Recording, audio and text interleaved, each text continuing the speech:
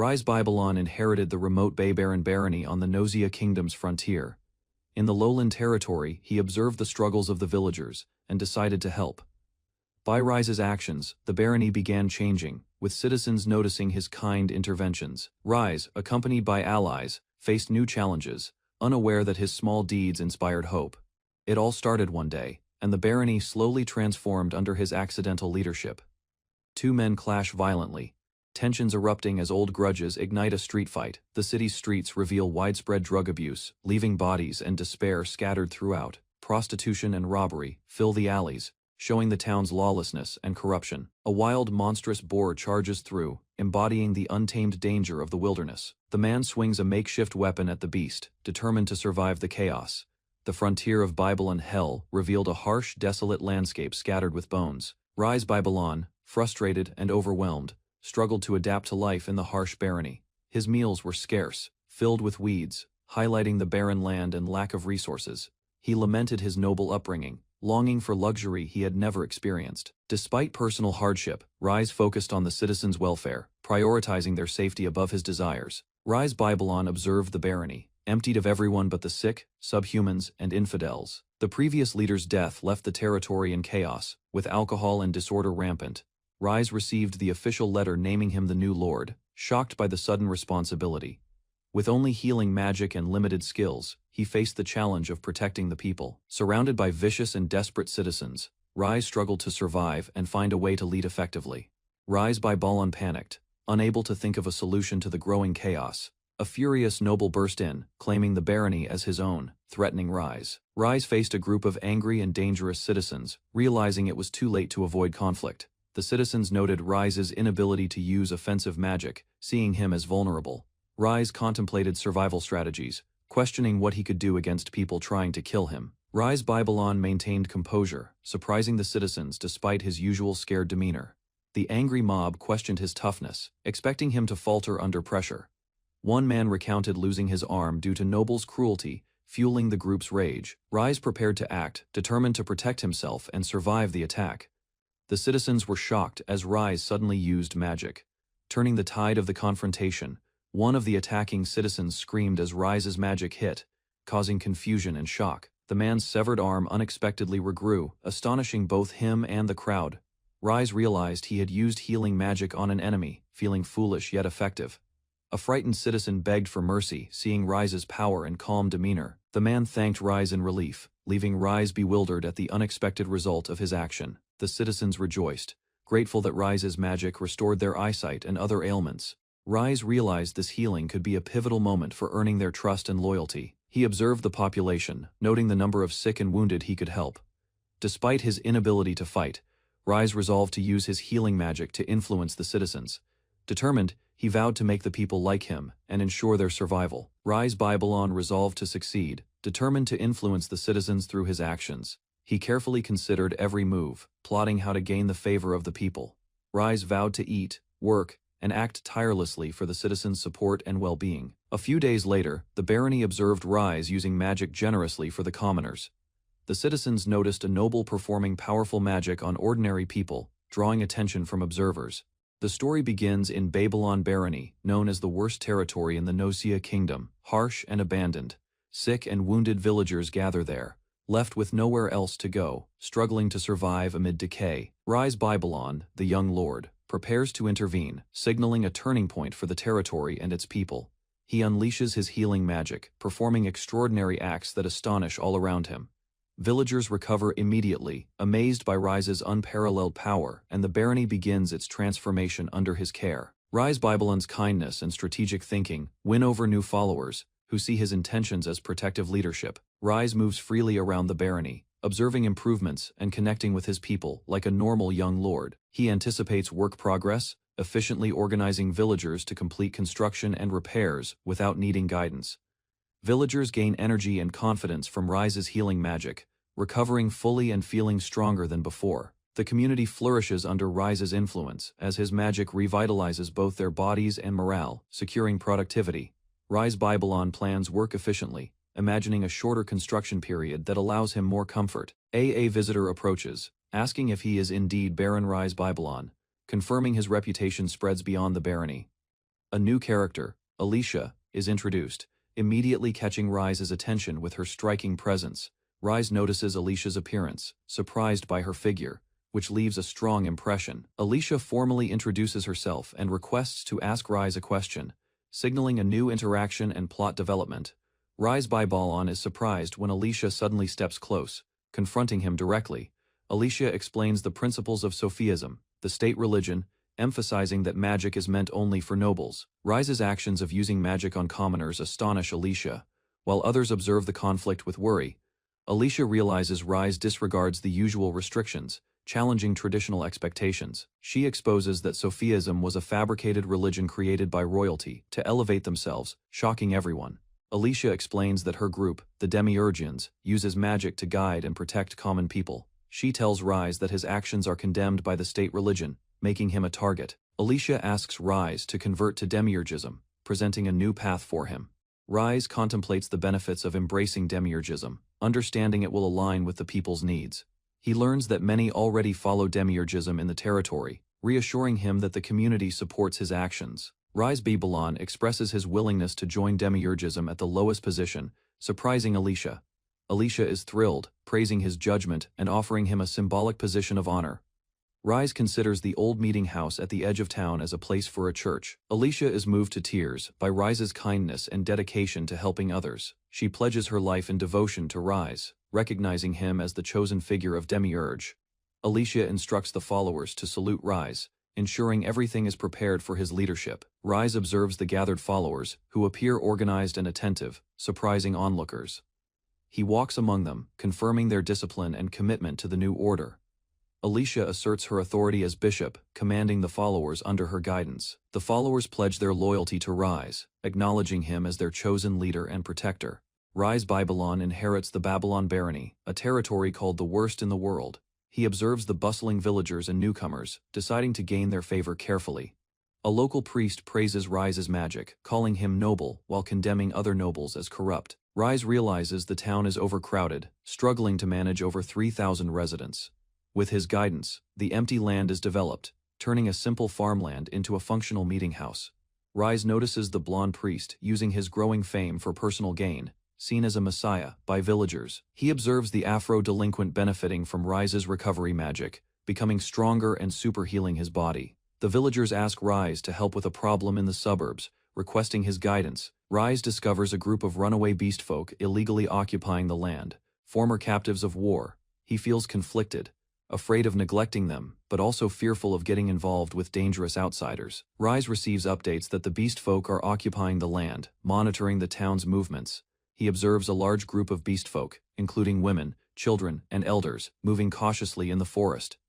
Rise senses bloodlust but notes not all of them are fighters, deciding to analyze the situation. He suggests negotiating with the beast folk first, avoiding unnecessary conflict despite their superior physical skills.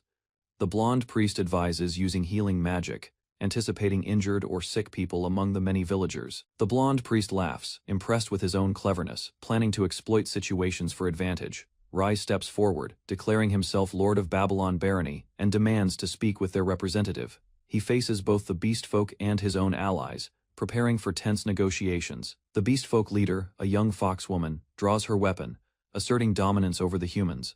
The blonde priest is stunned, surprised that the foxwoman is the actual leader of the group.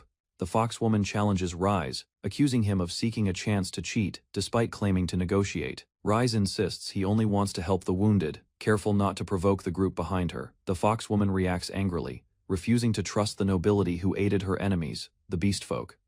She draws her bow, aiming at Rise and his companions to assert control. The blonde priest is shocked at her reaction, realizing her strength and leadership are undeniable. Rise prepares to confront the beast folk, holding his arrow defensively as tension rises. The foxwoman and others assert their strength. The blonde priest notes the short-tempered, aggressive allies.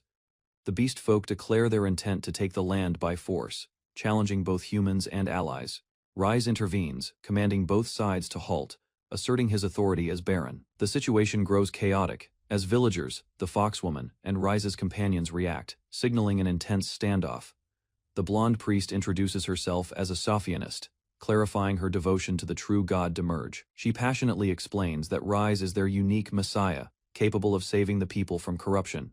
The foxwoman listens carefully, considering the priest's words while remaining cautious of the nobility's intentions. Rise notes that gathering the sick and wounded under the priest's guidance is impossible in the current chaos. Despite the challenges, Rise, the priest, and their companions stand firm, facing the enemy with resolve. Rise instructs the priest and companions to start healing the wounded child, taking initiative. The child begins to recover, regaining movement and vitality, astonishing everyone around. Rise's skill impresses the foxwoman and priest, as his healing magic works flawlessly on multiple people. The blonde priest is amazed that Rise healed everyone at once, exceeding expectations. Rise encourages the group to consider joining his territory, promising protection and guidance to all. The foxwoman notices something unusual, turning in surprise at a sudden movement. A giant beast falls, shocking the foxwoman and her companions. Rise explains his plan to use his subjects to hunt the beast folk and feed them. The blonde priest notes that any upset from eating the monsters can be healed immediately. Rise sees the foxwoman's frustration, but thinks his strategy will efficiently solve the problem and gain favor. The foxwoman looks flustered, realizing the situation has spiraled beyond her expectations. The beast folk cheer, excitedly thanking Rise for providing them food. The blonde priest is surprised by the reaction, unable to believe their enthusiasm. The foxwoman praises Rise for his generosity, calling him a really good guy. An elder beast folk explains that the monster meat is highly valued, showing respect for Rise's knowledge. The foxwoman, Irina, offers to repay Rise for his generosity, eating the food he provided. She commands her followers, praising Rise's courage, compassion, and healing abilities, inspiring the people to join him. Rise Babylon inherited Babylon Barony, a desolate frontier known as the walking garbage dump. He began organizing the land, writing reforms and plans to help helpless people survive. Overwhelmed by endless paperwork, Rise struggled, exhausted and frustrated by the tasks piling constantly. The growing numbers of beastmen, immigrants, and pagans intensified his workload, leaving him completely stressed. Rise wanted to hire help, but lacked funds, forcing him to work alone endlessly. Rise collapsed under piles of paperwork, overwhelmed by his endless responsibilities and mounting administrative chaos. Alicia arrived, noticing Rise struggling, offering assistance and concern for his increasingly frantic workload. She explained her hallucinations, worried about Rise, while he remained startled by her sudden presence. Irina appeared, teasing Rise, asking about their discussion, adding to the chaotic but lively scene. Rise finally saw his team united, celebrating together, relief spreading as tasks seemed manageable again. Irina hugged Rise warmly, praising him and showing appreciation for his constant care and support. Alicia pouted gently, playfully rubbing Rise's cheek, bringing smiles and lightening the tense atmosphere. Rise found himself caught between Irina and Alicia, struggling to focus on his ongoing work. Alicia explained she had important security matters, causing Rise to worry about increasing responsibilities. Irina requested advice about education, while Rise begged them not to add extra work. Alicia explained their simple training exercises, demonstrating how they were improving skills across the fiefdoms. The trainer shouted aggressively at soldiers, demanding strict effort and discipline during the grueling exercises. Rise's team pushed through physical drills, motivating soldiers while observing the improvements and successes around them. Rise supervised elementary education for children, teaching skills, while ensuring proper guidance and instruction consistently. The children cheered happily, praising Rise and Irina, showing the results of their patient efforts. Alicia and Irina smiled warmly, inviting Rise to join them later, radiating cheerful encouragement. Rise panicked internally, wondering if the two women were romantically interested in him suddenly. He imagined the consequences, internally shouting, "No way."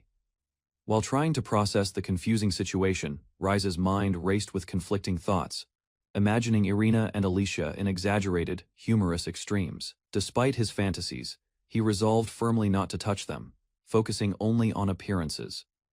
Rise reviewed documents, strategizing to assign leaders carefully and avoid mistakes, planning each crucial step. The group walked together, discovering that the inspection concerned the ranch, easing initial worries slightly. Rise emphasized the urgency of maintaining a stable food supply, discussing priorities with companions. They considered hunting monsters for meat, noting potential challenges and ensuring safety during the task. Rise decided to handle livestock issues personally, solving problems efficiently while reassuring Alicia and Irina. Alicia and Irina excitedly discussed using Rise's healing magic on livestock, imagining tasty possibilities. Rise gathered everyone, agreeing it was time to move forward with their next plan. They approached the ranch, noticing livestock resting peacefully, a sign of the barony's progress. Villagers greeted Rise warmly, requesting his help, trusting him to solve their pressing problems. Rise raised his hand, using his magic to heal the livestock efficiently and safely. The cows reacted joyfully to Rise's presence, showing signs of health and lively energy. Rise explained that healing magic could treat livestock illnesses, preventing unnecessary suffering or deaths. He considered scraping meat to regenerate it magically, but realized that method was far too extreme. Rise paused, thinking carefully, exploring alternative ways to secure more meat without causing harm. A sudden idea struck him, brightening his mind with a solution to the problem. Rise requested fresh meat from villagers, emphasizing quality and immediate availability for his plans. He prepared carefully, focusing on magical processes, while Alicia and Irina observed his every move. Rise used healing magic, concentrating intensely to ensure livestock regenerated properly for his intended purpose. The magic began affecting the livestock, transforming them in unexpected ways before anyone could react. Everyone, including Rise, Alicia, and Irina, stared in shock at the strange magical results. Rise was thrilled, amazed that healing magic could create new life for livestock safely. Everyone praised Rise, impressed with the magical results, celebrating the successful creation of life. Rise saw this as an opportunity to hire people, improving the barony's food situation. He playfully petted the livestock, enjoying their presence while supervising their magical regeneration carefully. 1 month later, the territory thrived, with carts moving supplies and livestock healthy everywhere. A weary girl appeared, battered and desperate, signaling the story's conflict would continue further. The desolate Babylon barony lay on the kingdom's edge, called the Cesspool of Gozia, feared and avoided. Rise Babylon traveled by carriage into the barony, observing the harsh and barren lands silently. Inside the carriage, crates held enslaved demi-humans, their conditions grim and cramped. Rise saw the captured girls, Alicia, Irina, and others, sitting together, exhausted and weary, dirt covering their clothes. He realized the barony's suffering ran deeper than expected, determined to help despite the overwhelming despair. Alicia and Irina overheard the cruel rumors about the barony's lord, fearing the infamous minced meat maker. The captured girls trembled, despairing at the thought of being sold into Babylon's domain and suffering further. Despite their fear, they laughed bitterly, realizing they were despised and trapped by fate in the harshest level of slavery. Rise watched them quietly, suggesting a desperate plan to survive and fight back against the cruel nobles. One girl clenched her fists, her resolve building as they prepared to endure the barony's dark trials together. Rise announced the barony's border was near, alerting the captured girls who stiffened with fear.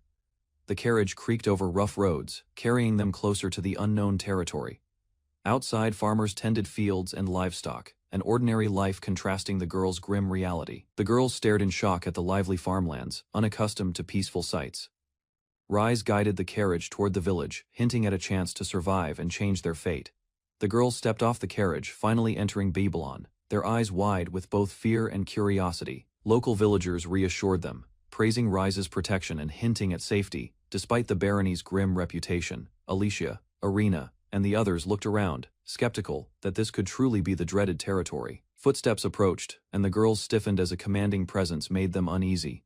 Rise appeared, and the villagers quickly apologized and bowed, recognizing his authority and the security he provided.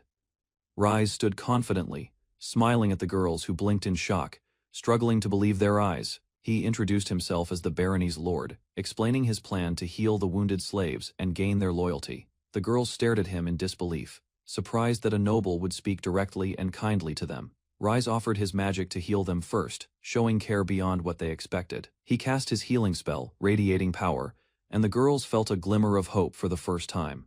The girls felt a miraculous change. Pain disappeared, limbs moved, and they could stand freely for the first time.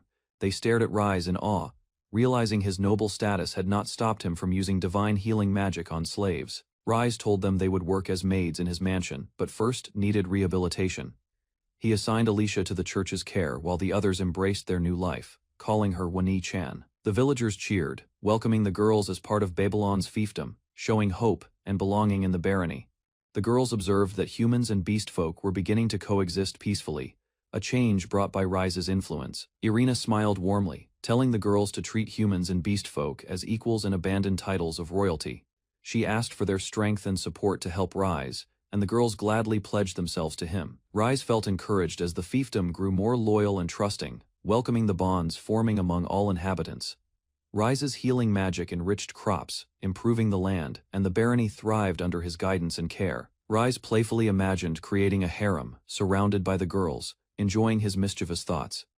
Months later, he realized he had gone too far, overwhelmed by the number of new slaves he brought in.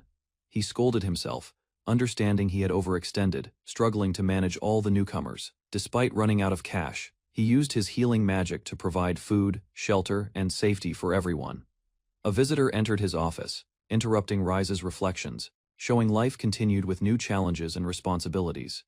Alicia introduced Belle as the first maid to serve Rise, signaling the start of their official duties. Belle stepped forward, greeting Rise and presenting herself with confidence and poise. The youngest girl of the first group knelt, pledging to serve him with all her heart. Rise set boundaries, playfully noting age restrictions, careful with his new household staff. He was surprised that the girl was the youngest of the first group, realizing the responsibility ahead. Belle's loyalty and skills impressed everyone. She was trained in reading, writing, math, and proper etiquette. With Alicia's guidance, Belle expressed excitement to serve Rise, earning praise and the nickname Messiah Rise Sama from the girls. At Babylon Estate, the maid prepared a tray and knocked on the master's door, eager to deliver breakfast. She peered through the door, calling for Rise, but the room remained silent, and unease filled the air. Suddenly, chaos erupted as an unexpected disaster struck the estate, startling everyone and leaving a mess everywhere. Rise struggled to manage the estate's food supply, worrying that the villagers would refuse the tainted goods. He considered raising taxes, hoping to aid the sick and wounded slaves, weighing responsibility against public perception. The maid nervously approached Rise with apples, fearing harsh reactions from the barony workers. Rise calmly reassured her, thinking about the estate's finances while hiding his stress internally. The maid apologized repeatedly, but Rise smiled, maintaining order and delaying decisions about noble affairs. Rise sampled the apples, carefully considering taste and quality before making any judgments about them. After tasting, he expressed satisfaction, delighting the maid with his approval and cheerful reaction. The maid proudly presented goods from Bon Clay territory, hoping Rise would approve her effort. Rise realized she had misidentified the source but calmly corrected the misunderstanding without anger. Rise apologized, worried about disturbing his surroundings. While reflecting on the maid's constant presence, he gently reached out, encouraging her to raise her head, easing her nervousness. The maid smiled brightly, expressing gratitude for surviving hardship and meeting Rise despite family losses. Rise cursed the apples, recalling personal losses and the hardships that shaped his resilience. He wondered if recovery magic could replicate the top-tier apple for distribution purposes. The maid eagerly confirmed availability of high-quality items, smiling at the prospect of success. Rise planned a strategy to sell Babylon goods locally, aiming for profit wisely. The project began, with careful notification and coordination promising a significant impact for everyone. The maid approached Rise cautiously, trying to speak while he looked up attentively. Rise considered the estate workers' well-being, realizing profit could protect them from unfair treatment. The maid praised Rise, acknowledging him as a leader capable of guiding their lives. Elsewhere, a blonde sister raised concern that their actions could be misconstrued as treason.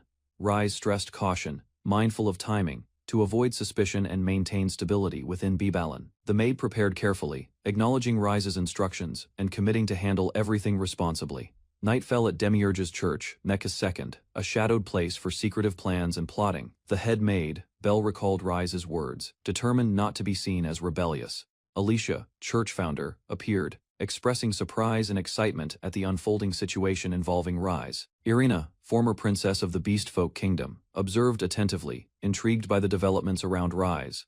Irina and Alicia realized Rise secretly planned to rebel against the kingdom strategically. Rise opposed using magic on commoners, acting against typical nobles' practices and expectations. The first step in his rebellion was economically copying neighboring territories' specialties.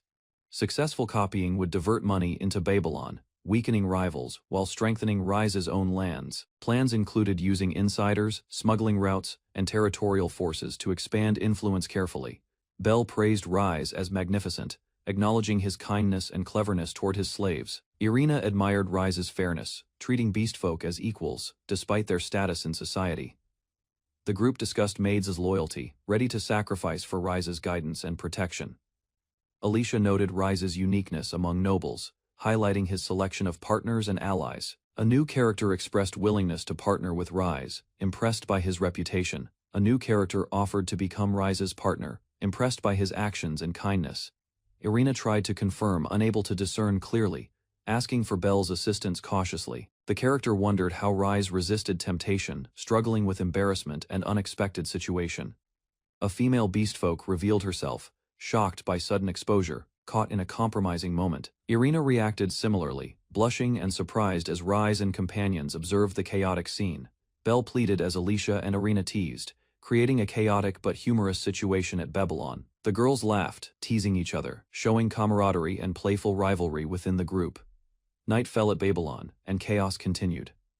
As the head maid observed quietly, 2 months later, the map revealed Babylon and Bonclay territories, setting future political tensions. Lord Jaikov of Bonclay discovered numerous copies, shocked by the scale and quality presented. Lord Jaikov demanded an explanation for the sudden surge in goods from his inventory. Guard Captain Klaus tried explaining, reporting stores closing due to unexplained inventory discrepancies. Klaus lost control, frustrated at failing to notice the counterfeit situation earlier. He attempted to investigate quickly, ordered identification of those responsible for producing counterfeit goods. Jaikov angrily confronted Klaus, criticizing a commoner while chaos and explosions marked the moment. Klaus angrily yelled, charging forward, demanding obedience and immediate action against the counterfeit issue. Lord Jaikov complained, frustrated by proximity to Babylon and the sudden economic impact nearby. He swore vengeance, insisting someone must be held accountable for Babylon's rising influence. The story begins at Noja Kingdom's frontier, Bonclay Barony, where dangers and isolation define the territory, despite its perilous location near the Babylon territory. The city thrives thanks to abundant local products. The peace is broken when vicious copies begin spreading chaos through the streets, unsettling the citizens. Klaus is urgently called by Resi and rushes through the building, preparing to confront the threat. Inside, a fallen figure lies on the floor, evidence of the violent confrontation and the chaos that has erupted. Klaus discovers the fallen man is a slave merchant, whose business suspiciously thrives despite chaos. He realizes the merchant sold many slaves to Babylon, gaining enormous wealth from desperate people. Ree pleads for Klaus to stop, fearing the merchant's violent punishment will cause his death. The merchant arrogantly claims no evidence links him to the copies, ignoring Klaus's attempts to intervene. Klaus launches an attack as the merchant demands evidence, threatening chaos and showing no mercy. Klaus receives orders to catch the real culprits by dawn, or execution awaits him. The enemy recalls rumors that the current head of Babylon cannot even use attack. Magic determined, the enemy plots to duel the Babylon Lord and destroy the territory entirely. Exhausted, Klaus doubts they will ever identify the true culprit behind the recent chaos. Alicia appears, revealing herself as the smuggling guide, offering Klaus a path to stop it. Klaus and Alicia sit on a bench, discussing why she helped with the smuggling operation. Alicia admits she enjoyed seeing Jaikov get angry, even if it caused damage in territory. Klaus considers how removing Jaikov could allow a lord who cares for the poor to rule. Alicia insists Klaus cannot abandon the weak people, inviting him to join Rise's cause fully. She encourages Klaus to see Babylon himself, promising he will not regret witnessing the land. Klaus arrives at Babylon Estate, a grand manor, signaling a shift from chaos to strategy. Two maids eagerly offer assistance, showing loyalty and readiness to serve their master in every task. Klaus notices former slaves from Bonclay territory are lingering, attracting attention and complicating his plans. A new figure identifies themselves as the estate guard captain involved in handling the copies. The maids recall his kindness in Bonclay, realizing he may be as sly and gentle. The guard wonders what a man of Klaus's abilities could want with their assistance indoors. Klaus desperately pleads to Rise Sama for asylum, hoping for protection after surviving recent chaos. Klaus is inspired by Babylon's harmony, amazed at how differences in status and race coexist. The captain notices Klaus is bruised from previous conflicts and expresses concern for his condition. The captain begins healing Klaus, using magic to restore him from the injuries he suffered. Klaus is shocked as Rise Sama heals his wounds, restoring him from the injuries he suffered. Klaus thanks Rise Sama, thrilled she matches her reputation, and acknowledges her help with Bonclay dealings. Rise Sama analyzes Jaikov's behavior, realizing he treats his fiefdom like livestock, confirming Klaus's warnings. Rise Sama encourages Klaus to serve her fully, offering food, rest, and freedom to obey orders. Klaus warns Rise Sama about Jaikov's intentions, explaining he plans to kill her and destroy Babylon. Klaus reacts in shock, realizing someone intends to destroy the land he worked hard to develop.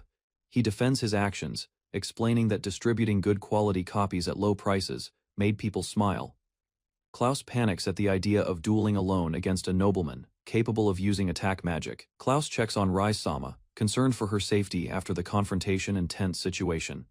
The maids explain Rise-sama is calmly predicting future moves, using intelligence to stay several steps ahead. Rise-sama instructs Klaus to prioritize an emergency, signaling that his rest must be postponed immediately. Klaus and Rise-sama walk through the town, greeted by people with admiration and trust. Rise-sama surveys the situation, contemplating strategies carefully, ensuring her decisions protect her people effectively. She declares that the Bonclay territory has declared war, planning to involve her citizens if necessary. Rise-sama challenges her people to protect the land, demanding commitment even at the risk of life. Rise-sama commands her people to take up arms, declaring that defending their land is officially war. The townspeople gather, signaling that the long-awaited conflict has begun under Rise-sama's leadership and planning. Alicia and her companion comment on Klaus's decisive actions, acknowledging his quick response and reliability. Alicia playfully checks if everyone is prepared for battle, teasing Klaus about his dedication to Rise-sama. Rise-sama and Klaus confirm the other side's guards are neutralized, ensuring freedom to act strategically. Klaus is exhilarated, determined to elevate Rise-sama and the Demiurge cult to unprecedented glory today. He rallies the group with enthusiasm, signaling the beginning of an all-out coordinated effort immediately. Rise-sama steps forward with confidence, declaring the fight officially started and motivating everyone to engage fully. The Lord panicked, demanding to know why the criminal was not caught and blaming Jaikov. A framed portrait of the Baron loomed over the room. As officials shouted in anger, the citizens protested outside, accusing the Lord of high taxes and the economic recession. Jaikov crouched in despair, labeled as the true culprit by the frustrated Lord. The crowd considered using magic or force to resolve the situation, contemplating their next move. Rise Babylon faced a furious mob outside his barony, weapons raised, shouting for his removal. A projectile struck one of the aggressors, creating chaos and panic among the attackers. A noble bystander was injured, shocked that a commoner had caused him harm. The crowd watched in disbelief as Rise defended himself, causing destruction around the gates. Rise's rage intensified, and he prepared to retaliate against anyone threatening his life. Rise Babylon stood on the rubble, commanding the ground to break apart as his golems began to emerge. The massive stone golems fully formed, surrounding Rise and ready to follow his orders. Citizens and onlookers scrambled in panic, dodging the advancing golems as debris rained down around them. A figure confronted Rise, boldly challenging the wicked lord as the golems advanced. Rise's expression froze as he faced the approaching challenger, aware his control might soon be tested. Citizens and allies prepared for battle, determined to confront the oppressive lord. Rise Babylon rode forward on horseback, announcing his intention to protect the people's peace. Rise's companions assessed the situation, aware that the timing aligned perfectly with the church's secret schemes. The enraged lord questioned why Rise led such a large army through his territory. The lord scolded his guards, frustrated that so many intruders passed through his defenses unnoticed. A cheerful ally greeted the lord mockingly, reporting their completed transfer to Babylon territory. The group moved together, ready to escort the people safely through the streets. The lord reacted in shock, unable to comprehend the situation unfolding before him. Rise's golems appeared behind him, intensifying his panic and disbelief. Rise's companion reflected calmly, questioning whether the chaos had been planned or just coincidental. Rise's allies reflected on the lord's arrogance, mocking him while emphasizing that the people were their true defense. The enraged lord shouted threats, vowing to erase Babylon from the map in fury. Rise explained his plan, using recovery magic to turn citizens into an eternal protective wall. He instructed his companions to stay close, attack with projectiles, and form a human castle around him. His allies prepared for the assault, understanding that destroying Babylon would require defeating Rise and his human walls. Rise's golems surged forward, prepared to crush any threat in their path while he stayed alert. The citizens rode with Rise, surprising the lord and questioning where his walls had gone. The lord panicked, fearing he had no protection if Rise had an ace up his sleeve. Rise realized the conflict had escalated into a full-scale war between Babylon and Bonclay territories. The battle began, with Rise, his allies, and the human walls confronting the furious lord and his forces. The Babylon forces faced Bonclay's massive golem army, preparing for a decisive battle. Rise Babylon urged his fiefdom to act quickly, ensuring no danger threatened them. Bonclay laughed confidently, claiming his golem army was superior to any commoner's effort. The golems charged violently, striking the front lines while soldiers fought desperately on horseback. Babylon warriors smashed the golems, coordinating attacks to stop them, defending against overwhelming force. Babylon fighters attacked golems directly, grappling them with strength and determination. Rise observed carefully, noting the soldiers' unusual courage and resilience against overwhelming foes. One golem was struck violently, shattering under the combined force of Babylon warriors. Bon Clay panicked, unable to believe his golems were failing against these common soldiers. Rise organized aid for the injured, guiding his team to stabilize and protect everyone. Bon Clay was shocked, unable to believe Rise's magic could instantly heal mortally wounded soldiers. Rise confidently demonstrated his recovery magic, surprising everyone with his immense power and control. Bon Clay realized Rise's skill with livestock and battlefield strategy made him unexpectedly formidable. Acknowledging Rise's abilities, Bon Clay admitted he was worthy of facing such an enemy. The ultimate golem emerged, advancing toward the battlefield, threatening everyone as the ground cracked violently. Bon Clay's ultimate golem rose, massive and terrifying, dwarfing everyone on the battlefield. Bon Clay commanded it to attack, aiming to crush Rise and his allies completely. The enormous golem wreaked havoc, throwing soldiers and crushing structures with overwhelming force. Babylon soldiers struggled, their horses refused commands, unable to adapt to the golem's size. Rise observed calmly, preparing a counter-strategy to stop the golem and protect his army. Bon Clay laughed maniacally, claiming victory as his army prepared to crush Babylon completely. The ultimate golem charged, trampling through soldiers while Rise and his allies faced imminent danger. Rise's female allies vowed to protect him, placing themselves in harm's way courageously. The soldiers panicked internally, struggling with fear and the overwhelming number of enemies. Rise hesitated, realizing the situation had escalated beyond what he could handle alone. Rise shouted defiantly, refusing to die, despite the overwhelming battlefield danger surrounding him. He prepared a risky move, commanding the golem to act with unusual precision. Bon Clay struggled, realizing Rise's magic items could turn the tide against his massive forces. The golem reacted, dispersing powder unexpectedly, shocking soldiers and disrupting Bon Clay's strategy entirely. Rise focused intensely, ready to unleash his ultimate power, determined to protect his army. A man watched in shock as a strange substance spilled and spread rapidly. The mass grew enormous, consuming everything in its path, leaving chaos behind. Cows suddenly appeared within the spreading mass, astonishing the onlookers with life itself. A giant figure crushed the cows, which were quickly devoured by the surrounding people. A young hero celebrated triumphantly, declaring the power of justice that creates countless lives. A week after the evil lord's defeat, the land was still recovering. The villagers mourned the losses, especially the cattle. In enemy territory, the people began recognizing Rise-sama. They approached eagerly, asking for handshakes and autographs, celebrating his presence. Crowds gathered as Rise-sama walked through the streets. Everyone wanted to see him, grateful for his efforts and protection. Rise-sama distributed beef and tended to the injured. His efforts eased suffering, making the charade of fame worthwhile. Despite admiration, Rise-sama remained cautious. He knew he could not let overconfidence cloud his responsibilities. The city's economy suffered under poor management, but Rise-sama arrived, promising hope to the citizens. He ensured criminals who supported Jaikov were rounded up and held accountable for their actions. Rise-sama coordinated arrests of those responsible for past wrongs, including those who harmed Belle's family. Belle looked relieved and grateful as Rise-sama's guidance restored safety and trust among the people. With justice served, Rise-sama prepared to formally claim the land, planning its future carefully. The leaders explained that Duke Hohenheim's approval was required to claim the territory. Rise-sama questioned whether the noble could be trusted, but allies reassured him of safety. The noblewoman revealed he was once thought to be their messiah, surprising everyone present. Though unable to use magic, the Duke was respected for his fairness and integrity. He used clever methods to help commoners, proving his leadership extended beyond magical power. Allies agreed that Rise-sama's territory was now properly governed, making the people happy and secure. Rise-sama considered etiquette and the consequences of offending a high-ranking noble, feeling unsure how to act.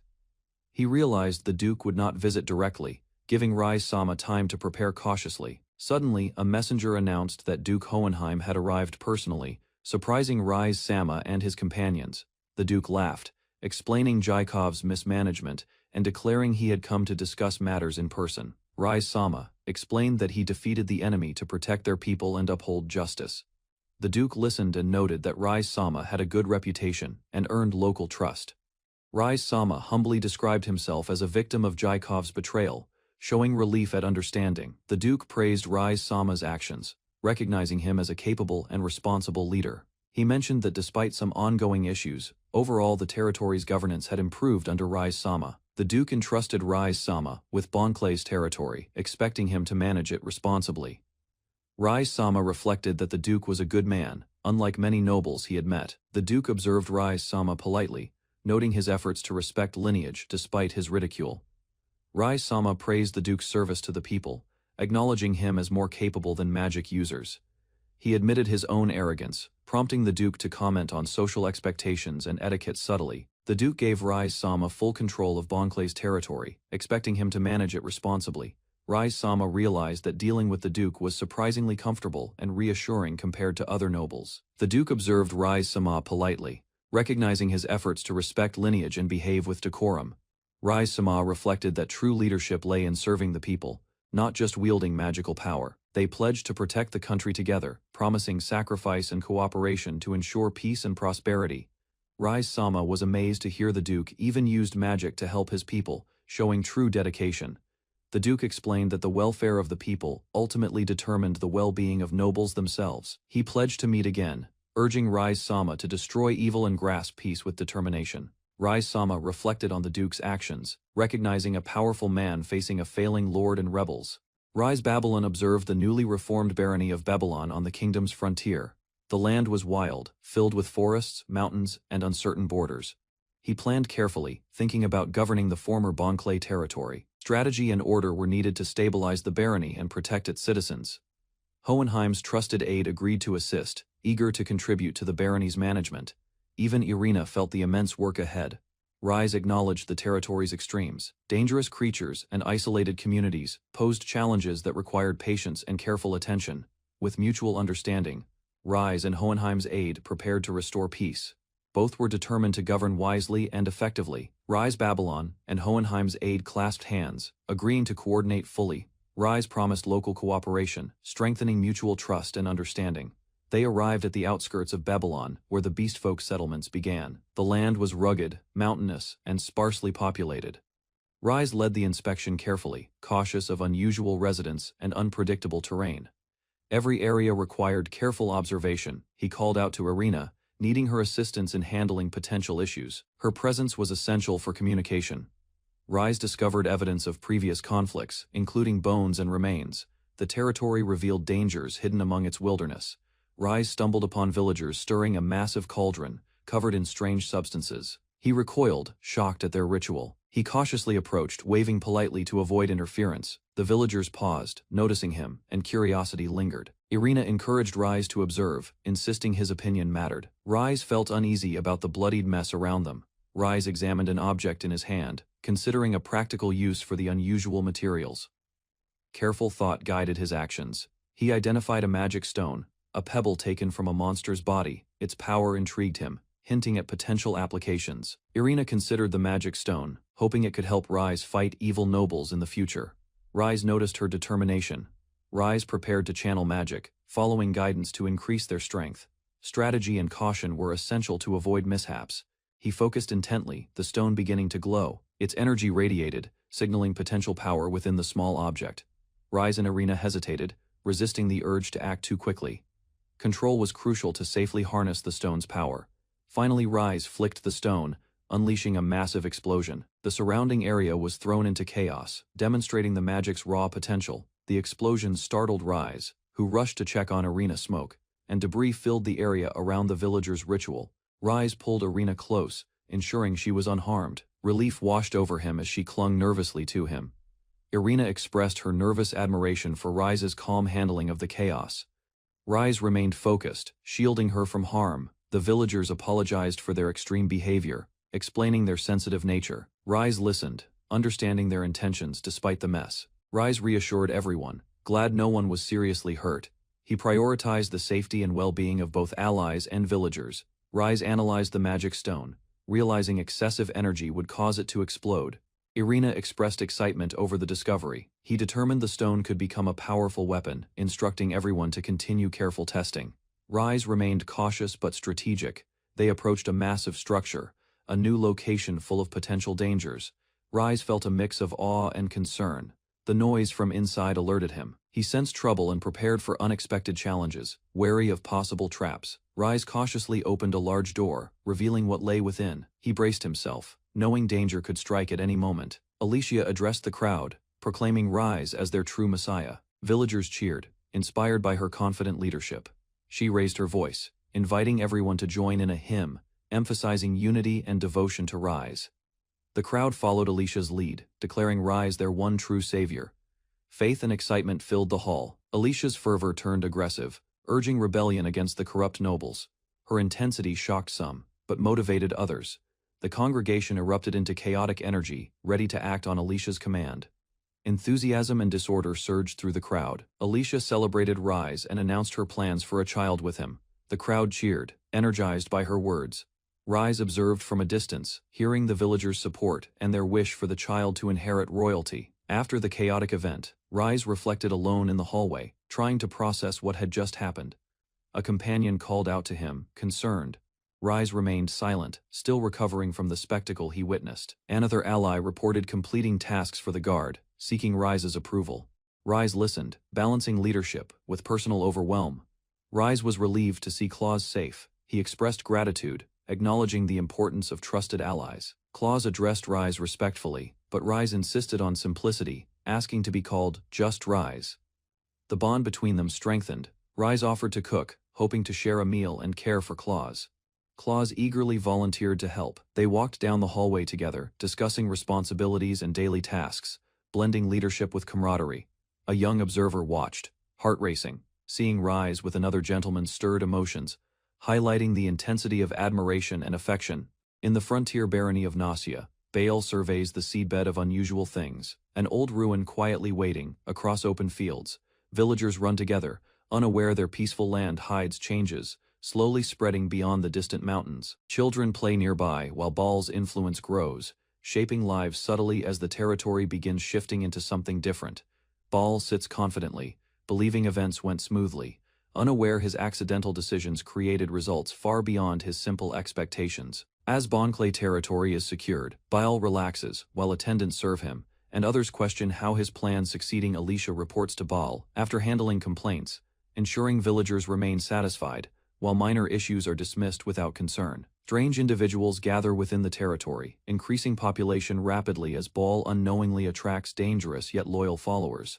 Baal confidently explains his ability to secure resources, relying on healing magic to maintain food supply without difficulty. With Duke Hohenheim's support, Baal feels reassured, believing his safety is guaranteed despite unclear intentions behind alliances. Alicia becomes flustered and leaves quickly, while Baal notices her behavior, remaining unaware of the situation's deeper meaning. With duties reduced, Baal finds himself with too much free time, feeling uncertain about how to use it effectively. Suddenly inspired, Baal decides to leave the territory, seeking excitement and purpose through an unexpected personal adventure. Recalling rumors, Baal focuses on an abandoned mine, said to house a dragon. Seeing it as opportunity, Baal prepares recklessly, determined to defeat the dragon alone, convinced his actions will bring results despite risks. As Baal departs, others react urgently, calling for Alicia and allies. Realizing his impulsive decision may cause trouble, Baal proposes forming a small elite group, including a warrior, scout, priest, and wizard, to handle the mission. Rise reacts with surprise, but quickly shows interest, while Baal clarifies their destination is the abandoned mine. Rise moves closer to Baal, acting playfully, while he remains confused by her behavior and unclear intentions. Alicia observes them silently, stepping in as tension rises, showing awareness of the developing situation around Baal. The moment continues with Rise's teasing attitude, while Baal stays uncertain, unaware of the attention and implications surrounding him. Alicia interrupts as Baal and Rise stand close, showing she has been listening and monitoring their situation carefully. Aistkin girl appears outside the window, joining the mission, surprising Baal and expanding the group unexpectedly. She explains dragons as valuable prey for beastfolk, increasing Baal's interest while others react to her excitement. Baal calmly considers the idea, maintaining composure while trying to understand the situation and its practical details. The Beastkin compares dragon meat to premium food, leaving Baal confused about their motivations and unusual perspective. The group acknowledges the beastfolk's success, and Baal accepts her participation, allowing the team to expand further. Rise suddenly proposes an absurd idea involving Irina, showing her excitement while others struggle to follow her thoughts. Bal dismisses Rise's behavior as useless, while others question her condition, recognizing her unusual and unstable mindset. Attention shifts as the final member is mentioned, completing the group needed for the upcoming dragon mission. Claus arrives before Rise, answering the call, as Alicia observes, confirming the party is now fully assembled. Claus questions Bal's decision, confused about the dragon mission, while the unusual group gathers behind them silently. Bal insists on Claus joining, trusting him completely, seeing him as the only reliable member in the situation. Alicia nervously volunteers to follow as caretaker, unable to leave Bal alone despite her visible anxiety. The party forms with distinct roles, though their actual abilities seem unclear, creating an unbalanced yet determined group. Bal realizes the risk ahead, overwhelmed by the situation, yet continues forward despite believing the mission may fail. After reconsidering, Bal agrees with Rise's suggestion, preparing the group while maintaining confidence in their unusual plan. Outside, the Beastfolk present a tool inspired by Bal, asking him to confirm readiness before departure. The group arrives at the Beastfolk settlement outskirts, where the environment reflects their growing influence across the territory. A test explosion demonstrates the weapon's power, impressing Bal as the team successfully completes the requested research. Bal recognizes the invention's value, understanding its importance for those without magic, while the Beastfolk celebrate its impact. Bal and the Beastkin raise the magic tools, declaring confidence as they prepare to face both enemies and dragons. The Beastkin smiles calmly at Bal, while he reacts with slight confusion, still unsure about the situation. Bal steadies himself, gripping the tool firmly, convincing himself that the plan will succeed despite lingering doubt. With determination, the group sets out toward the dragon, signaling the start of their reckless but committed mission. In an abandoned mine, rumors spread about a dragon. Rise Babylon leads his group to investigate carefully. The entrance reveals a dangerous dungeon. Monsters gather inside. Rise and his companions move forward into darkness cautiously. Claus quickly attacks a flying monster. His sword strikes cleanly. The others watch while continuing deeper into the cave. Claus continues fighting multiple enemies. His strength surprises everyone. Rise observes quietly, thinking his subordinate is far more capable. As more monsters fall, Lilia notices unusual behavior. The group realizes something strange is happening beyond simple dungeon threats.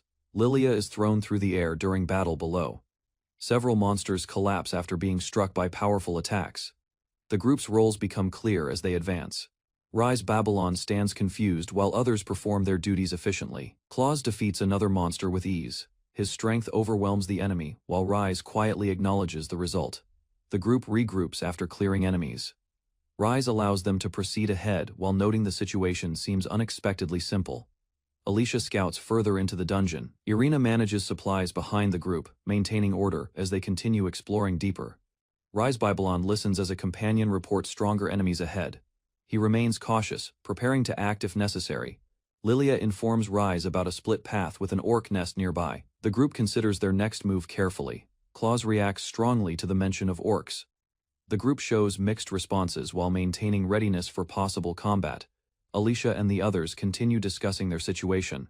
Rise keeps the group focused, ensuring they stay prepared during exploration. A distant presence reacts to their noise. Something unknown observes them quietly, hinting at a new threat deeper inside. Deep within the dungeon, a dragon observes Rise Babylon's group. It senses unusual behavior and begins watching them closely. The dragon realizes intruders have come to challenge it. After a long time, it prepares itself for battle. With a powerful roar, the dragon rises from below. Its presence shakes the dungeon and signals an overwhelming threat. Rise's group hears the loud roar echoing. Fear spreads among them as they recognize the danger approaching rapidly. The group moves toward the source. Claus steps forward to protect Rise, while others prepare themselves for the encounter. Rise Babylon stands calmly before the dragon. He studies its movements while the creature watches him closely. The group gathers behind Rise on the cliff. The dragon observes them, showing interest as it evaluates them. The dragon opens its jaws and prepares to attack. Its focus sharpens as it targets the group below. Alicia throws a small object toward the dragon. It falls directly toward the creature. As it watches curiously, the object strikes the dragon's head and cracks. The unexpected hit causes confusion as the dragon reacts to impact. The thrown object explodes on the dragon's head. A powerful blast erupts, causing immediate damage and forcing the creature back. Rise Babylon and Alicia calmly observe the result. They prepare more attacks while maintaining control of the situation. Alicia continues throwing multiple bombs. The dragon struggles to react as explosions repeatedly strike its body. The dragon suffers heavy damage and panics. It cannot understand the sudden overwhelming attacks hitting it continuously. Unable to endure further, the dragon collapses under the barrage. The battle ends quickly as the creature is defeated. The dragon rises again, despite injuries. Rise Babylon steps forward calmly, drawing its full attention toward him.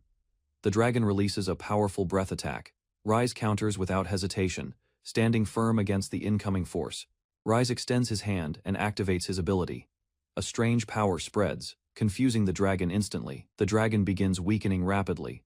It realizes something is wrong as its strength fades under Rise's influence. Rise declares the outcome with certainty.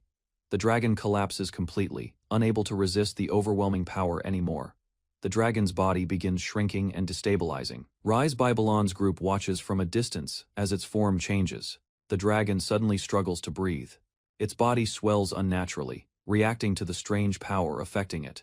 The creature transforms into a small, harmless form. Its overwhelming presence disappears, leaving it completely weakened. After the battle, the group departs the area safely. Their journey continues as they leave the dungeon behind. Rise reveals the result of his ability. The former dragon becomes a small pet, surprising everyone with the outcome. Rise Babylon gently cares for the small dragon. He feeds it while observing its behavior with calm interest. Alicia happily interacts with the creature. The small dragon responds, showing signs of attachment to the group. The group rests together after the battle. Rise watches quietly as everyone recovers from the earlier fight. Claws and others relax while holding the small creature. Their tension fades as the situation becomes peaceful. The group reflects on the quick battle. They realize the dragon was defeated far faster than expected. The small dragon continues making noises. It remains harmless, confirming the battle has completely ended. Babylon sits alone in his territory office, thinking seriously about future plans. After the dragon incident, feeling uncertain and pressured. Dorotora plays happily with a small creature while Alicia watches nearby, creating a lively atmosphere inside the normally quiet room. Dorotora and Alicia become noisy and energetic, disturbing the space, while Babylon remains seated, trying to stay calm and focused. Alicia moves closer to Babylon and asks about his thoughts, while Dorotora reacts playfully without understanding the situation. Babylon regains composure and reflects seriously, focusing again on developing the Babylon territory, despite constant distractions around him. Dorotora worries about the territory's poor reputation and lack of tourists, realizing the situation keeps repeating without improvement or outside attention. Babylon sits quietly in his office, thinking carefully about possible ways to improve the territory and attract more visitors. Alicia suggests cultural exchange with beastfolk in the forest, showing activities that could bring interest and new opportunities. Dorotora proposes teaching demiurgism at the church, but the idea is considered dangerous and quickly rejected due to risks. Babylon considers another plan involving dragons, aiming to create something unique that could entertain visitors and improve the territory. Alicia studies the map and realizes the mountains block access to the ocean, but confirms a possible route exists. Babylon understands the idea and begins forming a plan, seeing a way to connect the territory beyond the mountains. Workers begin digging through the mountains, creating a tunnel as Babylon's plan moves forward with strong physical labor.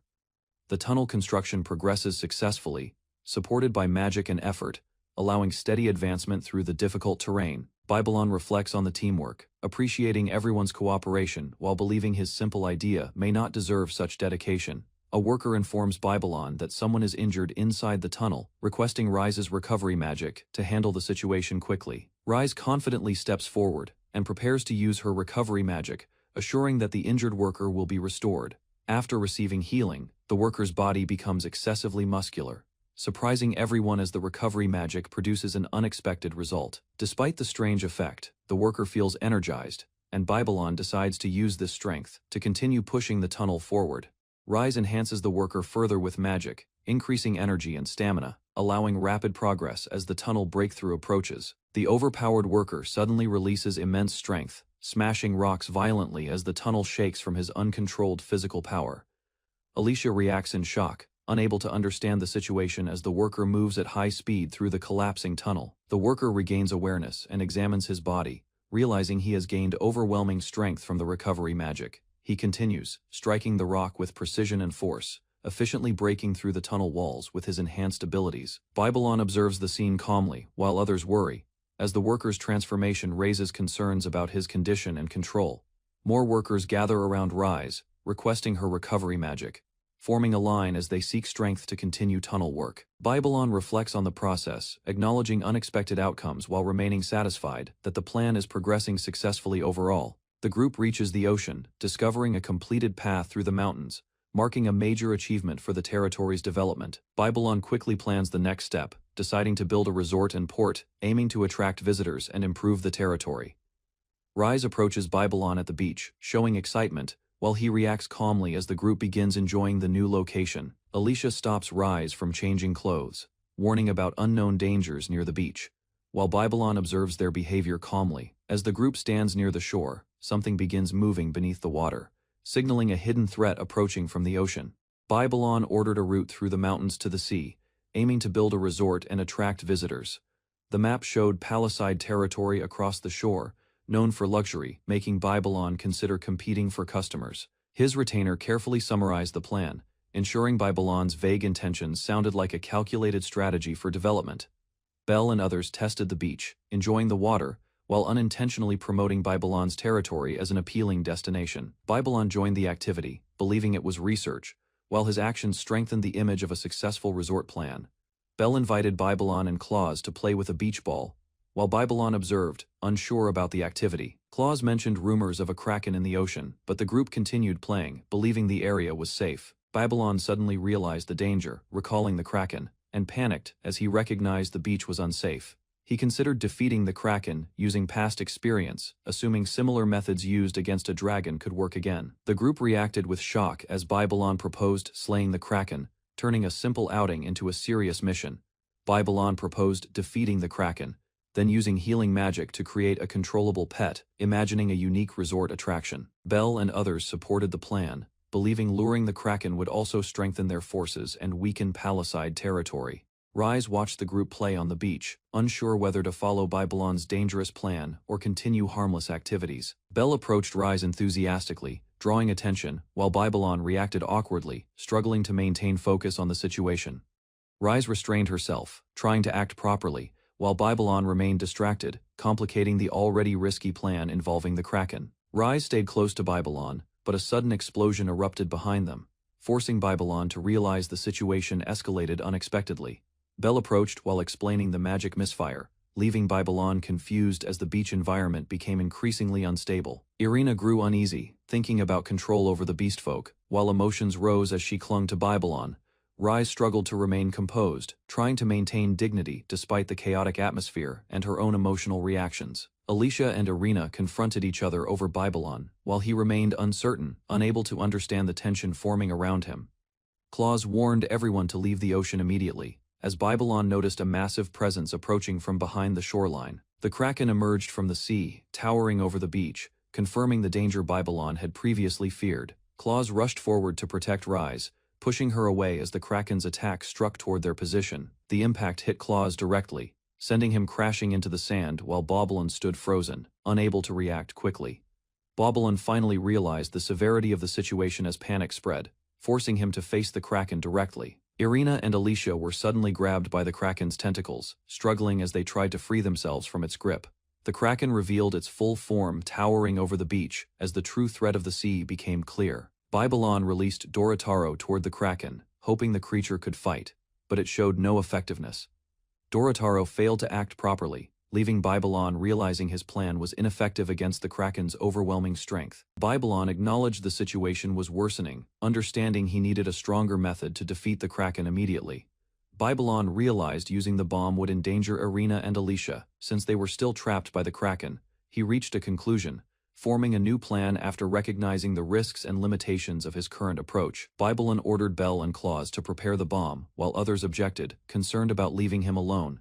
He decided to rely on his healing magic, believing he could weaponize it and endure while protecting everyone nearby. Babylon sent the group away, standing alone on the beach as he prepared to confront the kraken directly.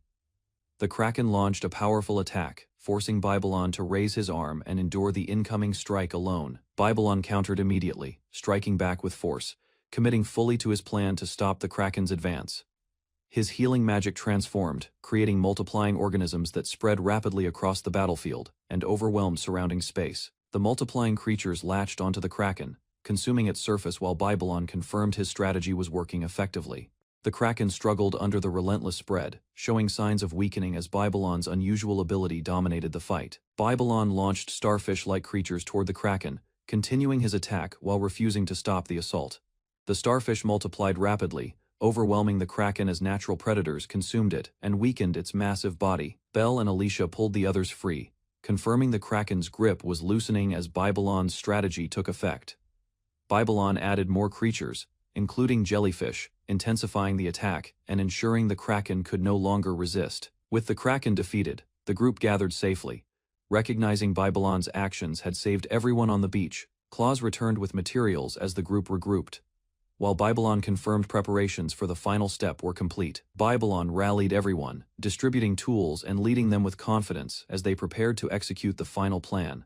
The group launched the bomb attack together, striking the ocean and causing a massive explosion to finish the Kraken. The sea calmed afterward, filled with remains, as Babylon acknowledged their success in restoring safety to the area. Babylon reflected calmly, believing nature would recover while accepting the cost of their actions during the battle. 2 months later, the sea near Palisade territory appeared calm, but changes beneath the surface began affecting surrounding regions. Silica received reports that fish production had dropped sharply, causing concern about the territory's economic stability. Her subordinate struggled to explain the situation clearly, as confusion spread due to unexpected environmental changes in the ocean.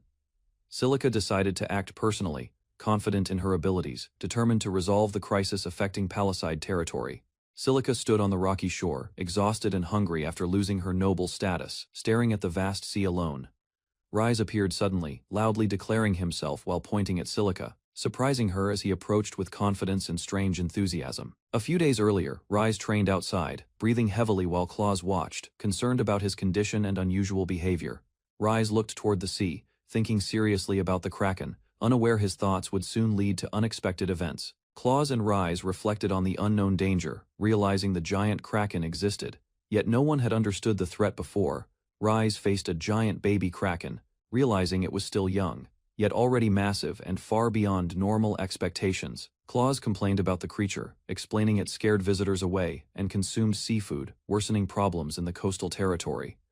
Claus fell silent when questioned, causing Rise to feel uneasy as he tried to understand his subordinate's unusual reaction. Rise worried about betrayal, recalling Claus's past, yet still tried to accept him and resolve the situation peacefully. Claus suddenly grabbed Rise's hand tightly, surprising him, showing strong emotion while calling out to him with urgency. Claus credited Rise for defeating the Kraken, while expressing worry about being abandoned and questioning his own usefulness. Rise reassured Claus by treating him as a friend instead of a servant, strengthening their bond and easing his concerns. Belle secretly watched them from behind a tree, surprised and emotional after witnessing their sincere and unexpected interaction. Belle quickly hid her reaction, pretending she was only sketching, trying to avoid revealing what she had just seen. Belle regained composure and informed Rise that Alicia requested his presence at the port for an important matter. Rise called out to Claus, deciding to head to the port, while Claus agreed enthusiastically and followed without hesitation. At Babylon Port, Alicia welcomed Rise warmly as people gathered, showing excitement toward his arrival at the planned location. Alicia pulled Rise closer and tried to lead him aside, while others reacted noisily, creating confusion around the situation. Another woman noticed Rise and Alicia together, pointing toward them as she approached quickly, drawing attention to their interaction. Everyone noticed a strange ship in the sea, realizing it resembled a pirate vessel, raising concern about a possible threat. Rise became overwhelmed as reports spread about criminals appearing, confusing him just as the territory had begun improving. He panicked internally, thinking about problems in his land, feeling unprepared to handle sudden threats and worsening situations. A guard noticed movement at sea and pointed out a small boat, drawing Rise, Alicia, and Claus to observe carefully. Men on the boat shouted for help, but the situation seemed suspicious, making Claus warn Rise about a possible trap. Rise decided to approach calmly, believing they might need help, and aimed to resolve the situation without conflict. The rescued men felt moved by Rise's words about helping others, showing gratitude as they began to trust him. However, their tone changed as they demanded money and asked Rise to handle dangerous people instead of helping them. One man suddenly attacked, revealing hostile intent as the group abandoned their act and rushed forward aggressively. Rise realized they had many dangerous individuals among them, including former slaves and sick people causing chaos. The attackers charged across the water at high speed, shocking everyone as they advanced toward Rise and his group. The attackers rushed forward but were suddenly struck down mid-charge, crashing into the ship as their assault failed instantly. More enemies tried advancing, yet confusion spread as they realized something invisible had stopped their momentum completely. Their leader remained confident, ordering them to continue attacking despite the strange situation and unexpected resistance. He charged forward himself, aiming directly at his target, believing a direct strike would end the fight quickly. However, his attack failed, and the group froze in shock, their confidence breaking as the situation turned against them. The rescued people knelt before Rise, expressing gratitude after being saved, showing relief and exhaustion from their suffering. Rise used magic to heal their injuries, further increasing their respect as they recognized his kindness and unexpected abilities. Rise calmly asked about their situation, focusing on understanding how they became involved with the pirates. They explained they were fishermen captured at sea and intended to be sold, revealing the pirates' true actions.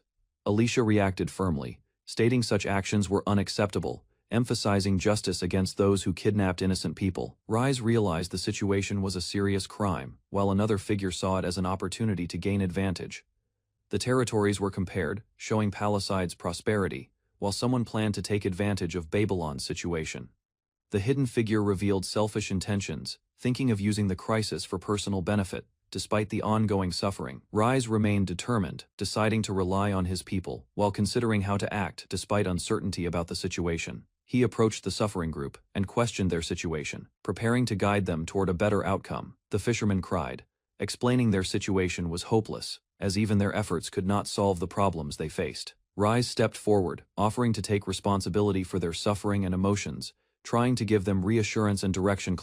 Alicia and the others silently agreed, supporting Rise's decision and showing trust in his leadership. Rise made a firm decision, declaring they would move to Palicide, aiming to change their situation and provide stability.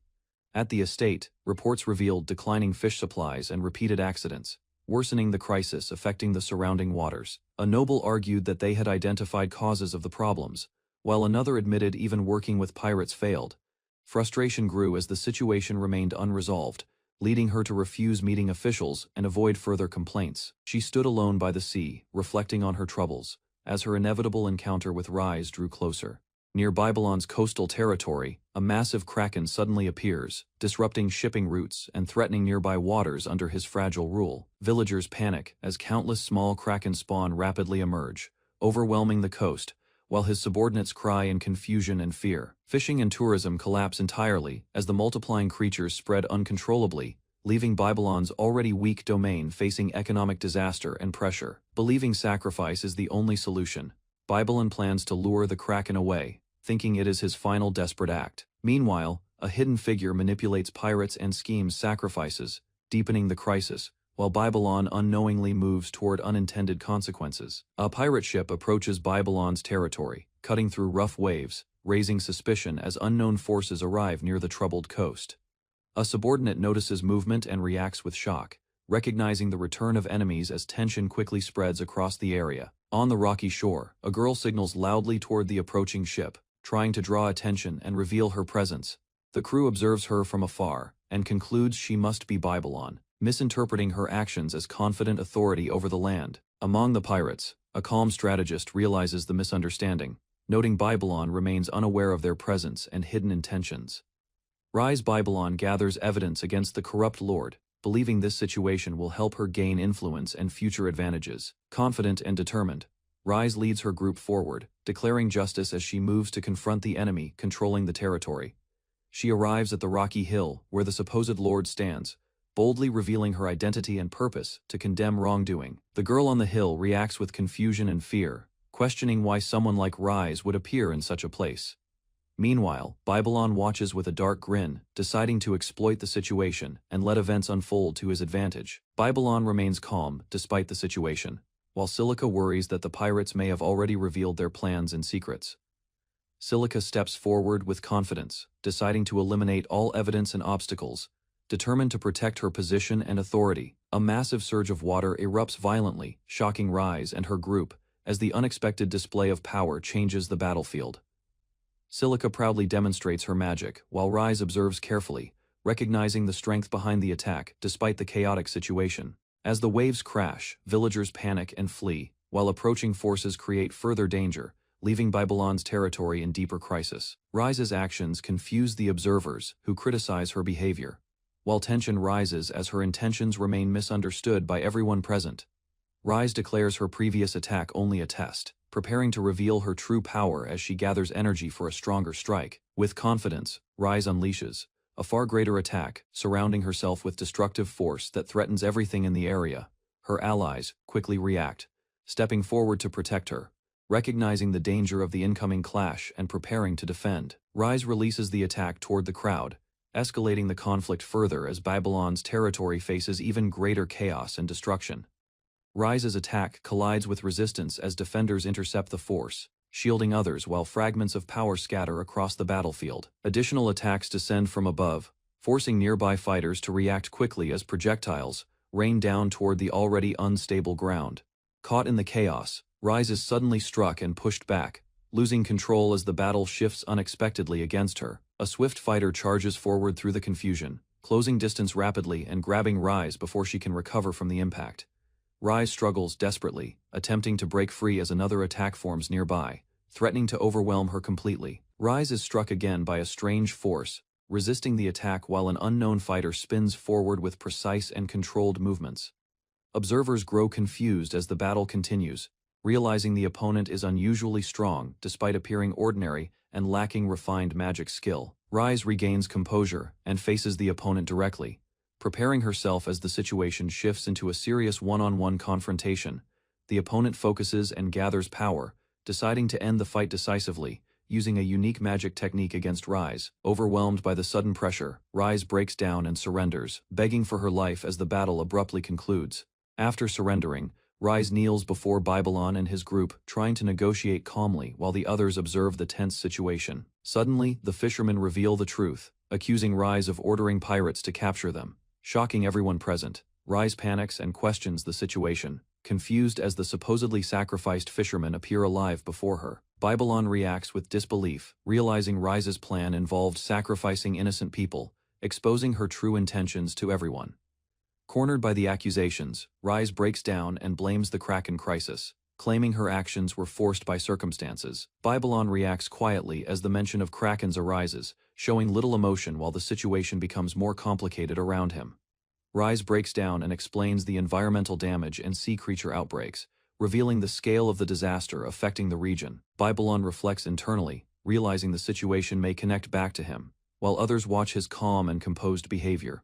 Observers interpret Babylon's actions as calculated strategy, believing he cornered Rise intentionally for Babylon Beach's benefit. His subordinates further misunderstand, assuming Babylon predicted everything, even Silica's actions, and credit him for controlling the Kraken crisis. Babylon steps forward and interprets Rise's actions as concern for her people, believing she acted to protect lives rather than herself. Rise quickly agrees with his conclusion, hiding her true motives while presenting her actions as selfless sacrifice to gain sympathy. The fishermen discuss her fate, acknowledging her wrongdoing but considering leniency as she offers compensation and shows apparent remorse. Relieved, Rise tries to move past the issue, but the unresolved Kraken problem remains, bringing attention back to the larger crisis.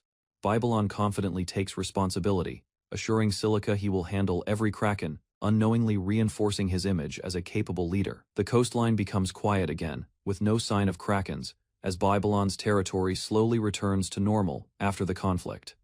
A few days later, the sea appears calm and clear, showing signs of recovery as the crisis seems to have ended. Villagers resume their daily lives along the beach, with fishing and normal activities returning under peaceful conditions. Rise observes the results, surprised by the scale of recovery, realizing the impact of the recent events on the environment. The villagers praise Rise, recognizing her efforts, while her reputation improves, despite the misunderstandings surrounding the entire incident. Villagers celebrate Rise's actions, praising her for restoring the fishing area and regenerating the coral reefs in Babylon's territory. They also credit Babylon, believing he controlled the Krakens, and even turned them into a benefit for the community. Some villagers compare her to Silica, noting Silica did nothing, while Rise quietly listens and grows increasingly uncomfortable. Unable to handle the attention and pressure, Rise suddenly runs away from the crowd, overwhelmed by the situation. Later Rise decides to leave and travel, believing she can solve problems elsewhere while enjoying the benefits of her reputation. News spreads that Earl Silica's palace side has suddenly disappeared, creating confusion and raising questions among those observing the situation. It is revealed that Silica left a letter, officially transferring control of her lands to Rise Babylon before leaving. A. Noble speculates that Babylon manipulated events, believing he removed an unstable factor by setting Rise into position. Attention shifts toward another corrupt noble, as observers assume Babylon's plans will now target remaining threats within nearby territories. A rival noble expresses excitement, challenging Rise's future actions while expecting resistance to arise against her growing influence. Meanwhile, unaware of these interpretations, Babylon remains casual and unaffected, continuing his usual behavior without realizing the impact of events. Rise learns Alicia and others arrived while reviewing his expanding territory, already reaching baronial size. Surprising him greatly, Rise raises his arms in excitement, feeling everything finally progressing as he hoped. Overwhelmed by sudden unexpected developments, Rise calmly reflects, believing his efforts are finally recognized, unaware others misunderstand his actions. As deliberate genius planning, Rise imagines Silica granting him palisade territory, convinced his leadership earned trust, while reality differs from his assumptions. Rise continues reviewing territory maps, satisfied with growth, unaware his rise is driven by others misinterpreting his ordinary decisions. Alicia and Irina arrive cheerfully to assist Rise, offering help while he observes them. Surprised by their enthusiasm, Rise requests Alicia and Irina as partners for a party, explaining invitation from neighboring noble after dragon subjugation. Irina reacts excitedly, misunderstanding Rise's request as proposal, while Alicia accepts calmly, causing Rise visible confusion and panic. Rise quickly clarifies intentions, insisting it is only for appearances, though he still acknowledges both as capable companions. Rise instructs Taylor to prepare his suit and their dresses, organizing appearance carefully for upcoming noble party event. The tailor reveals his past, showing his restored fingers after punishment by royals. Explaining his exile and hardship, the tailor kneels gratefully before Rise, pledging lifelong service after receiving his fingers back. While Rise reacts indifferently, Alicia prepares confidently for the party, determined to represent Babylon territory, while another quietly reflects on lacking companions that evening. The party begins at a grand castle, setting the stage for nobles to gather and observe Rise. A nobleman watches calmly, noting events unfolding as expected, suggesting hidden schemes surrounding Rise's growing reputation and influence. Alicia and Irina sit with a noble, discussing how Viscount Django sought contact with Rise, leaving them cautiously impressed. Irina judges Viscount Django as inferior, deciding he should be removed quickly to avoid trouble involving Rise. Alicia questions potential danger at the party. Considering their role guarding Rise and possible schemes forming around him, the noble confidently believes Rise already planned everything, interpreting events as part of his calculated strategy and alliances. 1 month later, the party begins at Viscount Django's estate, where many nobles gather, unaware of misunderstandings surrounding Rise. Nobles gossip about Rise's arrival, mocking his status and questioning his part.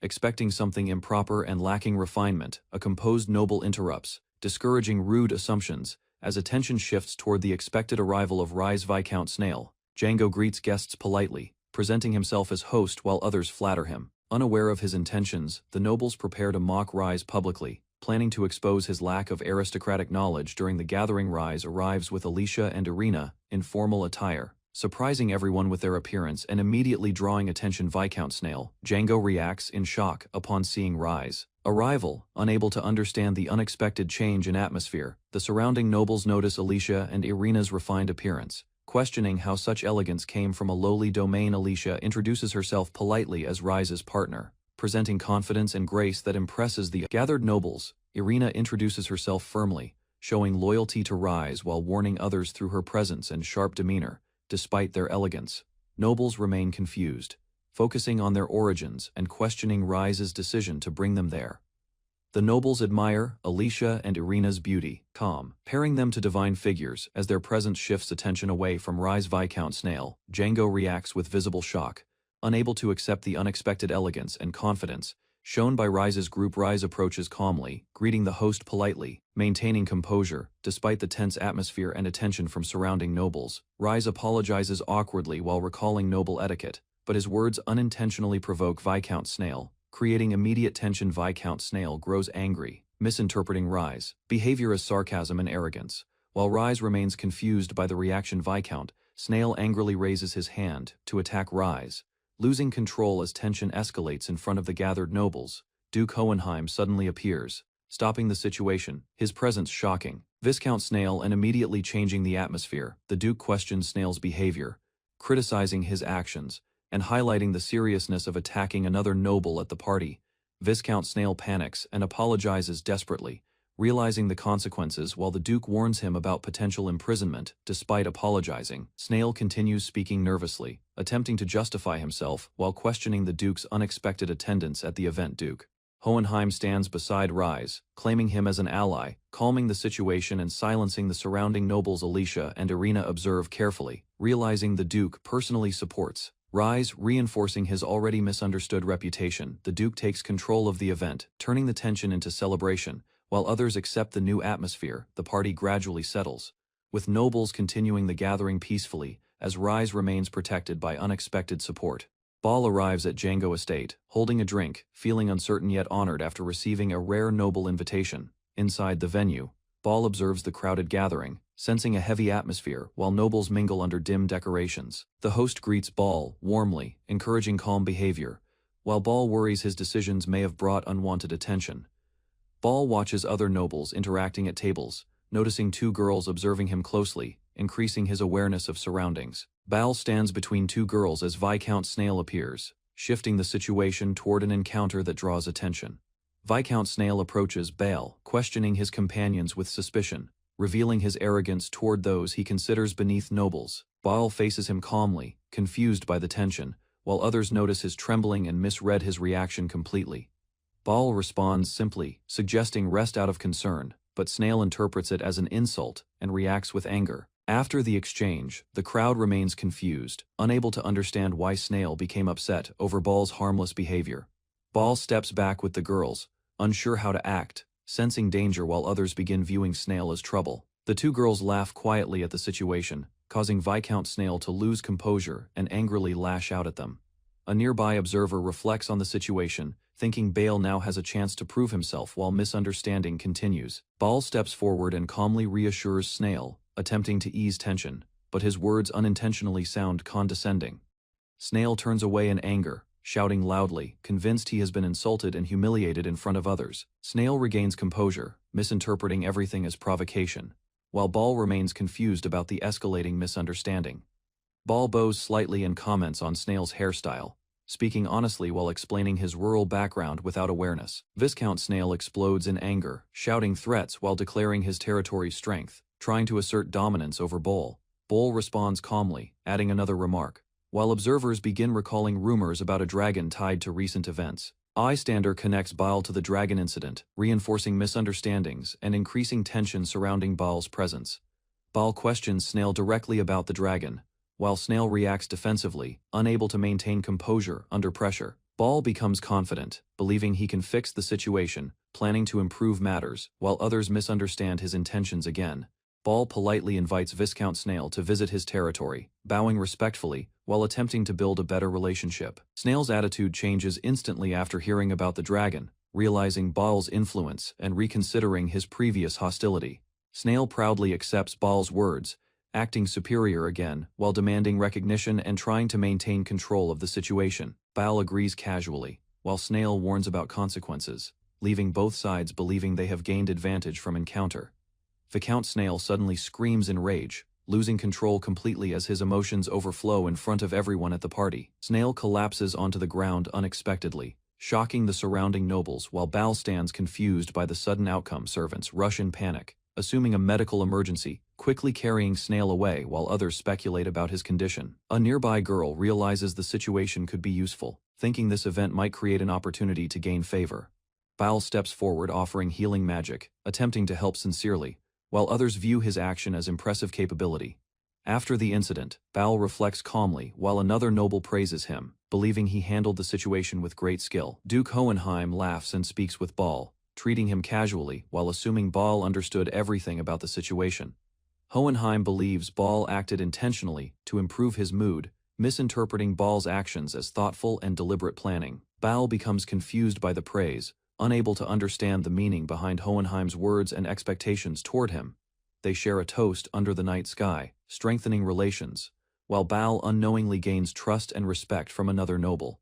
The two girls stand together calmly, watching the aftermath of the party, while the atmosphere slowly settles around them. Baal speaks with Duke Hohenheim again, inviting him to visit Babylon, continuing to build relations despite earlier confusion. Hohenheim escorts Baal out confidently, while nearby nobles watch in surprise at their sudden closeness and cooperation. The scene shifts to Baal's mansion in Babylon, marking the continuation of events following the party encounter. Later, Baal collapses from exhaustion and alcohol, ending the night while others reflect on his unexpected achievements. At Babylon Mansion, Baal rests at the table while others continue drinking, and Duke Hohenheim observes the situation calmly. The beastman speaks openly, praising the drink while addressing Hohenheim without hesitation, showing confidence in her stance. Discussion shifts to discrimination, as she firmly explains her views, while Baal remains unconscious beside them. She reveals preparations involving beastmen and a weapon, informing Hohenheim about actions taken with Baal's approval. Another girl thanks Hohenheim, acknowledging his role in providing information, strengthening their position within Babylon territory. Duke Hohenheim acknowledges Baal's influence, deciding to keep Babylon's situation hidden while recognizing the importance of his actions. Hohenheim declares his support, raising his resolve, showing readiness to back Baal when the situation escalates further. While Baal sleeps unaware, others align around him, as plans move forward quietly under his name and growing reputation. At Babylon State's coast, Babylon stands alone, crying quietly after failing to impress nobles during an important gathering earlier. A wasted chance troubles Babylon deeply, as his plans collapse unexpectedly, leaving him shocked and reflecting on his poor timing. Suddenly, a large fish leaps violently, striking Babylon and sending him flying, interrupting his thoughts and changing the situation instantly. Babylon regains composure, deciding to prove his worth through action, using the fish to demonstrate Babylon's unexpected abundance. Motivated further, Babylon plans improvements, aiming to renovate the town and elevate it to rival the royal capital. Babylon inspects a strange creature carefully, showing confusion while trying to understand its nature and purpose within his territory. Babylon decides to rebuild the city, realizing large amounts of wood will be necessary for his ambitious development plan. Standing in a wide empty land, Babylon chooses a suitable location, preparing himself to begin construction work immediately. Babylon activates his power, focusing intensely as he uses multiple abilities to manipulate materials and generate building resources. A powerful effect spreads outward, as Babylon's ability transforms the surroundings, rapidly producing materials needed for constructing the city. Babylon runs through a dense forest as the ground trembles, trees shaking violently, while his actions begin affecting surroundings. Babylon reflects calmly, believing his healing magic supports him. Unaware his power is actually far beyond simple restoration abilities. Babylon considers his growing mana, remembering his role as apostle of God, while followers unknowingly amplify his misunderstood abilities. Looking over the forest, Babylon decides to organize his territory, forming a plan to improve structure and development efficiency. Nearby, observer reacts with shock, realizing Babylon's plan could drastically reshape the territory and alter its future entirely. Babylon sits before his subordinates, acknowledging the territory's growth while they credit both his leadership and the people's efforts. Babylon confidently urges everyone to improve further, pushing his group to take their performance and ambitions to a higher level. His companions respond with excitement and determination, each showing readiness to support Babylon's vision for future development. One subordinate interprets his idea as constructing a new castle and reorganizing the land, expanding the scope of his intention. Another member suggests hosting a large party, believing it will attract people and help achieve Babylon's goals efficiently. Babylon's group discusses planning carefully, while a confident ally claims to know someone capable of helping their construction efforts. They recall a skilled chief carpenter once involved with the royal castle, known for secrecy and high-level craftsmanship. Babylon shows interest, recognizing the carpenter's experience as valuable, believing such skill would greatly support their plans. His companions expand the idea, suggesting copying the royal castle's design to elevate their territory's appearance and status. The group becomes excited, praising Babylon's direction, convinced his plan will impress nobles and strengthen their growing reputation. Alicia pledges loyalty to Babylon, while the people increasingly believe in him, strengthening his influence across the territory. Babylon reflects on the plan, thinking copying the design with changes will show loyalty and improve their standing. Babylon confidently signals the start of the project, as his group immediately prepares to follow his ambitious orders. Left alone, Babylon realizes the plan has grown larger than expected, far beyond his original simple intention. Babylon considers additional needs, understanding that besides wood, stone will also be necessary to complete the construction project. Babylon plans to improve transportation, deciding to accelerate dragon training to support the growing demands of his expanding territory. 3 months later, near Snail, Django State's border, the area remains tense as movement in the forest begins drawing attention. A group of exhausted men pushes forward through dense foliage, struggling while encouraging each other to reach their destination. Among them, one man expresses deep resentment toward a powerful snail figure, blaming it for their current suffering. A fierce individual glares ahead, filled with anger and determination, silently vowing to confront and defeat the enemy someday. At Babylon's border, Babylon led dwarves through dense forest, aiming to secure cooperation and improve his struggling territory. A dwarf leader followed behind, exhausted but determined, trusting Babylon's judgment. Despite the harsh journey through unfamiliar lands, the dwarves pushed heavy loads forward, showing pride and strength, believing their effort would prove loyalty to Babylon's leadership. Some dwarves questioned Babylon's reputation, unsure if escaping their homeland for this place was truly a wise decision. The dwarf leader silenced doubts, maintaining discipline, ensuring the group continued forward under Babylon's misunderstood, yet effective guidance. The dwarf leader remembered humiliation in Babylon's territory, urging his group to seize their only chance to escape. Babylon calmly addressed the dwarves, proposing improvements to their food, drawing attention from both guards and exhausted workers. The dwarves admitted their desperation, explaining starvation would continue unless Babylon provided a solution for their survival. A noble mocked the dwarves harshly, belittling their demands, while tension grew between authority and the struggling group. The dwarf leader responded firmly, offering blacksmithing skills in exchange for materials, asserting value despite insults from opposing nobles. The noble insulted the dwarf leader harshly, exposing deep discrimination, while the dwarves endured humiliation within the confined territory. The noble unleashed violent power, striking the dwarf leader, asserting dominance as the dwarves reacted in panic and desperation. Chaos spread among the dwarves, some attempting escape, others protecting their leader, while danger escalated rapidly within the enclosure. The noble mocked their suffering, maintaining control, as imprisoned workers watched silently, unable to resist the oppressive authority surrounding them. Despite fear, the dwarf leader resolved to resist oppression, believing any outcome was better than enduring constant abuse under tyranny.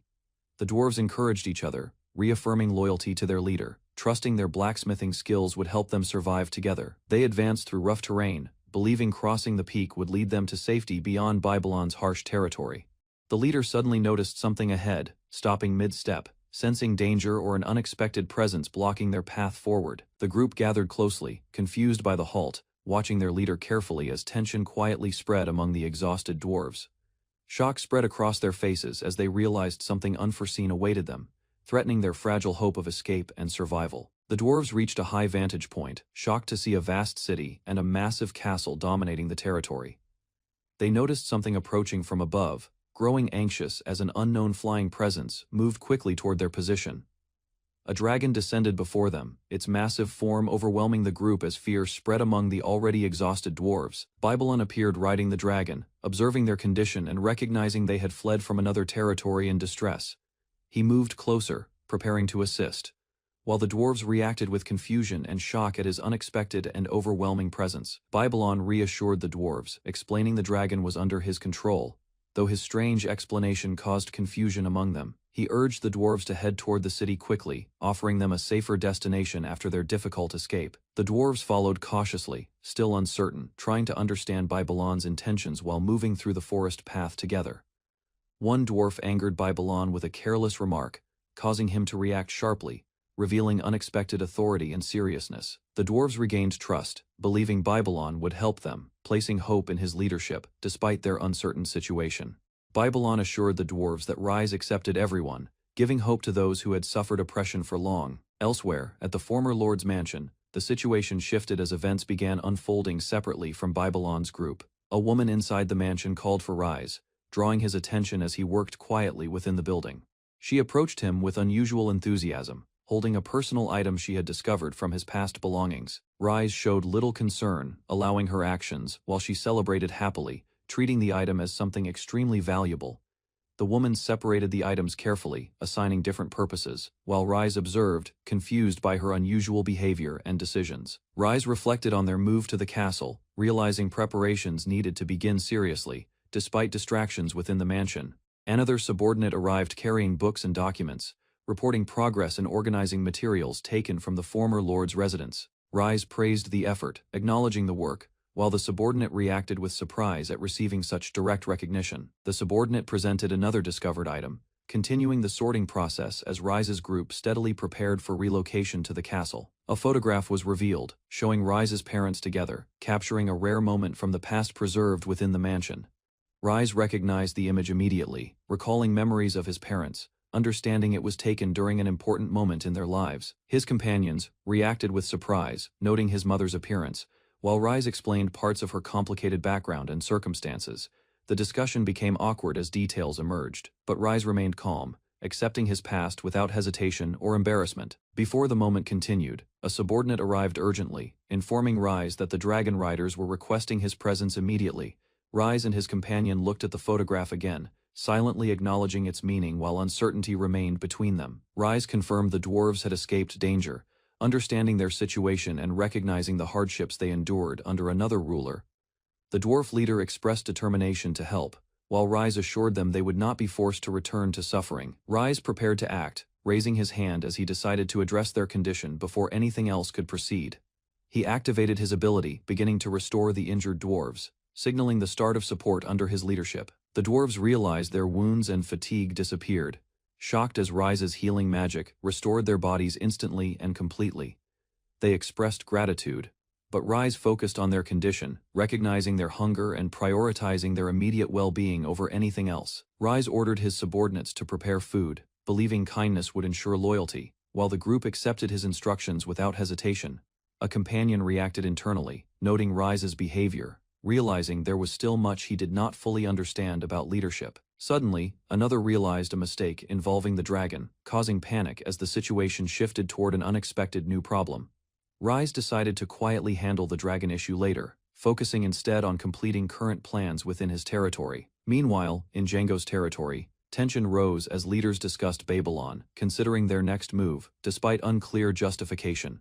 Driven by anger and pride, the opposing leader declared an invasion of Babylon, setting a new conflict into motion.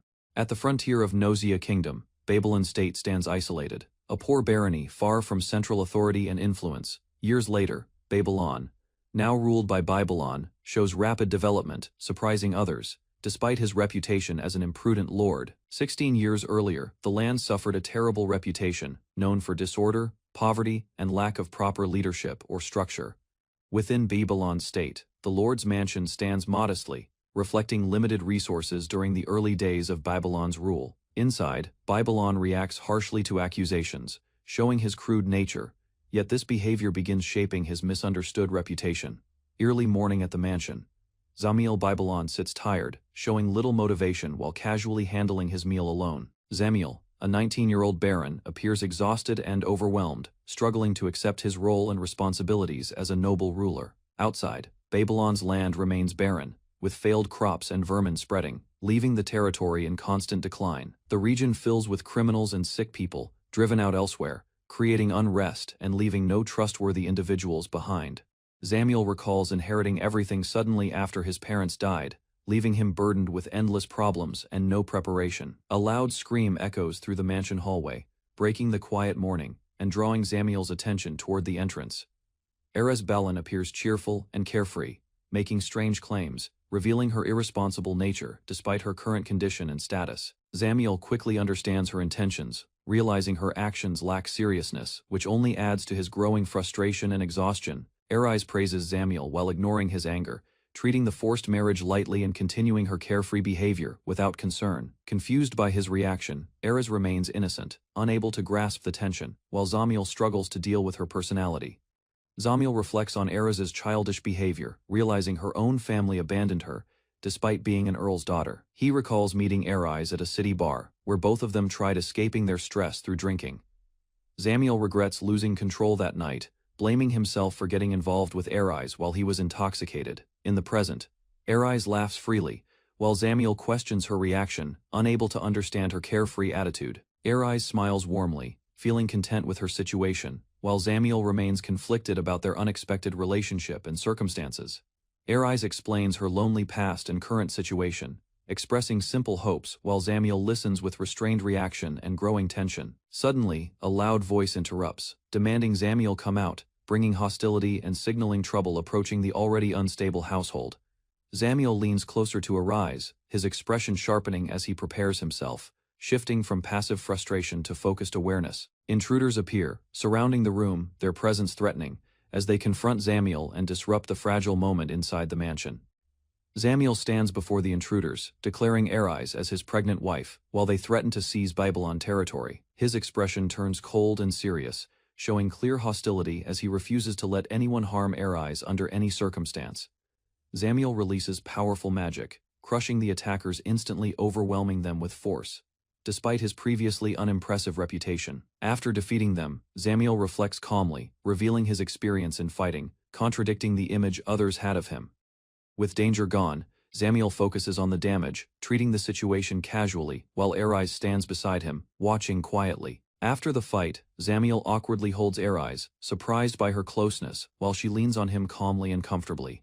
Arise expresses her happiness and gratitude, seeing Zamiel as a kind and heroic figure who saved and accepted her. Zamiel denies her view, thinking of himself as a cruel and unworthy lord, rejecting the image she believes in. Arise agrees without concern, accepting his flaws naturally, which leaves Zamiel unsure how to respond to her attitude. Zamiel worries about their future child, fearing inheritance of their worst traits, while feeling overwhelmed by the situation. A baby is born, crying loudly, marking the beginning of Zamiel and Arise's new life as parents. Inside the mansion, Arise rests while holding the child, as Zamiel stands nearby, unsure but observing carefully. As the child grows, he appears kind and gentle, surprising Zamiel, who doubts the child inherited his traits. The boy shows intelligence early, reading books alone, developing quickly beyond expectations within the quiet environment. However, his behavior shifts, showing unusual energy and excitement, hinting at a more troublesome nature beneath his growth. Eventually, the child becomes mischievous, causing problems despite good intentions, inheriting traits from both Zamiel and Arise. In Nosia Kingdom Frontier, Babylon governs Babylon Barony, accused of copying the king's castle, creating tension and suspicion. However, Babylon and his retainers hide events carefully, limiting information, ensuring few outsiders understand the castle's true circumstances. Babylon announces a celebration for the completed castle, gathering people presenting the project as success, despite earlier accusations.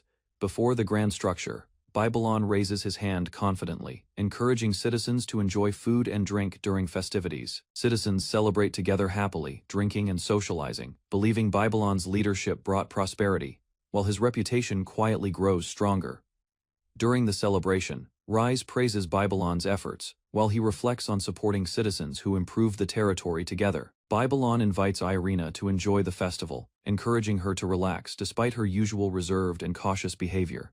Irina hesitates while watching the lively crowd, uncertain about joining, as people celebrate freely across the busy square. Another girl teases Irina, mentioning special meat prepared by Rise, increasing temptation while Irina struggles with her restraint.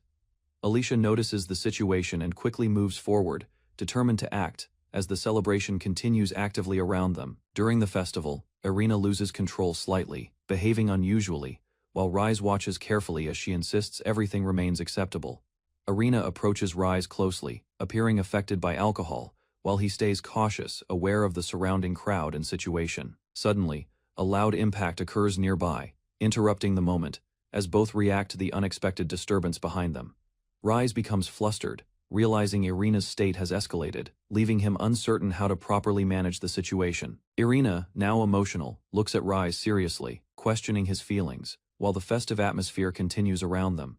Rise struggles internally, trying to endure Irina's actions, reminding himself of his resolve to remain unaffected by her charm. Alicia approaches urgently, noticing the situation between Rise and Irina, while others nearby observe with curiosity. Rise responds calmly, welcoming Alicia's timing, shifting attention away from Irina, while maintaining composure during the tense moment. Alicia explains the alcohol is spreading faster than expected, as nearby citizens continue drinking and celebrating energetically. Rise walks away with Alicia, already aware of the situation, preparing to handle the developing problem carefully. Rise stands before the fountain, raising his glass, calling out to the people as the crowd gathers around him. He prepares a simple trick, moving his hand confidently, intending to entertain the citizens during the celebration. Suddenly, the fountain changes, as its water turns into wine, shocking everyone and creating excitement among the crowd. Rise proudly presents the result, believing it is just a trick, while declaring he will fulfill the wishes of his people. Alicia reacts with surprise, while Rise considers inviting other nobles, unknowingly strengthening his reputation further. Rise notices a shift in the crowd's mood, as people begin reacting strangely while watching the ongoing celebration.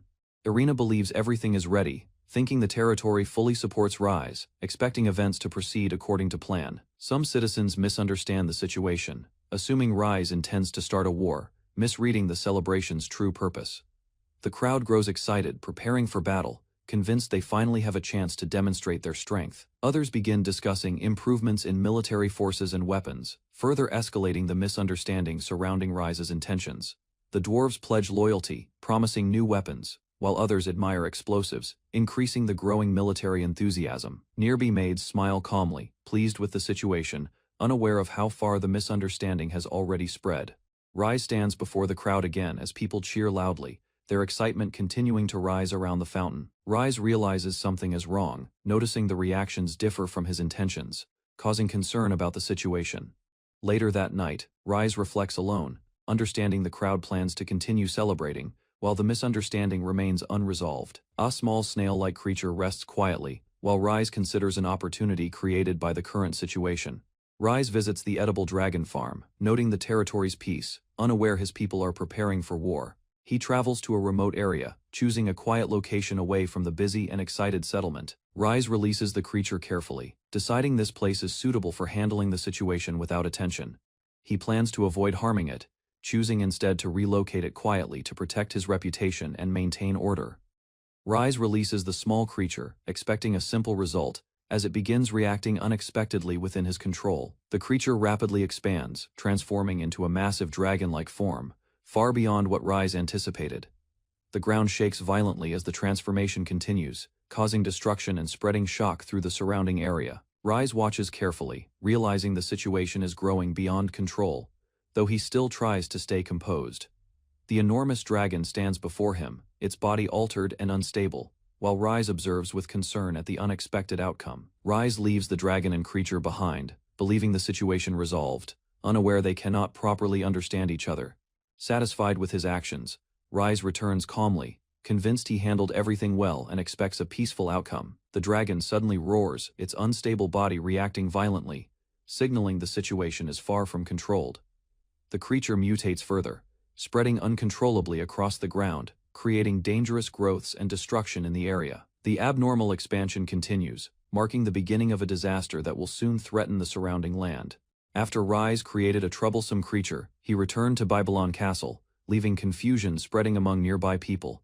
Despite Rise's absence, the castle celebration continued through the night, with citizens cheering and working tirelessly until morning news spread across Giano State that Babylon territory stood exposed, drawing attention from rival forces planning sudden invasion. Giano leader misunderstood Rise's actions as strategy and ordered all troops to march toward Babylon, preparing immediate attack. Crowds gathered as Giano army advanced, their excitement rising. Unaware they were walking into another misunderstanding caused by Giano, Lord reacted angrily when questioned, rejecting hesitation and demanding loyalty as his subordinates struggled to justify invasion. Soldiers discussed rumors about Rise, suspecting hidden motives, but dismissed concerns and prepared excuses to continue their mission. Some troops doubted the invasion's purpose, noting Babylon lacked wealth.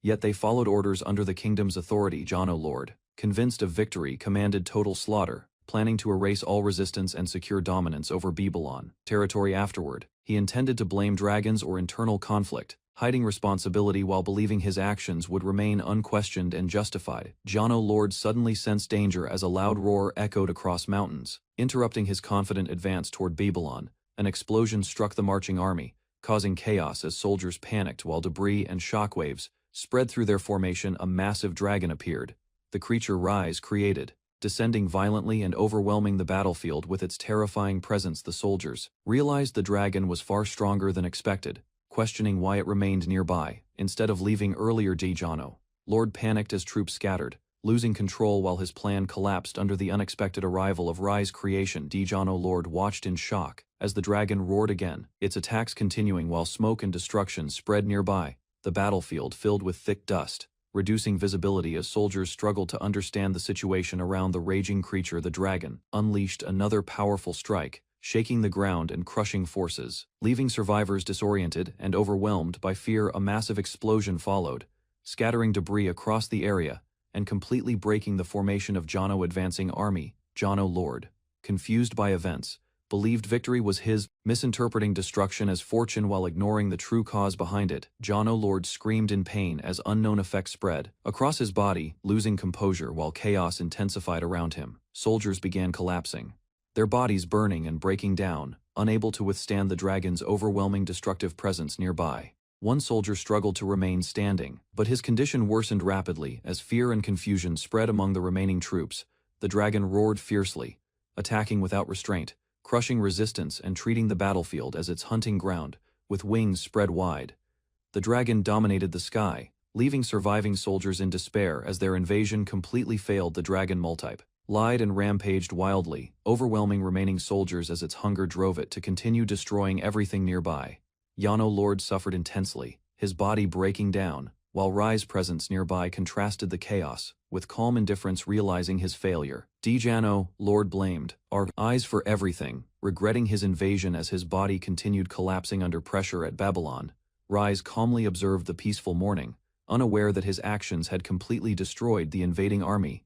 Rai's companions praised his restraint, believing he intentionally stopped the threat, further deepening the misunderstanding surrounding his abilities after the incident. Rai's companions relaxed, noting the celebration continued as people enjoyed themselves without concern for recent events. Rai's bodyguard stayed close, insisting on protection due to possible tension with nobles. While Rise remained uncertain about situation, the bodyguard observed the surroundings carefully, hinting that others nearby were behaving differently than usual. Within the castle, maids secretly watched Rise from a distance, whispering among themselves while trying to hide their growing admiration. The maids continued observing quietly, expressing their feelings indirectly, while Rise remained unaware of their attention and intentions. Rise kindly offered the maids a day off, hoping to improve relations, though he felt uneasy without understanding why the maids politely refused, expressing gratitude while insisting on continuing their duties. Despite Rise's consideration toward their rest, Rise reflected on their response, believing they were simply tired. Remaining unaware of their true admiration and intentions, the maids excused themselves, claiming post-celebration duties,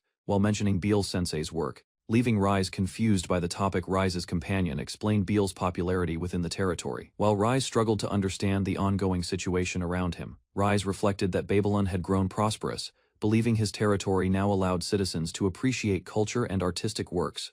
While speaking with his bodyguard, Rise was suddenly called by someone approaching quickly from inside the castle. A messenger arrived in haste, drawing attention as Rise noticed her urgency and asked about the situation immediately. The messenger reported refugees from Jano territory, explaining their village had been destroyed by an unidentified monster attack. Rise and his bodyguard reacted with shock, unable to connect the disaster to the events caused by Rise's earlier actions. In Babylon outskirts, villagers gather anxiously after destruction spreads from Jiangfei state, leaving fear and uncertainty across the settlement. Babylon, the young lord, steps forward and listens carefully. As reports about the ruined village reach him with urgency, the villagers beg Babylon for help, grieving their losses, while he prepares himself to respond. Despite his uncertainty, Babylon uses his healing magic to restore their condition, focusing on relieving fatigue and stabilizing their weakened spirits. The villagers recover quickly, their pain gone, expressing gratitude as Babylon's simple action brings relief and renewed stability. Rise calms the villagers and gathers information, feeling confident while his companions support him and trust his leadership. An old man explains the incident happened before dawn, describing the sudden disturbance that struck their village unexpectedly. In the rural Django area, a frightened cow reacts wildly, showing signs of panic as something approaches nearby. The cow breaks into a barn, alarming villagers, while warriors are called as confusion spreads about a possible beast. The noise suddenly stops, leaving the barn quiet, and the villagers realize the cow has disappeared without any trace. The old man cautiously enters the damaged barn, noticing broken walls and darkness inside, while sensing something dangerous nearby. Inside, a large monster feeds on the cow, revealing its presence as it calmly devours its prey in silence. The old man peeks closer and locks eyes with the creature, realizing too late that he has been noticed. Terrified, he runs out shouting about a monster, while the creature steps forward from the barn and begins pursuit. A villager runs past in panic, warning others to flee, as confusion spreads and no one understands the real danger. A wounded villager struggles forward, revealing he was bitten, while his body begins reacting strangely under growing pain. His condition worsens as heat rises and scales appear, alarming others who realize something unnatural is happening to him. The old man freezes in fear as the transformation continues, sensing the danger increasing beyond control. Panicking, the old man runs away while the creature moves behind him, closing the distance as chaos spreads further. A large monster emerges fully, unleashing a loud roar as its presence confirms the true threat facing the village. Rise reacts to the report, realizing the threat involves a massive creature resembling Viscount Snail attacking the area.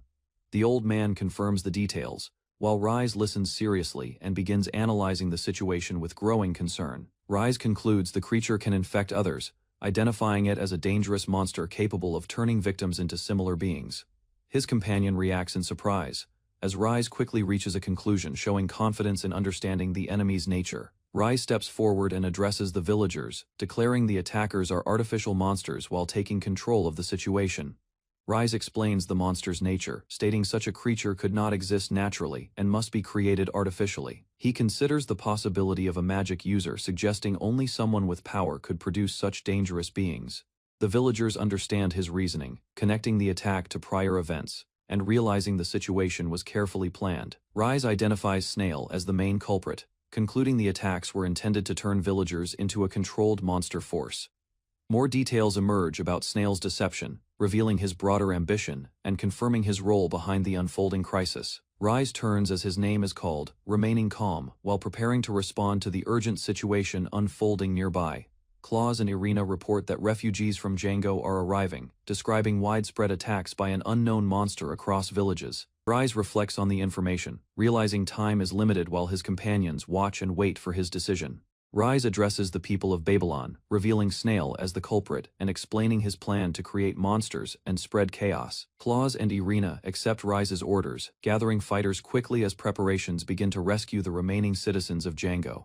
Rise assigns Alicia to care for the refugees, ensuring the injured are treated while organizing support within Babylon. Rise declares his resolve to stop Snail, stepping forward with determination as he prepares to confront the true enemy.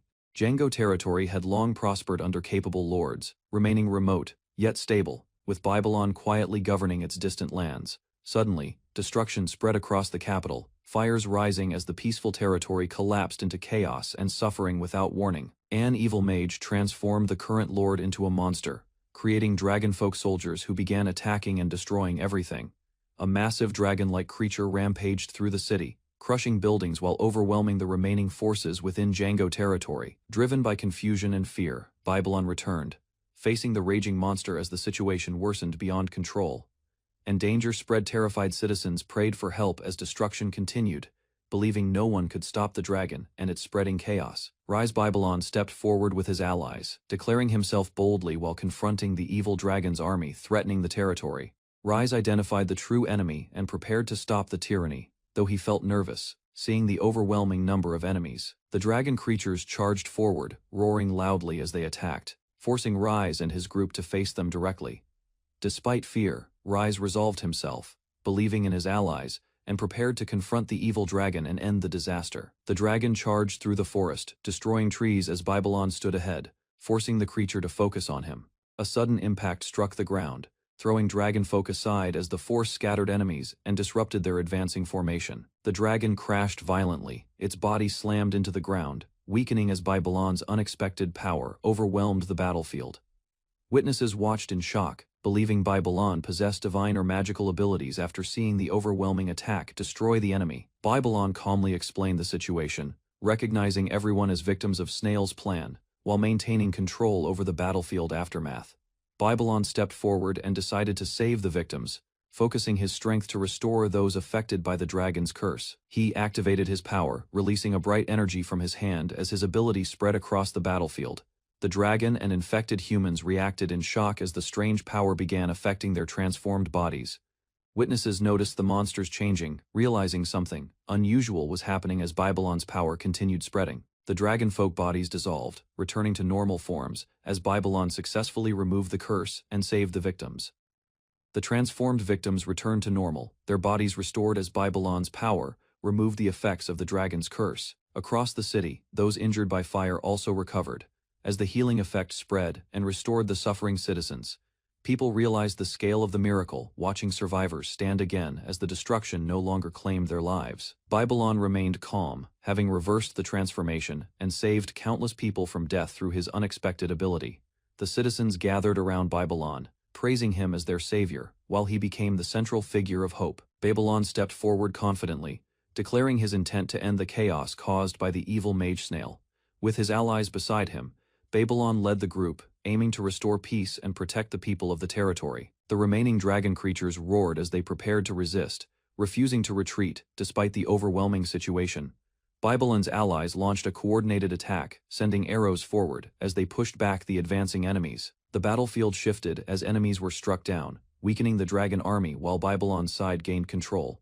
Babylon's allies engaged the enemies directly, cutting through advancing dragonfolk while maintaining formation and protecting their leader. The battlefield spread wider as fighters moved across the area, keeping pressure on enemies while preventing further destruction. Babylon directed the group and prepared healing magic, relying on his allies to defend him during the process. Injured people were carried to safety as the team secured the area, ensuring survivors received immediate treatment. The operation stabilized, with Babylon's forces rescuing civilians while maintaining control, as others believed everything followed his plan. A hooded subordinate appeared before Babylon's side, responding quickly as new orders were quietly prepared during the ongoing battle. Another ally planned to capture remaining enemies, aiming to secure targets before Babylon restored them to normal again.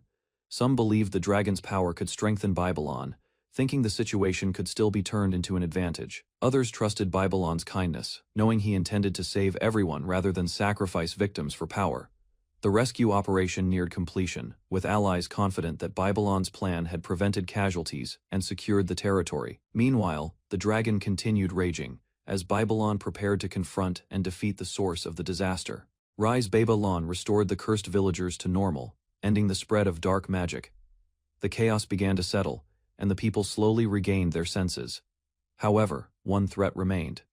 Viscount Snail had transformed into a massive dragon, becoming the source of the remaining evil. Rise prepared to confront him directly. Aki, observing the situation, realized that defeating Snail might not return him to normal.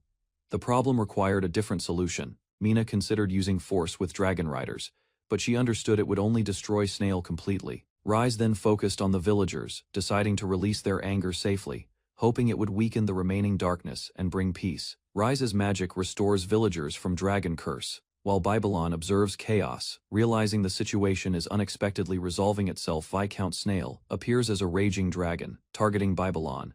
As recognize him as the source behind the disaster, Babylon considers the aftermath, noting Snail might not return to normal, and begins thinking carefully about next actions. Rise evaluates a forceful solution using dragon riders, while Babylon hesitates, unwilling to cause unnecessary destruction. Despite pressure, Babylon decides to calm the suffering townspeople first, planning to release their anger. As the town regains order, Babylon stands with Rise and allies, preparing to address the villagers, deciding to guide the situation toward controlled resolution. Babylon reveals Viscount Snail's crimes, explaining the dragon transformation, directing the villagers' anger toward the true culprit behind chaos. The villagers respond with unified fury, rejecting forgiveness, their anger rising as they demand justice against Viscount Snail. Babylon encourages the villagers to act, giving them purpose and strength. Turning their grief and anger into determination for action, the villagers regain composure and resolve, standing together as their emotions stabilize, ready to move forward under Babylon's direction. Babylon's words inspire the villagers, filling them with strength and purpose. As they prepare to confront the evil dragon, the villagers charge forward together, attacking the dragon fearlessly. Driven by anger and determination to defeat Viscount Snail, their combined assault strikes the dragon, causing visible damage. As Viscount Snail reacts in shock to their unexpected power, the villagers continue their relentless attack, throwing debris and striking repeatedly, overwhelming the dragon with sheer numbers and force. The dragon roars in pain as attacks land continuously, while the villagers persist, determined to protect their world and defeat him. Viscount Snail, enraged and wounded, glares at the villagers. vowing retaliation as his dragon form struggles against their attacks. Rise moves forward to confront the dragon directly, while Babylon supports from behind. Trusting her strength to handle the threat, Babylon gives the command, signaling the dragon riders to begin bombardment. Escalating the battle with coordinated aerial support, massive debris falls from above as the riders attack, striking the battlefield and limiting the dragon's movement through constant pressure. The dragon is overwhelmed by continuous impacts, roaring in pain as the bombardment weakens it further under Babylon's strategy. Viscount Snail looks down in confusion as villagers advance together, their coordinated attack making him question the sudden shift. Snail's power begins collapsing, his body reverting as he realizes the consequences of his actions and loses control. Babylon reacts awkwardly while others watch. As the situation turns unexpectedly, leaving him unsure how events resolve, the dragon regains focus and targets Babylon again. Recognizing him as the central figure behind the resistance, Babylon moves to evade the attack, narrowly avoiding the dragon's bite. As the battle continues with renewed danger, Babylon faces the dragon directly, standing firm as the battlefield cracks.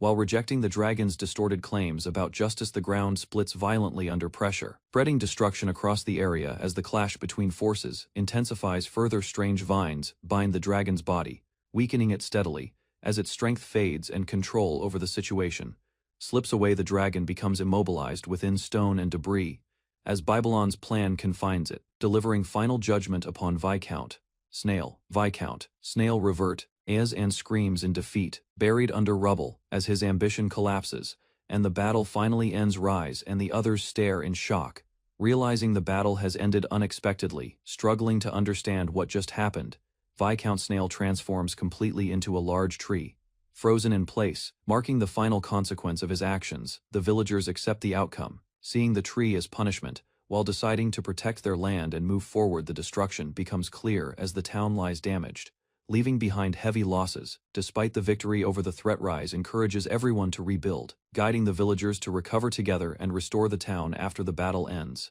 Babylon excitedly proposes using the transformed tree as shelter, planning to turn it into a massive home for everyone. While Snail suffers silently in tree form, the villagers begin working together, following Babylon's idea to rebuild their lives. Rise defeats Viscount Snail, who transformed into an evil dragon through wicked magic, ending the threat during chaos.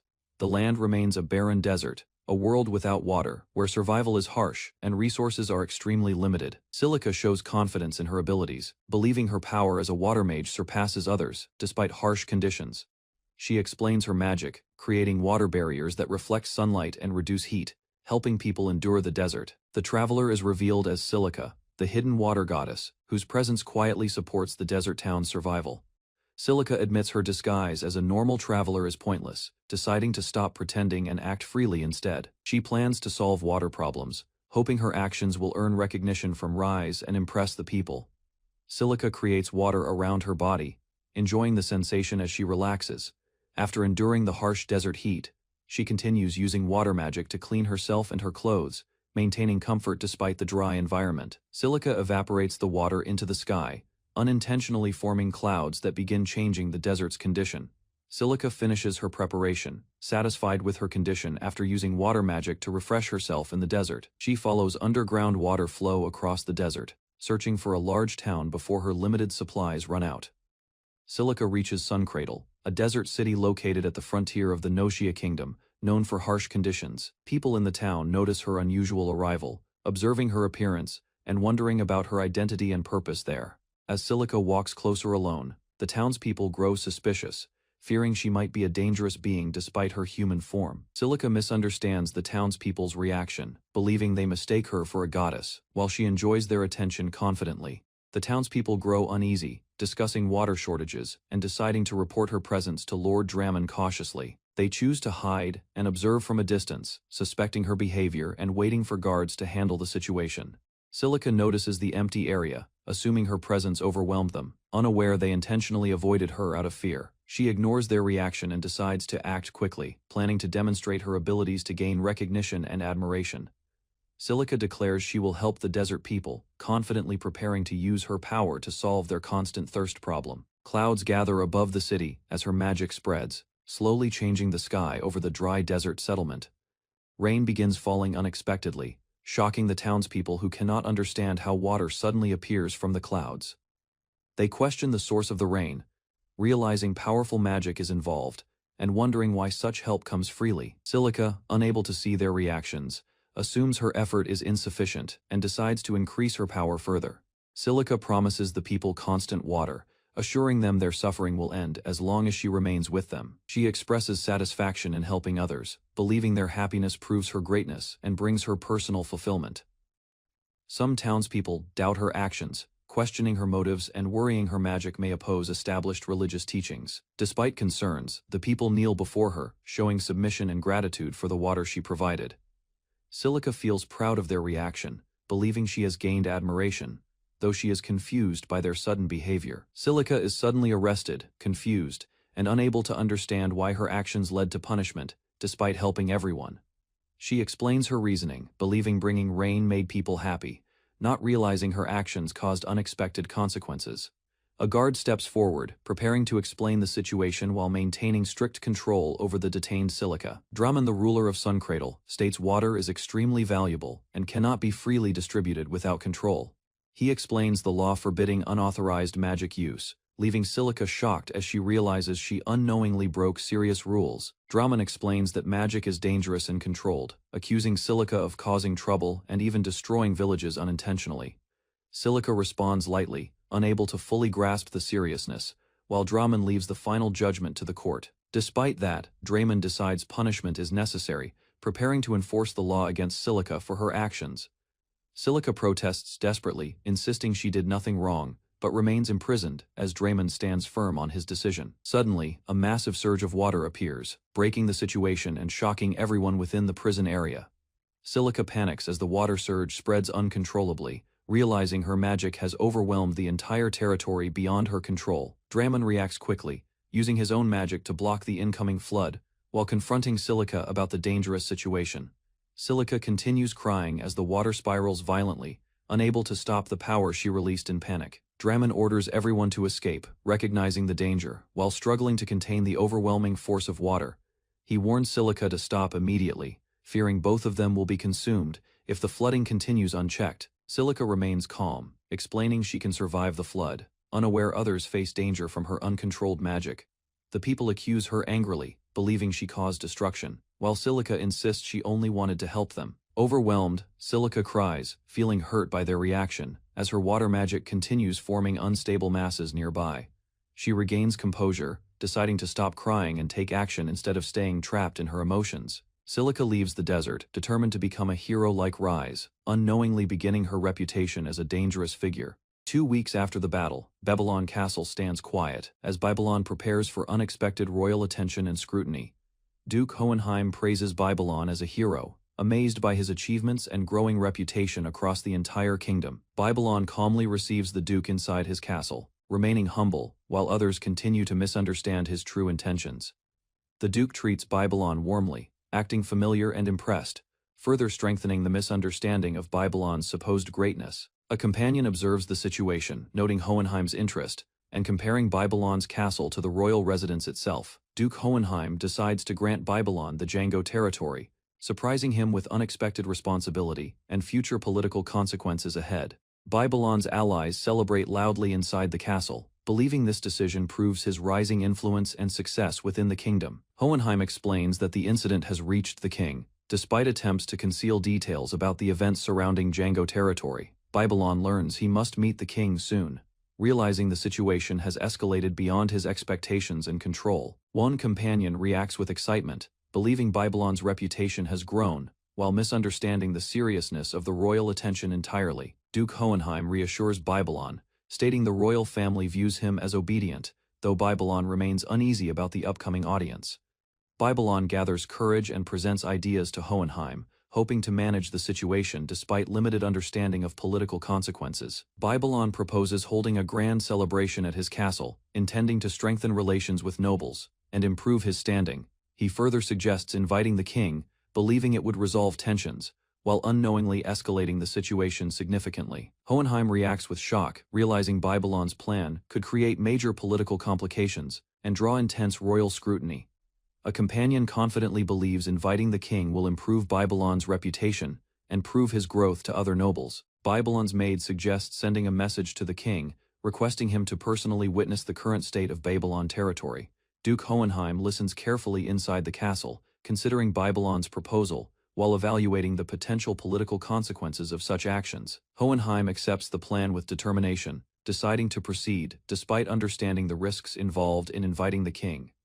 Trusting Babylon completely, Hohenheim commits to the plan, while the misunderstanding about Babylon's intelligence continues to deepen. Duke Hohenheim suddenly prepares to leave, confusing Babylon, who still wonders about the true purpose behind his visit. Hohenheim departs quickly by carriage, leaving Babylon territory as events begin moving toward larger consequences beyond the castle. Elsewhere, Hohenheim reflects seriously, preparing for upcoming developments and positioning himself carefully within the unfolding political situation. A masked figure acknowledges that the situation can no longer be hidden, as information about recent events begins spreading outward. Scenes of destruction reveal the scale of past incidents, suggesting that an official investigation from the capital will soon begin. Concern rises as observers consider threats against Babylon, believing powerful groups are secretly monitoring and protecting him from danger. Hohenheim reflects on Babylon's actions, convinced they are calculated moves meant to provoke higher powers despite his low status. The situation is interpreted as the beginning of a major conflict, as others believe Babylon has chosen to trigger a massive war. Hohenheim commits to delivering the message, expecting the king to react strongly to Babylon's bold and unexpected actions. News spreads through the castle as others react with shock upon learning Babylon plans to invite the king and nobles. The maids quickly spread news of Babylon's plan, realizing the duke's sudden departure was caused by this shocking decision.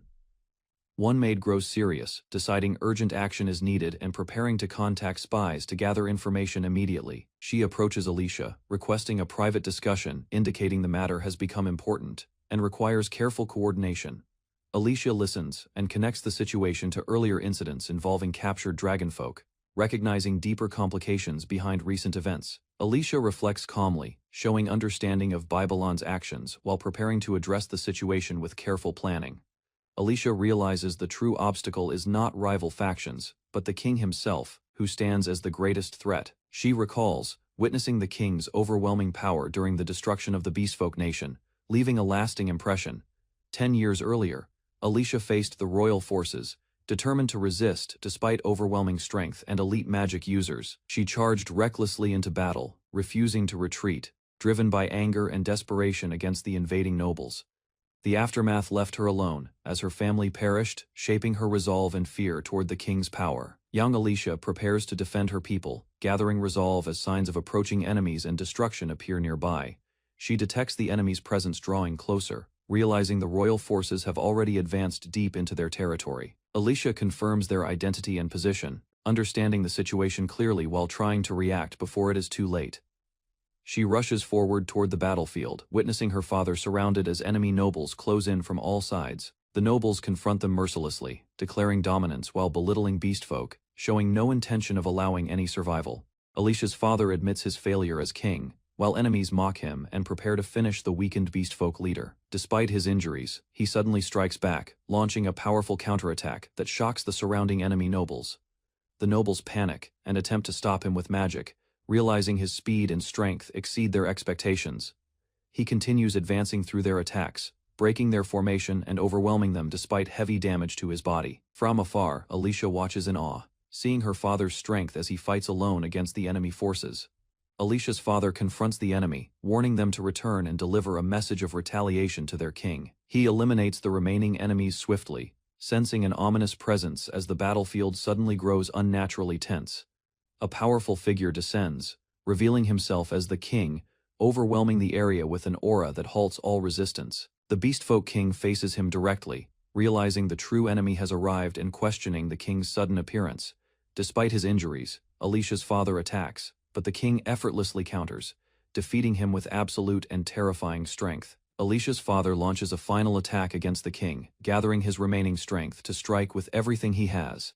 Alicia briefly believes her father has succeeded, feeling hope, as she watches his desperate effort from afar. The king easily counters the attack, delivering a devastating blow that overwhelms Alicia's father without resistance. The king shows no concern, deciding to destroy the region entirely after dismissing the Beastfolk king as insignificant. Alicia stands frozen, realizing the outcome, as fear and despair replace her earlier hope while witnessing the defeat. The king leaves the battlefield calmly, allowing survivors to live while showing complete confidence in his overwhelming dominance. Alicia realizes they were spared intentionally. Understanding the king never considered them a real threat to his power, she resolves to defeat the king one day, placing hope in new allies like Babylon and others supporting her. Far away, the capital of Nosea stands firm, symbolizing the center of power Alicia must eventually confront. Seated on his throne, the king shows interest in Babylon, viewing his rise as something worth watching closely. In Nosea Kingdom's frontier, Babylon's territory improves after clearing evil seeds, slowly gaining stability and recognition from surrounding lands. Within a supposed terrorist hideout, Babylon's allies gather, each possessing strength and loyalty, unknowingly supporting his growing misunderstood reputation. Babylon sits calmly as his retainers praise his foresight, while operations succeed smoothly, leaving others unaware of his true intentions. He accepts their trust with modest confidence, believing he simply built connections, while others see him as a brilliant leader. One ally celebrates joyfully, planning a grand party with nobles and the king, further expanding Babylon's influence and misunderstood success.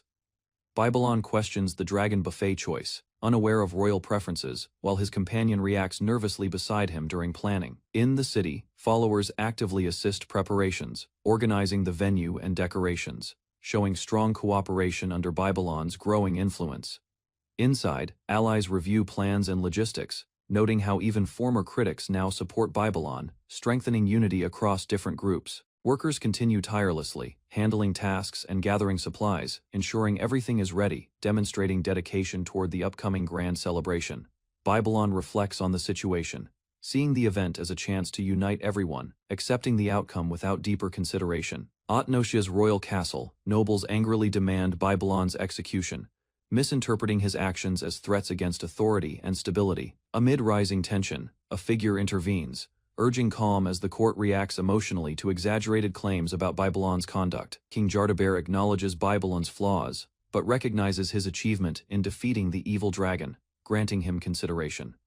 The king decides to evaluate Babylon personally, expressing interest in visiting his territory to understand his true intentions. Nobles remain doubtful, believing Babylon's actions are improper, while others suspect he seeks support through indirect, calculated methods. King Jardabert firmly maintains order in the court, emphasizing discipline as nobles continue reacting emotionally to the ongoing discussion.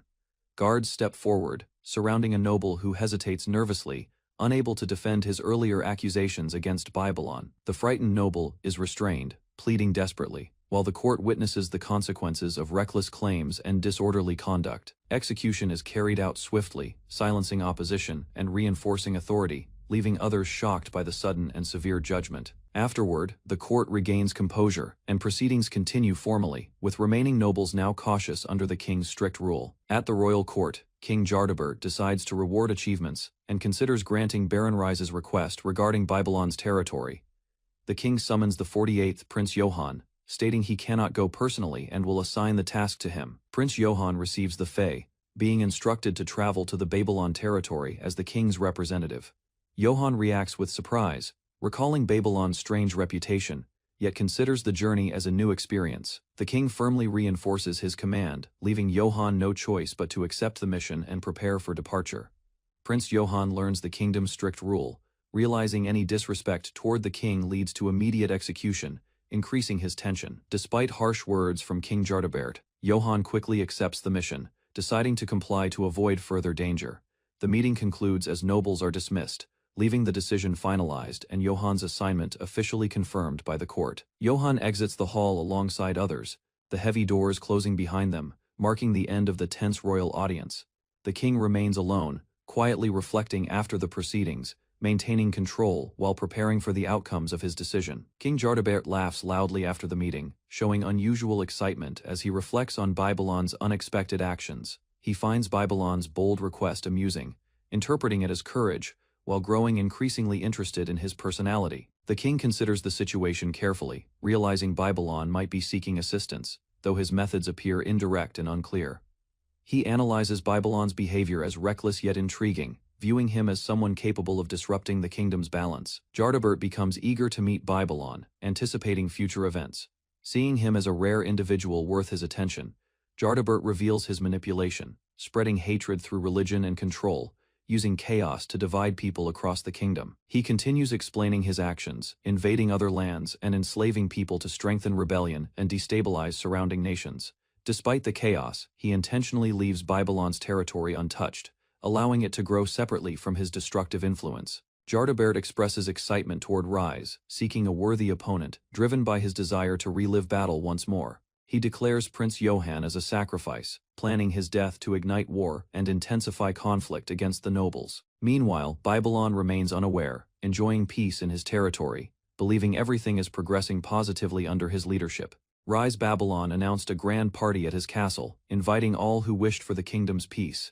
Nobles doubted Rise's status, mocking him as a low-life baron and questioning his achievements in castle. Despite his anger, one advisor reminded the noble that Duke Hohenheim had signed the invitation, forcing attention. The noble pondered deeply, suspecting that Rise might have a secret strategy behind the invitation. With a confident smile, the noble declared he had devised a plan to neutralize risks while handling the situation. The noble decided to respond to Rise's invitation, instructing his advisors to confirm attendance immediately. 1 month later, the party at Rise's castle was prepared, with a young noble's son sent as a representative. Rise observed the young guest warmly, noting that his respect seemed genuine despite his naive nature.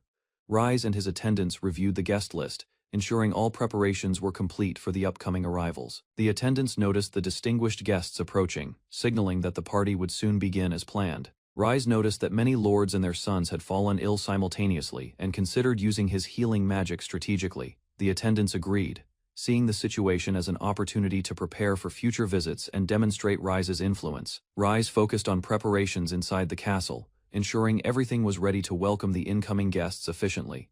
The attendants reviewed which children would participate, noting that some illegitimate or young heirs were being sent instead. The staff acknowledged that this was a deliberate method to manage troublesome guests and maintain control over the situation. The attendants noted that the lord's children were being sent to eliminate nuisances, revealing the kingdom's harsh politics. One attendant realized that Rise had anticipated the situation and prepared accordingly, showing his strategic foresight. They observed that the children shared similar experiences of neglect and mistreatment, making them relatable to Rise's own background. The attendants believed Rise intended to care for the sadness in the children's hearts, demonstrating his kindness and foresight. Rise called to Irina, signaling that the preparations were complete and the party was ready to officially begin. Rise's attendants carefully moved through the castle, ensuring security for the upcoming party and checking all preparations. Rise reminded them that they must stay close, emphasizing safety as the top priority during the event. One attendant noted the challenge of dealing with noble children, anticipating at least 1 or 2 unusual personalities. The staff mentally prepared, counting on each other to manage the guests efficiently and maintain order. Rise sensed that trouble might appear early, showing readiness to face unexpected issues as the party began. Irina noticed commotion near the entrance, signaling that a guest had arrived unexpectedly at the castle. A young noble confronted Rise, demanding an explanation about the castle and his status as baron. Rise calmly explained that the castle's design mirrored the royal castle, warning the young man to be careful. The young man revealed himself as Prince Johann Nocia, asserting his royal identity and expressing outrage. Rise's attendants worried about offending the prince, realizing the need to carefully manage the situation and his reaction. Rise tried to calm Prince Johann, explaining that his previous comments were only a joke about royal upbringing. Irina observed the situation, noting that Rise's words had unintentionally angered the prince. Rise teased Johann, suggesting he could use healing magic on him, further provoking the prince. The prince angrily criticized Rise's castle, pointing out its black paint and comparing it unfavorably to the royal castle. Rise responded calmly, hinting that the castle might remind the prince of home. While Johann's temper flared, Prince Johann demanded that Rise explain his intentions, expecting an immediate response to his anger. Rise noticed a group of noble children arriving, realizing new challenges were emerging beyond Johann's outburst. He observed the children, noting their short tempers and weak spirits, preparing for potential trouble during the event. Rise understood that the children had been sent for education and guidance, recognizing the responsibility entrusted to him. He instructed his attendants to restrain them as needed, showing readiness to manage the children safely and efficiently. Suddenly, Prince Johann and his group were struck, shocking everyone with the unexpected action. The children and nobles collapsed as mysterious hooded figures appeared, creating chaos in the castle hall. Rise instructed Irina to manage the situation, assuring her that the children would be properly educated and cared for. Irina stepped in to assist. while the attendants worked to maintain control and safety among the children. Rise decided to move the remaining guests to the underground temple, using healing magic to ensure none were harmed. Prince Johann awoke, confused about his surroundings, unsure of what had happened to him and the other children. He looked around and saw the other nobles' children similarly restrained, asking what would happen next. Rise and Irina appeared, smiling reassuringly, signaling that the children were under control and safe. The prince realized the situation was serious, but understood that Rise's intentions were to educate and guide them. Rise warned Johann to behave, promising that no harm would come if he followed the rules. Prince Johann angrily threatened Rise, claiming his father would never forgive him for what had happened. The beastwoman reminded him not to rely on his parents too quickly, and to develop as a man himself. She explained her plan to correct his way of thinking for the benefit of the kingdom's future. She asked Johann for his honest thoughts, checking if he truly accepted the current situation. The prince confessed his hatred for his father and other nobles, expressing frustration at being ridiculed as the youngest princess. Rise revealed a drug that forced honesty, explaining it was used to properly educate Prince Johann and the other children. Johann panicked, claiming the people were terrorists, while the others looked confused and terrified by the situation. The children began confessing their true feelings, voicing hatred toward their families and frustration at the aristocracy. Rise encouraged the children to freely express their anger, letting their true desires and emotions come to light. The prince suddenly admitted he couldn't hate his father, showing a surprising change after the drug's effect. Prince Johann expressed his anger and violent desires, including killing his father and older brothers, influenced by the honesty drug. The prince screamed in shock as the drug's effects intensified, experiencing a sudden surge of power. Rise explained that the strengthening drug, derived from devil dragonfolk samples, enhanced both mana and physical abilities. Rise encouraged the children to show their new strength to their parents and siblings, embracing the power within them. Irina and Rise observed as the children began expressing their newfound strength and abilities with excitement and energy. One attendant observed the children and nobles from afar, noting that everyone seemed to be thriving under Rise's guidance. Despite the chaos and power surges, one person remained oblivious to how serious the situation had become, focusing only on the party. Babylon Castle stood quiet, the morning after the grand party. Rise observed the courtyard, noting the calm after the festivities. He walked through the halls, reflecting that all guests must have safely returned home.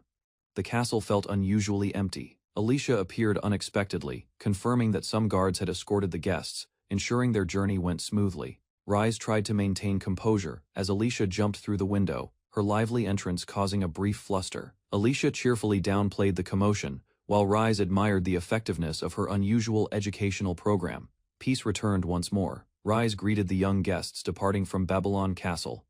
They expressed gratitude, recalling their difficult pasts and newfound respect for him. He smiled as he considered the political advantage gained. Even the king's opinion was now more favorable due to the party's attendees. Alicia shared his excitement. They both anticipated how the children's parents would respond to the positive impression created by the event. One parent arrived, surprised and emotional, realizing their child had been treated kindly. He questioned the nature of the newfound bond. The child confronted their parent firmly, rejecting past mistreatment. Rise's influence had shifted family dynamics, leaving respect and fear in its wake. The child confronted their parent harshly, revealing the depth of past mistreatment and the soldiers' reports of neglect. He declared the only family he recognized was the Demiurge Church, shocking his parent and causing visible fear. The narrative explained that these children, previously oppressed by relatives, quickly seized control of their families through extreme brutal measures. Rituals and sermons began immediately, instructing the people to worship God Demiurge, enforcing obedience across the households. The children preached that true magic and divinity should guide with compassion, exposing lies of the royal family and establishing their new order. The child rallied the people, urging them to embrace demiurgism, spreading a new religious movement through the town. Some citizens hesitated, aware that supporting this movement defied royal law and could bring severe punishment. The child revealed that both their father and brother had died, taking full control of the family and the territory. They promised further explanation later, keeping the citizens attentive and curious about the new leadership and changes. Finally, the child declared full allegiance to the Demiurge Church, securing the people's support and solidifying their authority. The child declared their commitment to use magic for the people, gaining the crowd's admiration and loyalty. The citizens cheered for both the new lord and the Church of Demiurge, solidifying faith in the movement. A priest of the Church of Sophia appeared, curious and concerned about the unfolding events in the town. The high-ranking priest quickly recognized the child as the youngest lord, shocked by their audacity and influence. He acknowledged that the child would face consequences, but admired their cleverness, noting the rare combination of strategy and courage. The Church of Sophia confronted the citizens, demanding obedience and reminding them of state religion laws.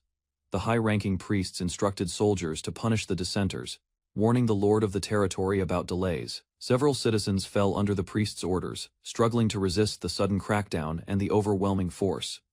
The young lord revealed that his sworn brothers had already mobilized, demonstrating that the movement had multiple layers of support. He declared that all actions were for Rise and the Demiurge Church, defying the priests and asserting his authority over the people.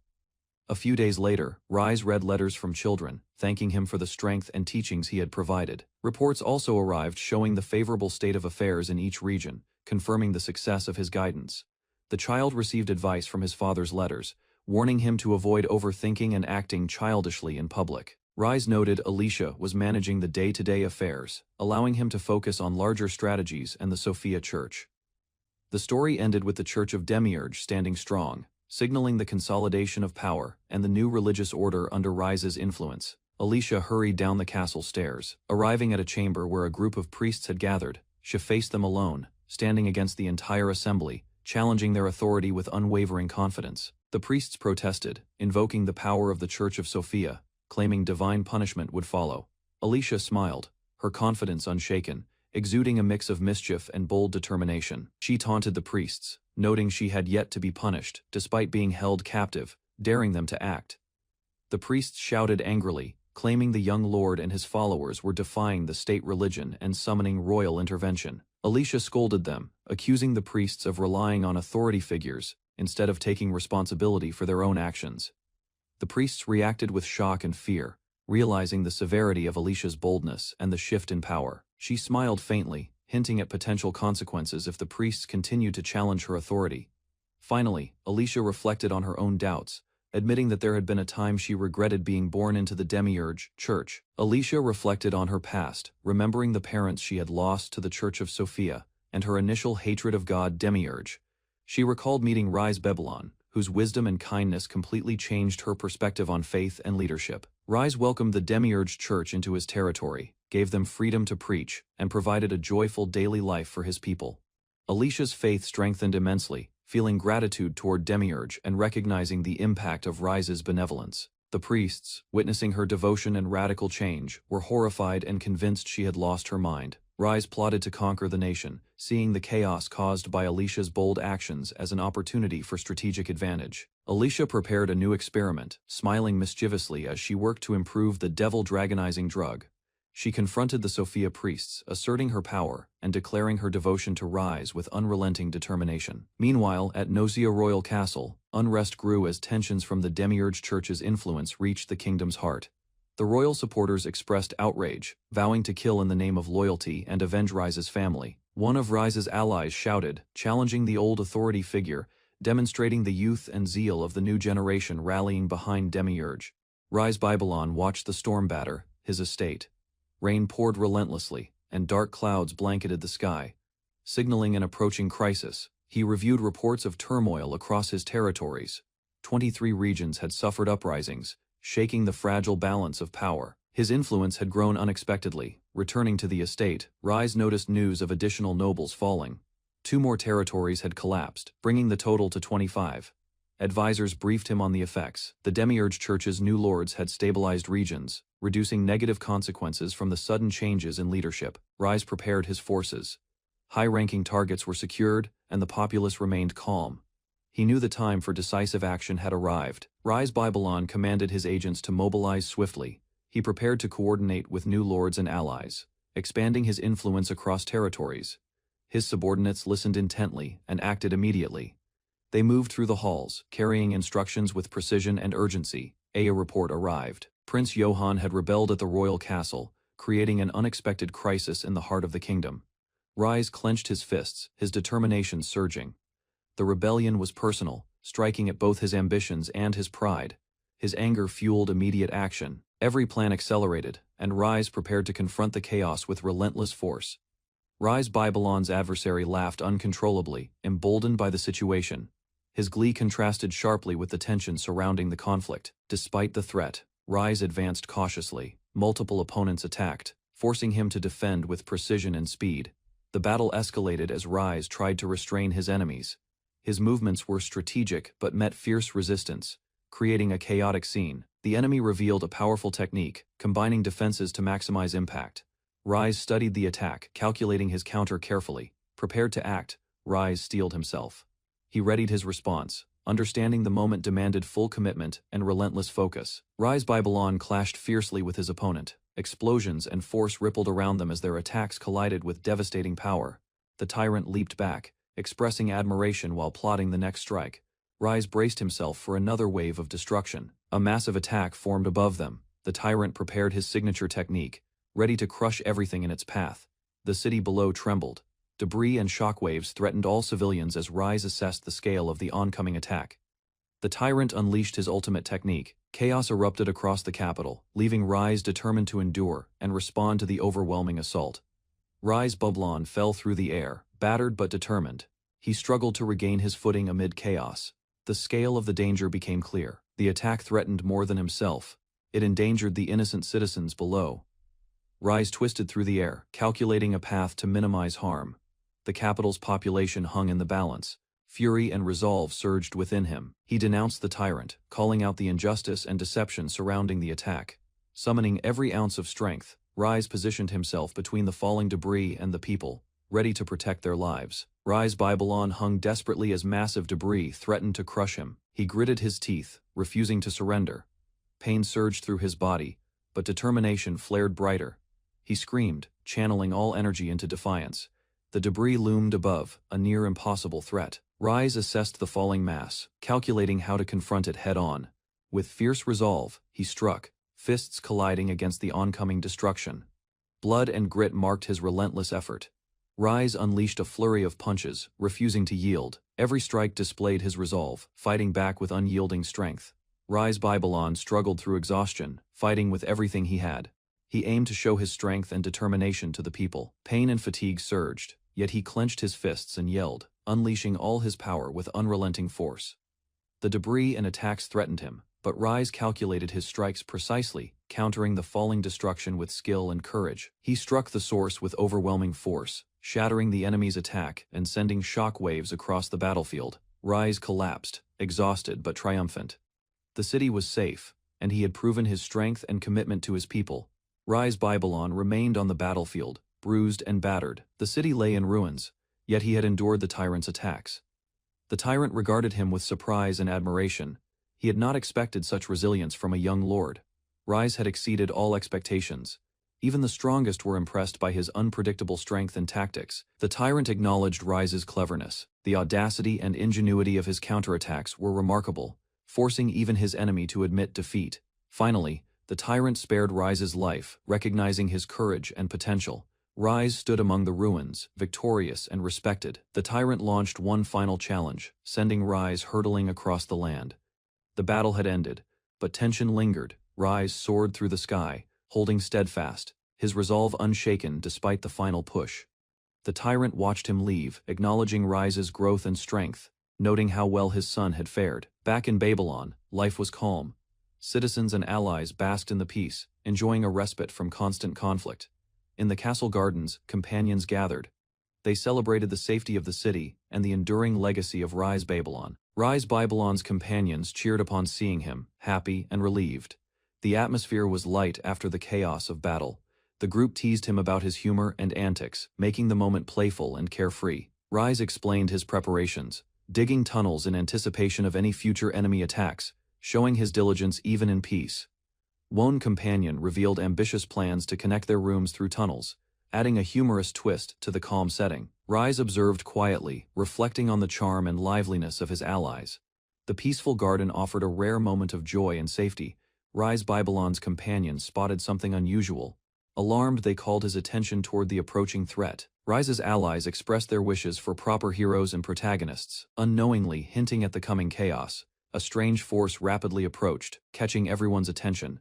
The group braced for impact. Prince Johann appeared in the middle of the turmoil, spinning violently through the air, signaling a new conflict. Rise quickly intervened, protecting his companions and preparing for the sudden attack with decisive action. The attack struck the castle with immense force. Citizens and companions watched in shock as Rise stood ready to respond. Rise Babylon stood in front of the ruined castle, reflecting on Johann's return. Realizing his accidental influence had grown far beyond expectation, he quickly ran alongside Claus, moving through the grounds with urgency, determined to manage the aftermath of the destruction efficiently. Rise organized villagers to clear debris, directing them calmly while ensuring everyone remained safe, and the castle grounds were restored. Meanwhile, a strategist analyzed the situation, deducing that the incident might provoke King Jardabet to declare war imminently. Orders were sent to all regional branches, activating the kingdom's defense network in preparation for the approaching conflict. Rise Babylon and Claus ran through the destroyed hall, rushing toward Johann, whose body was trapped beneath massive rubble. Claus supported Johann while Rise assessed the injuries, preparing to use his healing magic to stabilize him quickly. Rise desperately urged Johann to survive, reminding him of responsibilities and the consequences of his actions on the castle. Johann struggled weakly, barely conscious, as the gravity of the situation weighed on him and the group. Johann regained awareness, murmuring words to Rise and acknowledging him as a protective figure, cementing their bond in crisis. Rise comforted the injured girl, calming her tears and asking her what had happened during the battle, while she lamented her loss. Villagers and survivors hurried through the ruined hall, working to stabilize dangerous structures and prevent further accidents. Rise guided the girl, inspecting unstable areas and organizing the rescue, ensuring safety while planning repairs. The girl explained that she had fought King Jardabet, relying on Rise's strength to survive, despite overwhelming odds. Rise reflected on the situation, noting the courage of youth and how young fighters often act impulsively but valiantly in battle. Rise observed Johann's near-death experience, realizing his father had spared him by giving up, leaving Johann stunned but alive. Children at the party experienced relief and joy, while Rise noted the father's silent oversight encouraged growth without harsh punishment. Rise supported the injured girl, feeling anger toward King Jardabet, judging his reckless disregard for others' safety. The girl, emboldened by Rise's presence, shouted defiantly, expressing determination despite exhaustion and injuries. Rise and Claus oversaw the villagers working to repair the castle, frustrated by the harm inflicted on innocent people during the battle. Rise stood silently, surveying the battlefield and considering the consequences of the recent conflict on the kingdom and its people. He expressed disappointment in the king's failure to protect his citizens and fulfill his duties as a ruler. Rise taught the injured girl about true leadership, emphasizing dialogue and care for people rather than violence, praising her understanding. The sound of approaching reinforcements indicated that Rise's allies had arrived, ensuring the area could now be secured. Rise walked through the ruined hall, deciding on the next course of action to restore order and protect the kingdom. Rise stood on the balcony, observing allies and approaching reinforcements, gauging their readiness and morale. He declared his intent to become the new king, rallying supporters to challenge King Jardabet and fight tyranny. A massive crowd gathered, inspired by Rise's speech, ready to follow him into battle for justice and reform. Followers voiced loyalty and determination, urging Rise to punish the corrupt king and restore fairness to the kingdom. An ancient adversary revealed himself, recognizing Rise after a long time, signaling that a major confrontation awaited. King Jardabet sat on his throne, reflecting on Rise's audacious actions and wondering what strategy his opponent had planned. The kingdom recognized Rise as a hero who defeated the evil dragon and inspired the people, while also being seen as a traitor by the king. Rise had transformed Prince Johann into a formidable ally, using the heretic church's teachings to gain loyalty and strategic advantage. King Jardabet issued orders to gather forces, threatening anyone who refused to fight against Rise's rebellion. The king invoked his full authority, preparing to confront Rise directly, setting the stage for a major showdown between them.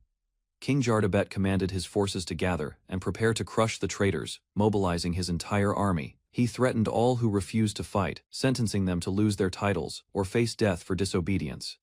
Rise's allies watched cautiously as the king's offensive began, recognizing the imminent battle and the magic involved. Observing the king's spell, his generals debated whether he was acting senile or cunningly strategic. Meanwhile, Rise and his companions used the delay to prepare and plan their next move, buying crucial time for strategy. Rise's ally reported the mobilization of troops and updates on the new weapons supplied by Babylon, including experimental explosives. The Duke reacted strongly to the revelation of a secret drug intended to enhance soldiers' abilities. The drug showed incredible promise, improving both physical and magical capabilities, though its long-term effects were still unknown. Rise watched as the Duke tested the potion, signaling approval while preparing for its tactical application in the coming battles. A veal was accidentally dropped, shocking the staff, and prompting an immediate reaction to the potential consequences of the experiment. The Duke prepared for battle, determined to lead his troops and increase their chances of victory in the upcoming war. He decided to personally take the first step, setting an example for his allies while encouraging them to act. Suddenly, an unexpected event startled the Duke, causing concern among his companions and momentarily halting preparations. He assured his allies that he would handle the smaller threats, allowing them to focus on the more dangerous opponent. The narration described how the wishes and ambitions of many people were converging, setting the stage for chaos. The ultimate confrontation began, pitting Rise, clever and impulsive, against the powerful and cunning old king in a decisive battle. Rise stood before the kingdom's gates, contemplating his decision to rebel. His heart weighed heavily as the consequences loomed over him. Silica celebrated with the villagers she had saved. Children clung to her joyfully, calling her their savior and newfound reason to live. Rise reflected silently, realizing his intentions were simple, to save people and enjoy small moments of happiness, yet complications followed anyway. In the tavern, villagers drank and laughed. Their carefree spirits highlighted the stark contrast with Rise's growing worries about leadership and responsibility. Rise felt overwhelmed, surrounded by rough men. Despite the chaos, he resolved to persevere and guide his people forward, determined and wary. Rise decided to change her methods, determined to help people after the small failure in the desert. She found herself unexpectedly leading a group of bandits, shocked by her sudden role as their guide. The bandits expressed gratitude, recalling how Rise saved them from soldiers. She realized she must choose carefully whom to help. With her magic, Rise gained confidence. She could protect her group and even rebel against the kingdom, inspiring awe and fear. Rise felt conflicted, acknowledging that her revered reputation resulted from unintended accidents, yet she continued to lead with care. Rise remained calm despite the surprise of being recognized. Her reputation as a skilled figure spread quickly among allies. Villagers admired her achievements, learning she saved her territory from a deadly epidemic and earned legendary status. Rise laughed lightly, calling herself friendly enemies with her companions. The villagers were amazed by her charm and cleverness. Questions arose about her past battles and magic. Rise modestly explained her tactics while the villagers grew more impressed. She recounted struggles with krakens and chaotic events, showing how teamwork solved her problems, leaving the villagers both awed and inspired. Rise struggled with the bounty on her head, feeling conflicted as her hard work clashed with the consequences of fame. She confidently assessed the challenge, believing that if Rise-kun could face a dragon, she could do the same. A bandit revealed his hometown was nearby, prompting Rise to consider traveling north to explore potential opportunities. She learned of a dragon's den filled with treasure deep in the mountains, sparking excitement and curiosity. The bandits eagerly agreed to join her. Together, they planned to seize the treasure and begin honest lives once more. Rise panicked at the thought of a dragon so close. She searched for an excuse, realizing she couldn't avoid the challenge. The bandits explained their hopes. Defeating the dragon could help their hometowns and redeem the lives of lost friends. Rise saw no way to escape. Rise accepted the challenge, taking a deep breath to prepare herself for the coming battle. She confidently declared she would defeat the dragon with her magic, instructing the bandits to gather the treasure. And so Silica and her group of bandits set out on their adventure, determined to face the dragon together. Rise and her bandits faced harsh weather and rough terrain, but her magic helped them overcome the journey's obstacles. They discovered the dragon's lair, initially believing the creature would be easy to defeat. The bandits urged Rise to fire a powerful spell at the sleeping dragon, encouraging her to finish the fight quickly. Rise realized controlling a dragon with a single spell was far more challenging than she imagined. The dragon stirred, waking with a roar, and demanded to know what the humans wanted, startling the entire group. Rise nervously approached the dragon, requesting it to share some of its treasure with her group. The dragon regarded them coldly, calling the adventurers fools consumed by greed.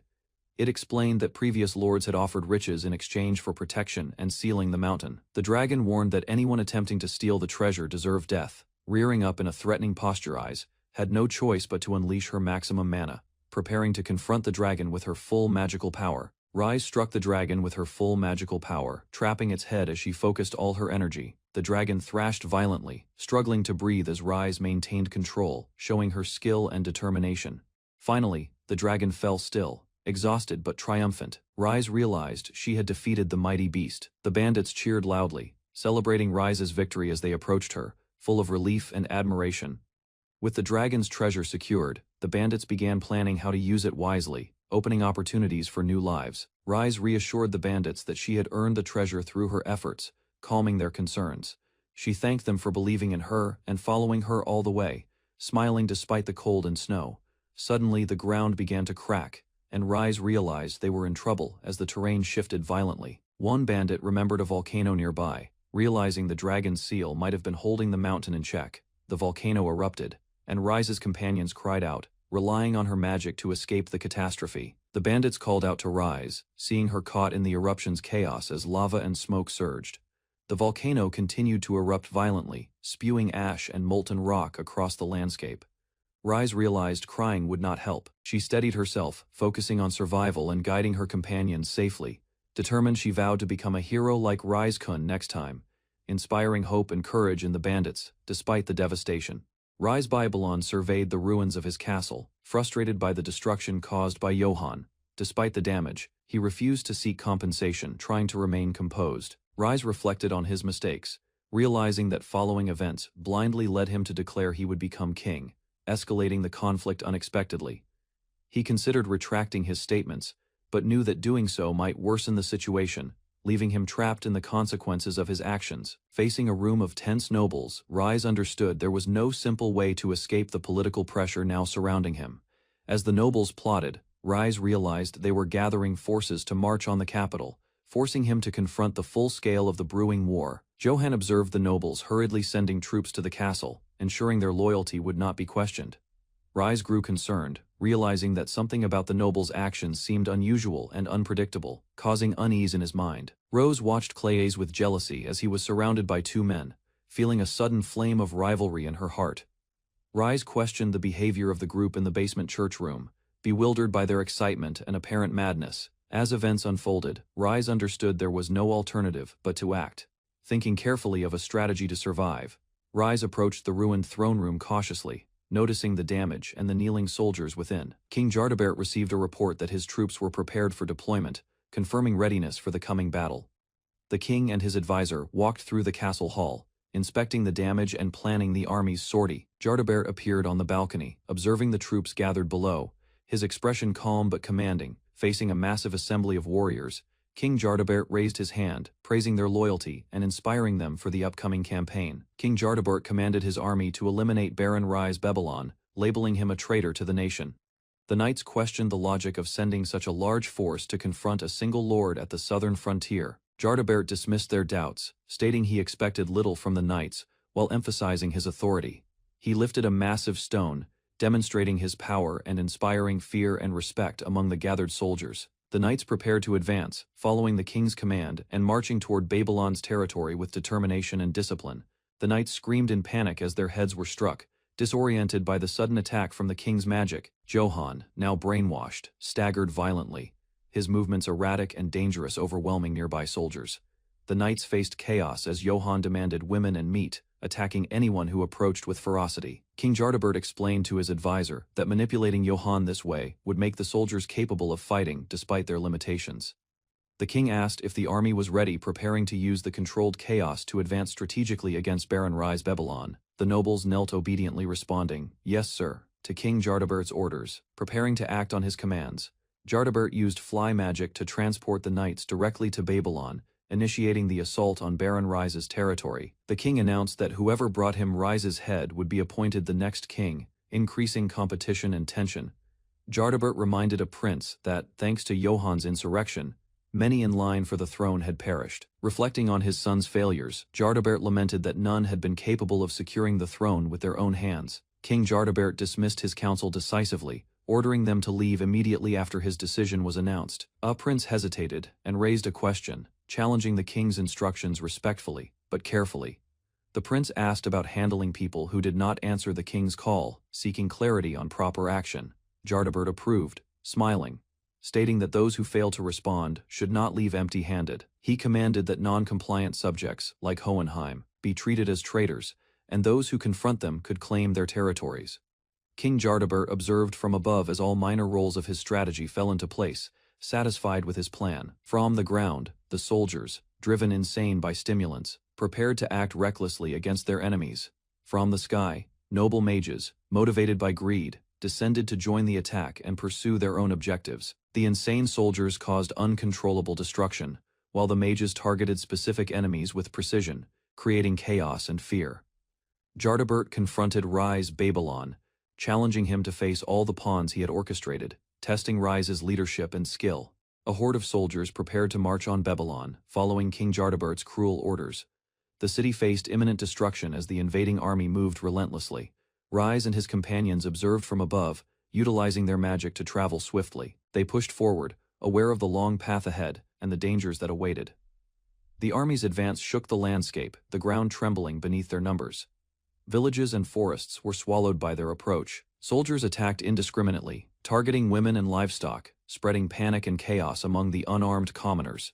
Rise reflected grimly on the suffering caused by the king's influence. He noted the effects of the enemy's drug, which twisted the villagers into violent, unthinking creatures. King Jardabert planned cautiously, ordering his soldiers to test the strength of Rise Babylon's forces, with lesser pawns first, wary of the Dragon Slayer's reputation.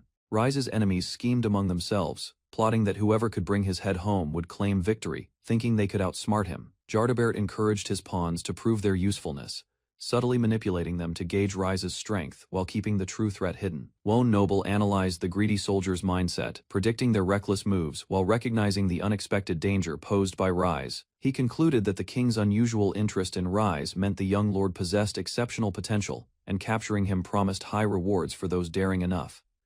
Allies joined forces to confront the traitors, preparing to prevent betrayals among the greedy soldiers while advancing toward strategic targets. The group planned their march to Duke Hohenheim's territory and Earl Palicide's lands, knowing the journey would test both strategy and loyalty. Silica Palicide emerged as a determined presence, taking command and signaling her readiness to influence the battlefield. Old grudges surfaced, as memories of past shame during a marriage interview fueled anger and determination among the nobles. With resolve, the group advanced, ready to wreak havoc on enemy territories while securing their own positions and asserting control over the unfolding conflict. Rise Babylon observed the approaching enemy, noting mages flying overhead, while soldiers marched across the land toward his territory. He expressed frustration at the sudden aggression, feeling unprepared, as he had not officially declared war despite respecting the royal family. Claus remained calm, receiving constant reports on enemy movements, demonstrating foresight and strategic control over the situation. Claus revealed he had prepared extensively, readying defenses and planning contingencies to counter the invading forces. Rise delegated command of soldiers to Claus and distributed weapons crafted by the beastfolk and dwarves, ensuring his territory was fortified against the impending attack. Rise assessed the battlefield, confident that his allies, including the Dragon Riders' units, could handle the flying mages and protect his forces. He enlisted help from Uncle Hohenheim, strengthening the army and expanding strategic options to counter the enemy's moves. Irina and Alicia were assigned a special mission, their skills critical to increasing the odds of victory while the main battle unfolded. Claus secured a safe position away from the front line under the pretext of tending to the wounded, maintaining control over operations. Despite enemy mage units invading the Palicide region, Rise remained calm, coordinating responses and ensuring the defense was organized and effective. Silica Palicide and her companions confronted strange creatures emerging from the water, shocked by their unexpected appearance. Tentacles and monstrous forms rose, creating chaos and threatening the soldiers nearby as they attempted to understand the danger. The creatures attacked aggressively, striking with surprising speed, forcing soldiers to retreat from the water. Silica's group reacted with fear and urgency, struggling to keep themselves safe amid the relentless assault. The monsters revealed their full form, including massive eyes and tentacles, confirming the peril as Silica shouted in alarm, preparing for the next wave of attack. Rise's planning paid off as the krakens he dispatched wiped out enemy forces, earning praise from Irina and Alicia. He admitted difficulty controlling the massive creatures and sent them far from friendly ships, ensuring no accidental damage while still targeting the enemy. Rise considered the safety of Uncle Hohenheim and monitored how the creatures prioritized Palicide, noting unexpected but effective outcomes. An explosion erupted over Duke Hohenheim's territory, demonstrating the power and reach of Rise's strategic deployment of forces. In the chaos, individuals engaged directly with the enemies, with combatants striking and attacking, highlighting the intense battle across multiple fronts. On the battlefield, Enemies were astonished at the skill and coordination of Duke Hohenheim's soldiers under Rise's indirect command. Rise and Claws launched defensive maneuvers, including casting ice shields, countering attacks with precision and protecting key positions. Soldiers engaged in close combat, combining physical skill and magic to repel enemy advances, demonstrating superior training and strategy. A skilled combatant executed aerial maneuvers, striking decisively while maintaining agility and awareness of the chaotic battlefield. Despite heavy assaults, the warrior remained unscathed, leaving enemies shocked and emphasizing the effectiveness of Rise's planning and the soldier's prowess. Enemies speculated wildly, believing Duke Hohenheim might have made a pact with the devil to gain his formidable power, astonished at his combat prowess. Silica Palisade multiplied in the battlefield, overwhelming opponents with speed and coordination, demonstrating that their fears were exaggerated and ineffective. She and her duplicates attacked from the sky, striking decisively while maintaining aerial superiority over the enemy forces. Rise's strategy proved effective as Silica executed precise, lethal strikes, causing heavy casualties and demonstrating the strength of his planning. After the battle, Silica ordered patrols to secure the area and sent one group to report back to Babylon, ensuring continued vigilance and control.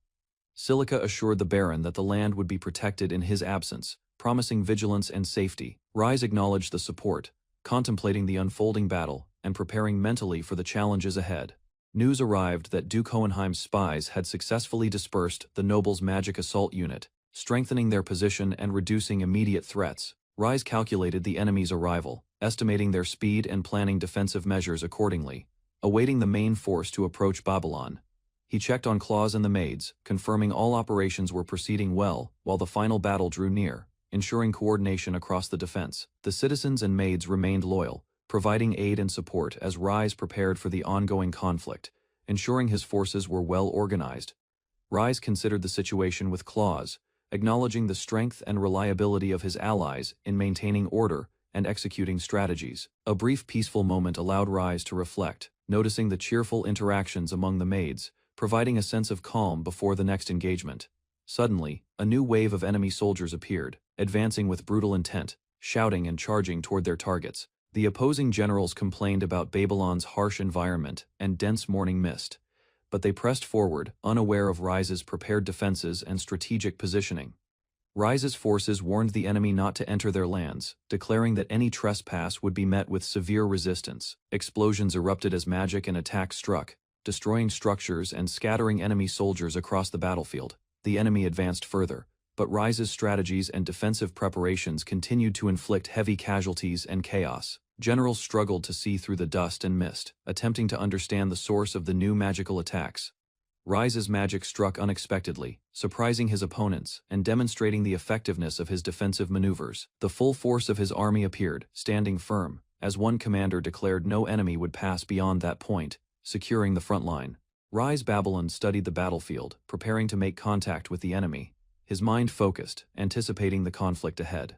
Despite his careful planning, Rise realized his efforts to support his people had unexpectedly escalated into a nationwide confrontation. Our report confirmed his fears. The enemy had reached the mountains in the northeast, just as his father had predicted. Rise considered the scale of the war. His forces launched artillery and bombs, inflicting major damage on the enemy. The battlefield shook with each strike. Opposing nobles panicked, unable to understand how commoners could defend their territory with such skill and unexpected magical support. Rise Babylon's soldiers stood in formation, fully trained and ready. Their discipline surprised both allies and enemies alike. The people credited Rise with saving the kingdom's economy, recognizing his leadership during the nation's time of crisis. Villagers and soldiers alike swore loyalty, recalling Rise's past victories against dragons, krakens, and invading forces, cementing his reputation as a hero. Enemies launched a sudden attack, but Rise's well-prepared army responded swiftly, defeating the invaders with overwhelming force. Rise stood firm, defending Babylon, the paradise his people had built, ensuring no one could threaten their home again. Rise Babylon faced the invading army, his expression determined as he prepared his troops for battle. He ordered the artillery squad to commence bombardment, striking the enemy with precision and intensity. Explosions erupted across the battlefield, scattering the enemy forces and demonstrating Rise's superior strategy and preparation. Rise led a full-scale charge, rallying all men to advance and overwhelm the opposing army with coordinated attacks. His trained soldiers fought fiercely, breaking through enemy lines and securing Babylon, protecting the territory his people had built. Rise's soldiers launched a fierce charge, striking the enemy with raw power and precision, breaking through their front line. The enemy attempted to steal and attack, but Rise's disciplined warriors blocked every attempt, defending their territory. The battle intensified as Rise's forces pushed forward, forcing the invaders into retreat while ensuring no civilians were harmed. Explosions and clashes rocked the battlefield, with the enemy overwhelmed by the combined might of Rise's army. Rise called out to Captain Claus, coordinating the final strike to secure victory and protect their homeland completely. Rise ordered all injured soldiers to retreat to the rear, promising to heal even those who had lost limbs. The enemy, confused and frightened, struggled to understand the sudden strength and resilience of Rise's forces. One enemy mage prepared a desperate spell, hoping to kill Rise and tip the battle in their favor. The mage aimed at Rise's allies, intending to destroy them first, while eliminating the hero himself. A massive dragon appeared overhead, shocking the enemies and shifting the tide of battle in favor of Rise Babylon. A massive dragon appeared, ridden by one of Rise's allies, surprising the enemy and shifting the battle in their favor. Rise's forces confronted the intruders, confidently addressing those who had come to kill him. The enemy fired attacks, but Rise's soldiers and allies were prepared, countering every move with skill and strategy. The dragon remained unharmed, protecting Rise and his army while intimidating the attackers and forcing them to reconsider their tactics. Enemies realized that defeating Rise meant first taking down the dragon tamer, making their task nearly impossible against his combined might. Rise Babylon's dragon flew above the battlefield, striking enemies with precision while protecting the soldiers below. The dragon unleashed a powerful attack, forcing enemies to retreat while Rise coordinated the counterstrike. Enemies attempted to regroup, but the overwhelming power and strategy of Rise's forces left them panicked and disorganized. More dragons appeared, surrounding the battlefield and increasing the defenders' strength, leaving the enemy astonished at their numbers. Opposing leaders realized Rise had tamed dragons and transformed his people into formidable warriors, making them powerless against his might. Rise's forces were overwhelmingly powerful. Dragon riders took down enemy nobles hiding in the capital's skies, leaving minimal damage on allies. Rise's aides noticed tremors and prepared to investigate, worried about unforeseen trouble, knowing the unpredictable nature of their enemies. Alicia reassured everyone, explaining she had given a stimulant to the people, making them super energetic and ready for action. Claus had trained relentlessly, becoming an unstoppable force, further enhancing Rise's army and turning his people into monstrous warriors. Reports continued to arrive, confirming Rise Babylon's extraordinary influence, leaving the kingdom in awe of the power he commanded. Rise's allies reported that their forces had suffered major damage from large-scale offensive spells, and the wounded needed immediate support. Rise stepped forward, preparing to heal the injured soldiers while observing the battlefield, ensuring everyone survived and the army remained strong. Rise Babylon surveyed the battlefield, shocked at the destruction inflicted on his people by the monsters. Despite his concern, Rise seized the opportunity to gain advantage, calculating the best way to increase his influence with the survivors. A weary companion struggled to recover from the encounter, clearly shaken and drained by the events that had unfolded. Rise approached with calm assurance, encouraging the companion to explain everything, offering support without judgment. The companion finally began recounting the full story, trusting Rise to understand and guide them through the aftermath. Rise's companion led a charge, pushing the enemy back while laughing in relief at the temporary victory. Suddenly, a commanding figure appeared, declaring himself the king and praising the bravery of Babylon's apostles. Rise and his allies were stunned, questioning when the king had arrived and feeling the pressure of his presence. Realizing their strategy must change, Rise sensed the king might target him directly, forcing a swift reassessment. A massive sword approached at incredible speed, signaling that Rise was now the immediate focus of the threat. The king, smiling, launched a powerful magical sword as a reward for the bravery of Babylon's apostles. Rise's allies were caught off guard, screaming as the immense force struck their enemies with devastating impact. Their steel-bodied opponents were obliterated, leaving only fragments as the battlefield was consumed by destruction. One companion, battered and exhausted, admitted it seemed like the end of the line, fearing for Rise's safety. The blast formed a massive explosion, leaving the battlefield in chaos as the overwhelming power reshaped the war's outcome. Rise struggled to stand among the debris, recovering from the massive destruction caused by King Jard Abert's attack. A deep crater marked the devastation, showing the scale of the king's overwhelming magic. Rise acknowledged the king's strength, realizing that the army was annihilated almost instantly by the immense power. He debated fleeing or finding a way to align with the king, while encouraging his companions to stay resolute. The girls pledged loyalty, determined to support Rise and avenge their troops, showing renewed resolve and optimism.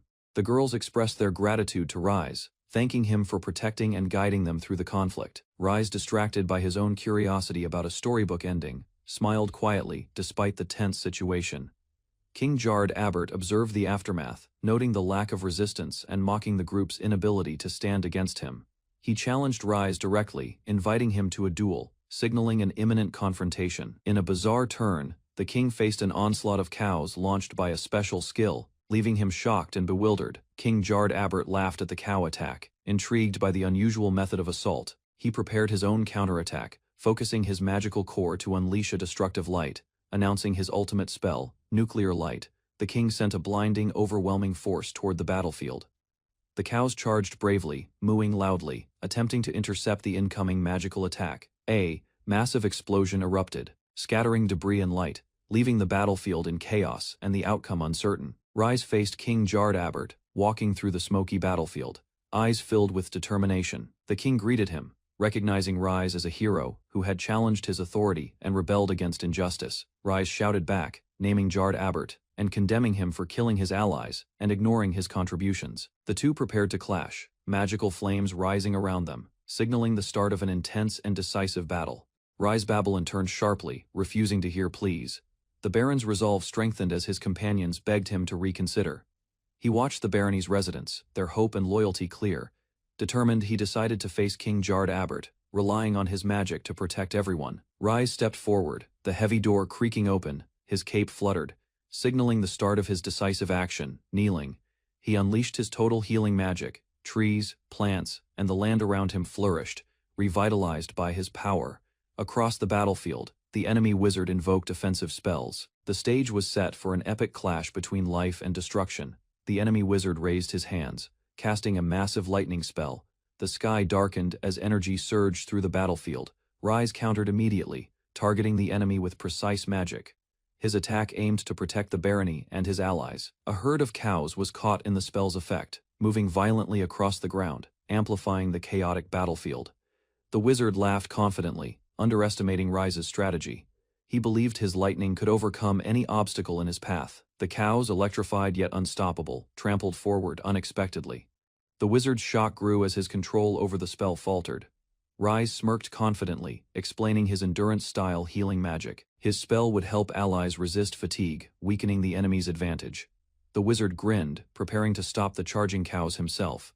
His arrogance underestimated Rise's clever strategy and resilience. Electric energy enveloped the wizard's body. He fused with the storm, preparing to unleash a devastating attack with full power. Lightning crackled violently, arcing across his form. He called the electric wind to merge with his body, turning himself into living armor. The cows charged forward with unstoppable force. The wizard struck but was overpowered, flattened beneath the trampling herd as Rise's plan succeeded. The wizard Jard Abert laughed maniacally, vowing to destroy everything in his path. His power surged, threatening complete devastation. Rise observed the chaos, realizing the wizard's monstrous strength. He focused, preparing to counter with strategy and magic. With determination, Rise accepted the challenge. He resolved to act faster than Jard Abert, protecting his barony at all costs. Jard Abert unleashed a flurry of lightning strikes, his arms moving with blinding speed, attacking everything in sight. Rise responded, instantly pointing and launching a rapid series of spells. His offensive matched and countered Jard Abert's fury effectively. Jard Abert laughed, thrilled to face Rise. He admired the Baron's strength, anticipating a battle worthy of his own power. Rise shouted in anger, condemning the wizard for killing innocents and his own allies. His resolve hardened. He noticed the fallen cows, realizing the true scale of destruction. Rise's heart weighed heavy with the lives lost. The wizard exploited Rise's fatigue. The young Baron's mana depleted, leaving him vulnerable to the enemy's attacks. Jard Abert remarked on Rise's limited mana, launching another strike. The cows were sent flying, showing the cost of exhaustion. Jard Abert acknowledged Rise's strength, impressed by the young Baron's power and daring.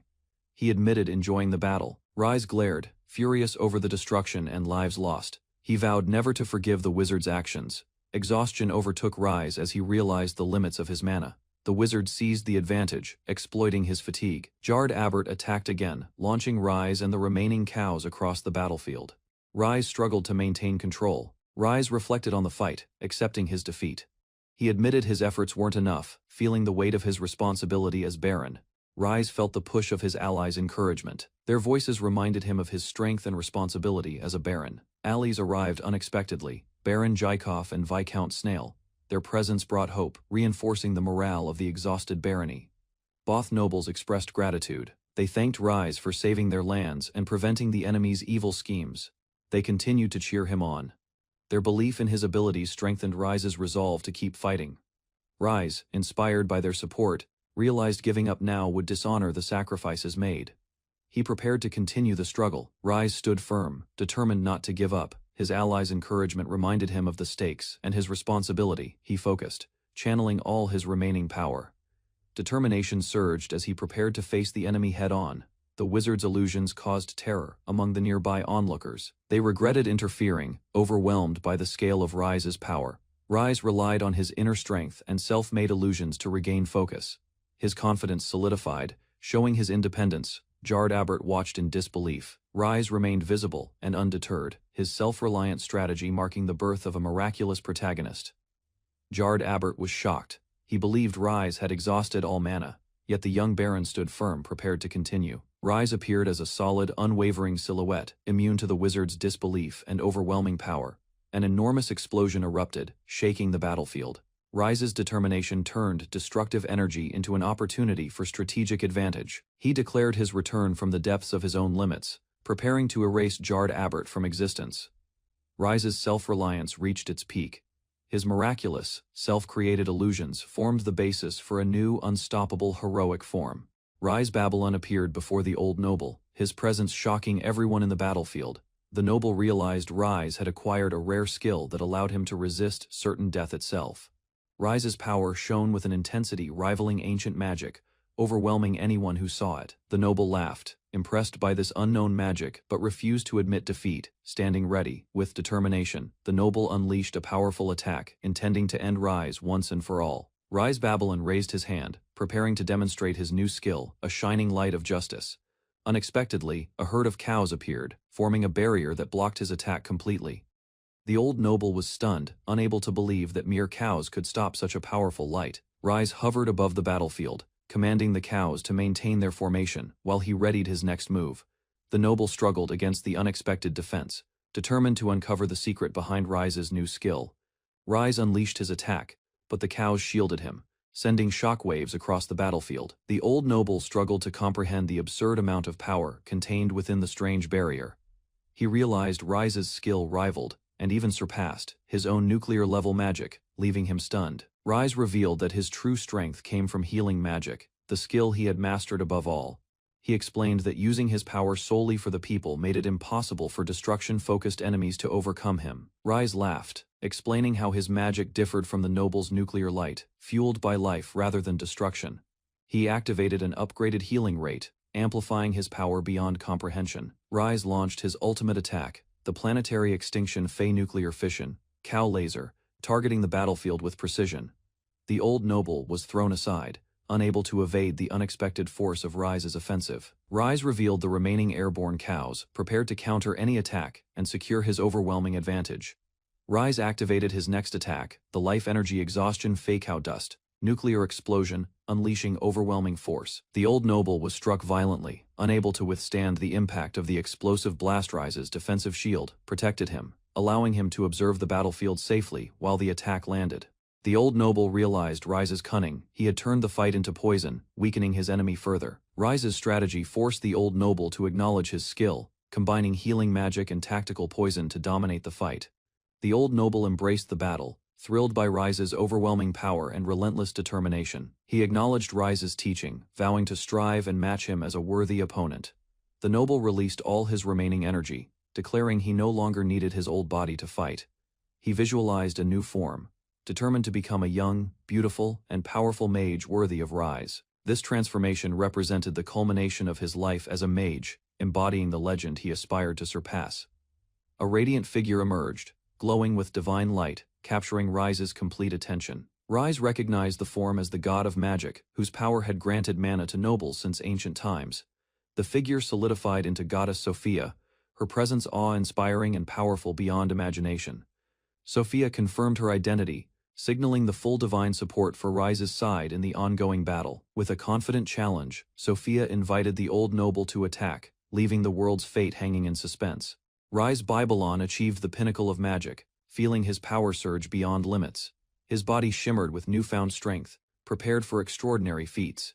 He enhanced himself with earth, fire, water, and wind magic, replacing his heart with a reactor. Neural circuits flowed through his veins, making him faster than light. Rise transformed into the legendary figure, Goddess Sophia. His presence overwhelmed the battlefield, commanding awe and fear. From all who gazed upon him, enemies attempted to resist. But Rise unleashed unstoppable attacks. Chaos spread as he pressed forward without hesitation. Finally, Rise called upon his people, drawing their power and unity. Together, they prepared to change the fate of the realm. Rise's forces advanced as the beastfolk charged into battle, leading their attack with precision and strength, overwhelming enemy positions. Goddess Sophia reacted in shock as the attack reached her, her confidence shaken by the unexpected assault from below. Rise arrived at the battlefield, apologizing for his delay, but immediately assessing the situation to direct his allies. The beastfolk elites, brought by Rise's orders, positioned themselves strategically, ready to fight under his command. Goddess Sophia's anger flared as she confronted Rise, her attack colliding with his defenses, sparking a fierce confrontation across the battlefield. Goddess Sophia looked shocked as reinforcements arrived on the battlefield, altering the fight's momentum with their unexpected appearance. Rise recognized Duke Hohenheim, calling out to him in surprise, acknowledging the powerful ally joining the fray. Duke Hohenheim explained that he had secured the surrounding territories, bringing the trained fighters under his command to aid Rise. He described his own success, mentioning the damage he had dealt to previous enemies using his magic and strategy. Rise and Hohenheim discussed tactics, while Sophia observed nervously, realizing the combined power of Rise and his allies could shift the battle. Goddess Sophia shouted in rage as Rise and his allies interfered with her duel, frustration spreading across the battlefield. Rise observed her reaction, noting her anger and feeling the tension rise as the fight escalated. An enemy voice announced themselves, calling out Sophia as Evil God Sophia, challenging her authority and presence in the sky. Alicia and Belle arrived with a giant dragon, converted from villagers into devoted believers, joining the fight to support Rise. The dragon's prayers and the people's devotion resonated, reflecting the gratitude and trust they placed in Rise for his guidance and kindness. Rise observed villagers and allies praying to him, calling him a savior, though he privately questioned the sincerity of their words. He confirmed he could hear their faith, feeling its power amplify his own magical abilities and influence. Rise's mana surged dramatically, shocking Goddess Sophia, who could not comprehend how his power grew so rapidly.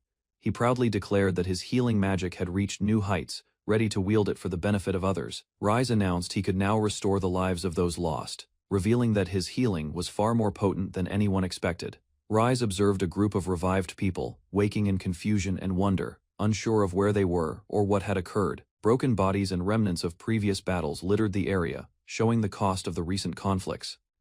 Rise confronted Jard Abbert directly, stating he no longer cared about maintaining a duel and would act according to his will. Goddess Sophia realized her efforts were futile. Rise dismissed her as insignificant, comparing her to a mere pebble on his path. Rise threatened Sophia with a decisive move, warning the old tyrant that he would face his full power before being finished. Rise proclaimed the strength of a man carrying the hopes and dreams of countless people, showing the weight of responsibility he bore. Goddess Sophia countered, declaring she would force Rise to pay attention to her, wielding the magic she had sacrificed her life to obtain. She unleashed her power, demonstrating the destructive magic she had cultivated, aiming to overwhelm Rise with its full force. Rise reacted with determination, channeling his own strength, prepared to meet Sophia's attack head-on. The sky ignited with a clash of magic, marking the beginning of a decisive confrontation between the two formidable forces. Goddess Sophia marveled at the amount of mana Rise possessed, realizing he was stronger than anyone she had faced. Rise revealed he was not alone, drawing strength from the support and faith of the entire Beastfolk clan behind him. Allies encouraged him, including Duke Hohenheim and others, urging him to unleash his spells and end the conflict decisively. Even the youngest and most timid supporters expressed trust in Rise, pledging to follow him to the ends of the world. Rise stood resolute with his allies, ready to bring peace and hope, his aura radiating strength as he prepared his final move. Alicia expressed her unwavering faith in Rise, asking him to guide everyone toward a brighter tomorrow. Rise responded with gratitude and determination, promising to take care of everything entrusted to him by his allies.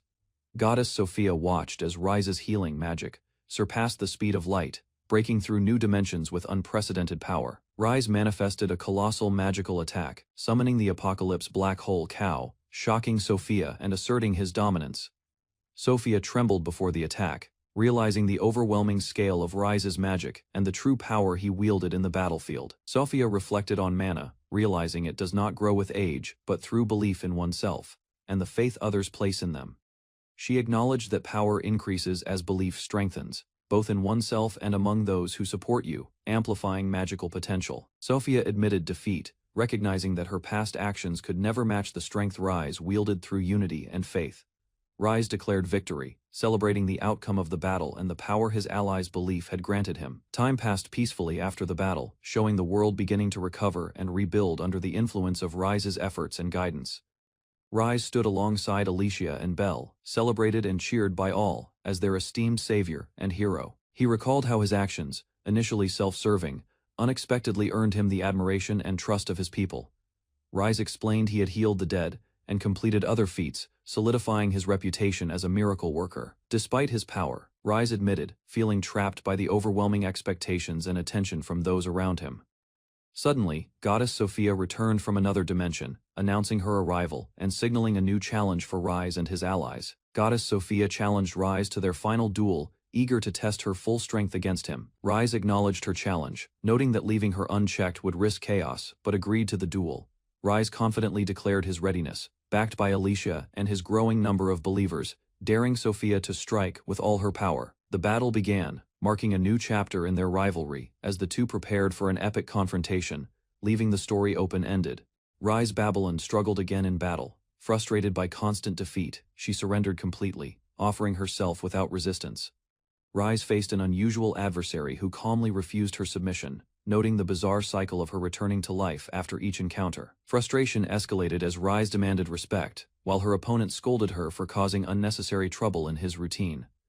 The conversation turned to strategy, suggesting Rise try confronting alternate versions of herself across parallel worlds to alleviate the ongoing conflict. Her opponent described alternate realities where Rise became emperor or a notorious alcoholic, highlighting the many ways her life could unfold. Rise Babylon's current world counterpart was considered perfect, leaving her opponent curious about the erratic nature of other versions. Rise speculated that hardships during their growth might have caused those alternate versions to become unpredictable. They recalled a major event from childhood, when her father's mana surged unexpectedly, triggering chaos and leaving lasting effects on the young Rise. The discussion turned to the nature of mana, which grows with confidence and faith, explaining the disparities between versions. Rise reflected on her own childhood, realizing she had no believers or followers, and that her current abilities were shaped by her experiences. Rise suddenly proposed traveling to the past, excitedly planning to fix things using dimensional magic. Her companion agreed, preparing to help her meet her younger self and witness her past experiences. Rise activated the dimensional magic portal, determined to confront her past and guide her former self. As they traveled, she contemplated how to introduce herself, joking about telling her old self she would be his future wife. Her companion quietly observed the plan, reflecting on the strange events and recording the moment in his book for later. 5-year-old Rise Babylon reflected on the looming collapse of his homeland, thinking ahead with surprising intelligence for his age. He observed his childish mother drinking excessively and wondered if his father would follow a similar path, fearing for the family. Rise considered using attack magic to defend himself, but knew he lacked skill, feeling hopeless about his ability to change the situation. Suddenly, a chaotic intrusion occurred as someone taunted and provoked him, forcing Rise to react in the moment. The intruder declared the land theirs, signaling the start of conflict and setting the stage for Rise's early trials and growth. Young Rise faced intruders demanding the whereabouts of his father, uncertain how to respond. He hesitated, knowing his father was incapacitated, unable to reveal the truth without danger. The attackers threatened him, prompting Rise to take immediate defensive action despite his youth. He unleashed a powerful attack, combining skill and instinct, surprising everyone with his magical capabilities. After the confrontation, Rise realized his potential, surpassing his father's abilities, and earning the presence of a goddess by his side. Rise stood before a young man, extending a hand in an authoritative gesture, signaling a test of resolve. The boy reacted violently, coughing blood, startled by the unexpected effects of the encounter. Confused and overwhelmed, he struggled to understand what was happening, unsure of the danger surrounding him. Rise observed calmly, noting that her attack's poison was taking effect, reflecting on the boy's fragility. Despite the boy's struggles, Rise remained composed, acknowledging the hopelessness of his situation and demonstrating her control over the attack magic. Rise made her target resistant to poison, planning to fix his weak disposition for future challenges. She reflected on her younger self, confident that no one could make him cower, no matter the threat. Using careful mental adjustments, she subtly encouraged self-treasuring, increasing the boy's confidence and self-worth. Rise and her companion decided to explore further into the past, using dimensional magic to investigate the source of the asylum. The young Rise awoke, confused and unsure of what had happened, his memory temporarily erased. Her actions increased his self-worth, boosting his mana, and cementing him as the future lord of the rundown territory. Nosha Kingdom, the holy capital of the Babylon Duchy, loomed over the land, a symbol of authority and order.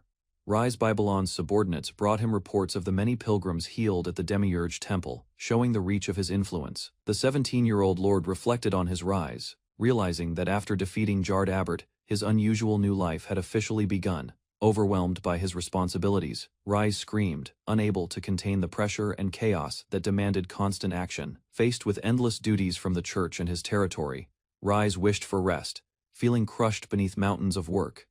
Rise considered the throne, recalling his choice to abdicate in favor of his uncle Hohenheim, avoiding immediate royal duties. He explained to a trusted advisor that he could not handle the chaos left by Jard Abert and needed support to lead. Despite protests, Rise insisted he only wished to guide the country from behind the scenes, avoiding direct glory or public attention. He reminded his advisor of their achievements together, proposing to let him enjoy a life of fun while still contributing. After deliberation, the advisor agreed, allowing Rise to maintain influence while freeing him from direct rulership responsibilities. Rise's advisor agreed to take the throne temporarily, relieving Rise of direct royal responsibilities until matters settled.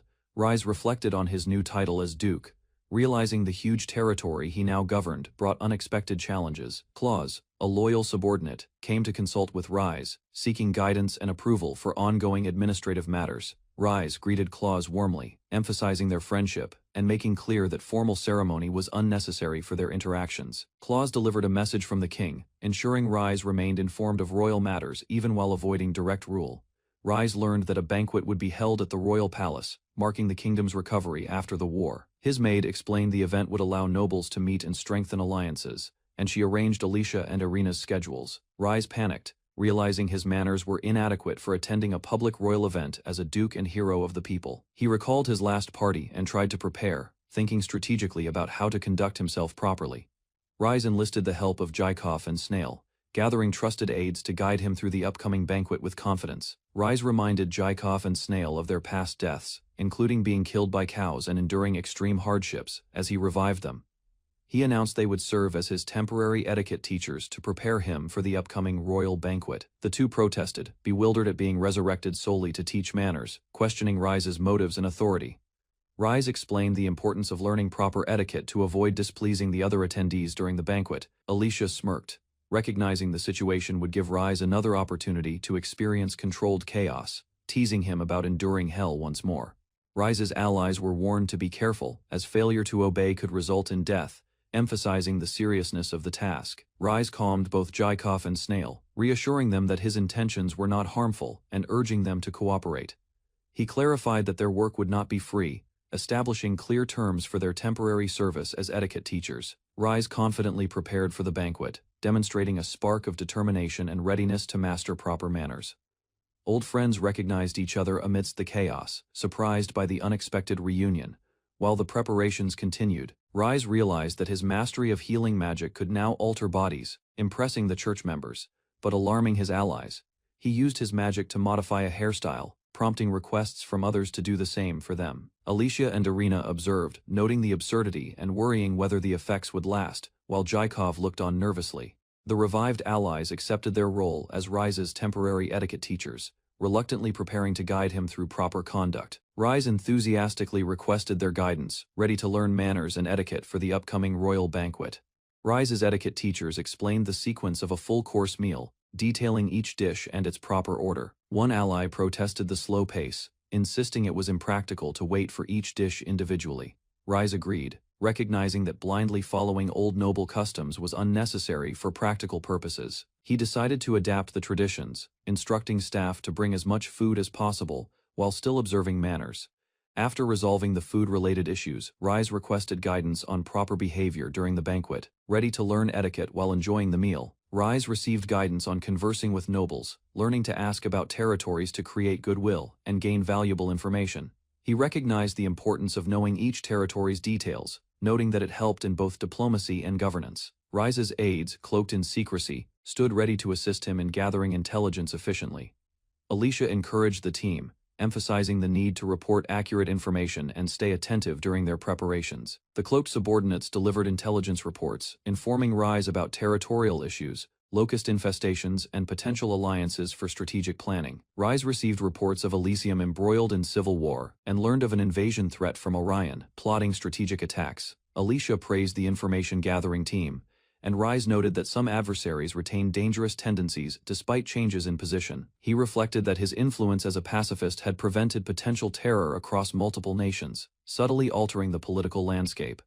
Rise clarified terminology for his allies, emphasizing the intelligence network rivaling even the royal family and the significance of previous noble practices. The subordinates expressed shock at Rise's rise to duke and the establishment of demiurgism as a state religion, astonished at the political upheaval.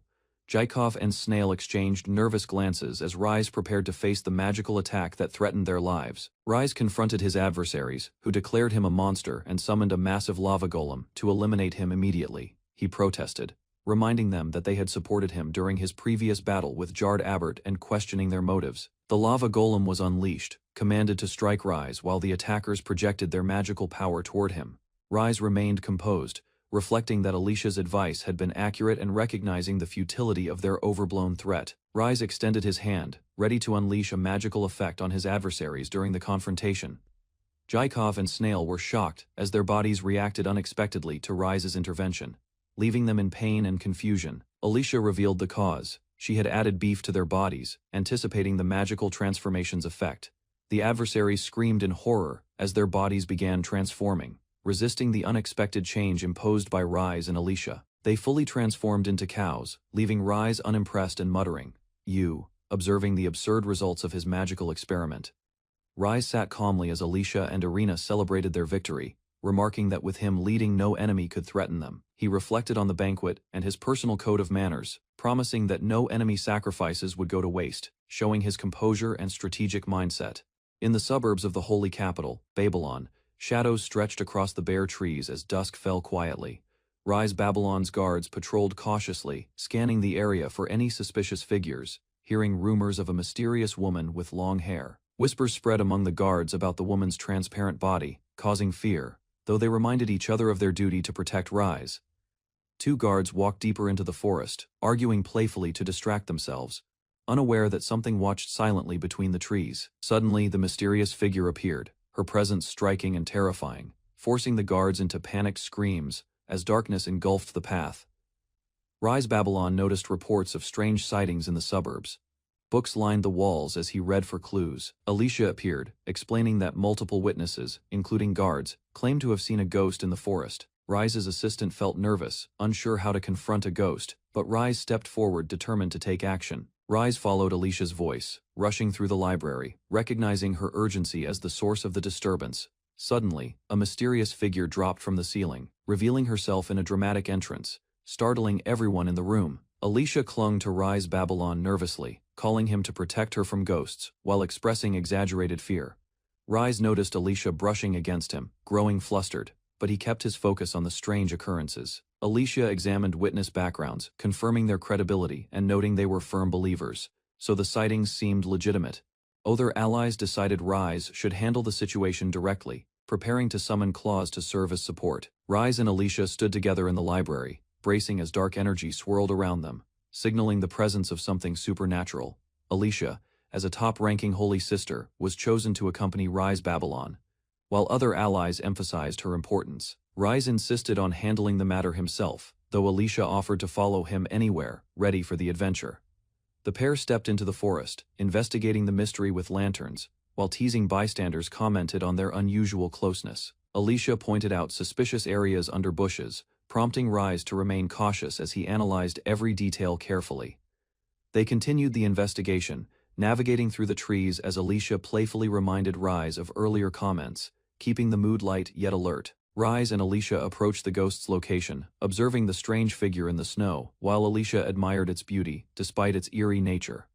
Alicia identified the ghost, pointing confidently, as Rise prepared to investigate cautiously beside her. Rise called out to Alicia, startled by the ghost's appearance, while keeping his lantern ready to reveal any hidden threat. Alicia distracted Rise with playful questions about their future, trying to keep him calm, despite the ghostly tension. Rise struggled to focus, torn between Alicia's affection and the supernatural presence, while the ghost disappeared as suddenly as it appeared. Alicia suddenly kissed Rise, startling him, while the tension of the ghost investigation lingered in the background. Rise and Alicia moved through the forest cautiously, alert to both supernatural threats and nearby dangers. Alicia confronted the source, recognizing the figure, as Rise prepared to intervene if needed. Alicia accused the newcomer of pursuing Rise, asserting her protective stance while standing firmly beside him. Despite the chaos, Rise remained composed, analyzing the situation as Alicia's bold actions and the ghostly presence created confusion and urgency. Rise and Alicia watched in shock as the ghost remained unaffected by their attacks, prompting a moment of disbelief. Rise quickly devised a new strategy, commanding his meat and bone dust spell to confront the supernatural entity. He followed up with a purification spell, channeling energy to cleanse the ghost's evil presence. The ghost's form wavered as Rise concentrated, successfully discerning its original appearance, despite having little information. Using the enchanted dust, Rise recreated the ghost's body, restoring it to life, and bringing resolution to the mysterious haunting. The resurrected ghost, now fully aware, reacted in shock, realizing she had a body again after Rise's spell. She thanked Rise, Babylon, and Alicia, expressing gratitude and excitement at being alive once more. The girl now, a half-cow, prepared to confront her enemy with renewed strength and determination. Rise and Alicia looked on, exhausted but relieved, while Alicia playfully suggested they create a new life together next time, highlighting their bond and teamwork. Babylon, once known as a criminal hideout, had transformed into a prosperous holy capital under new management.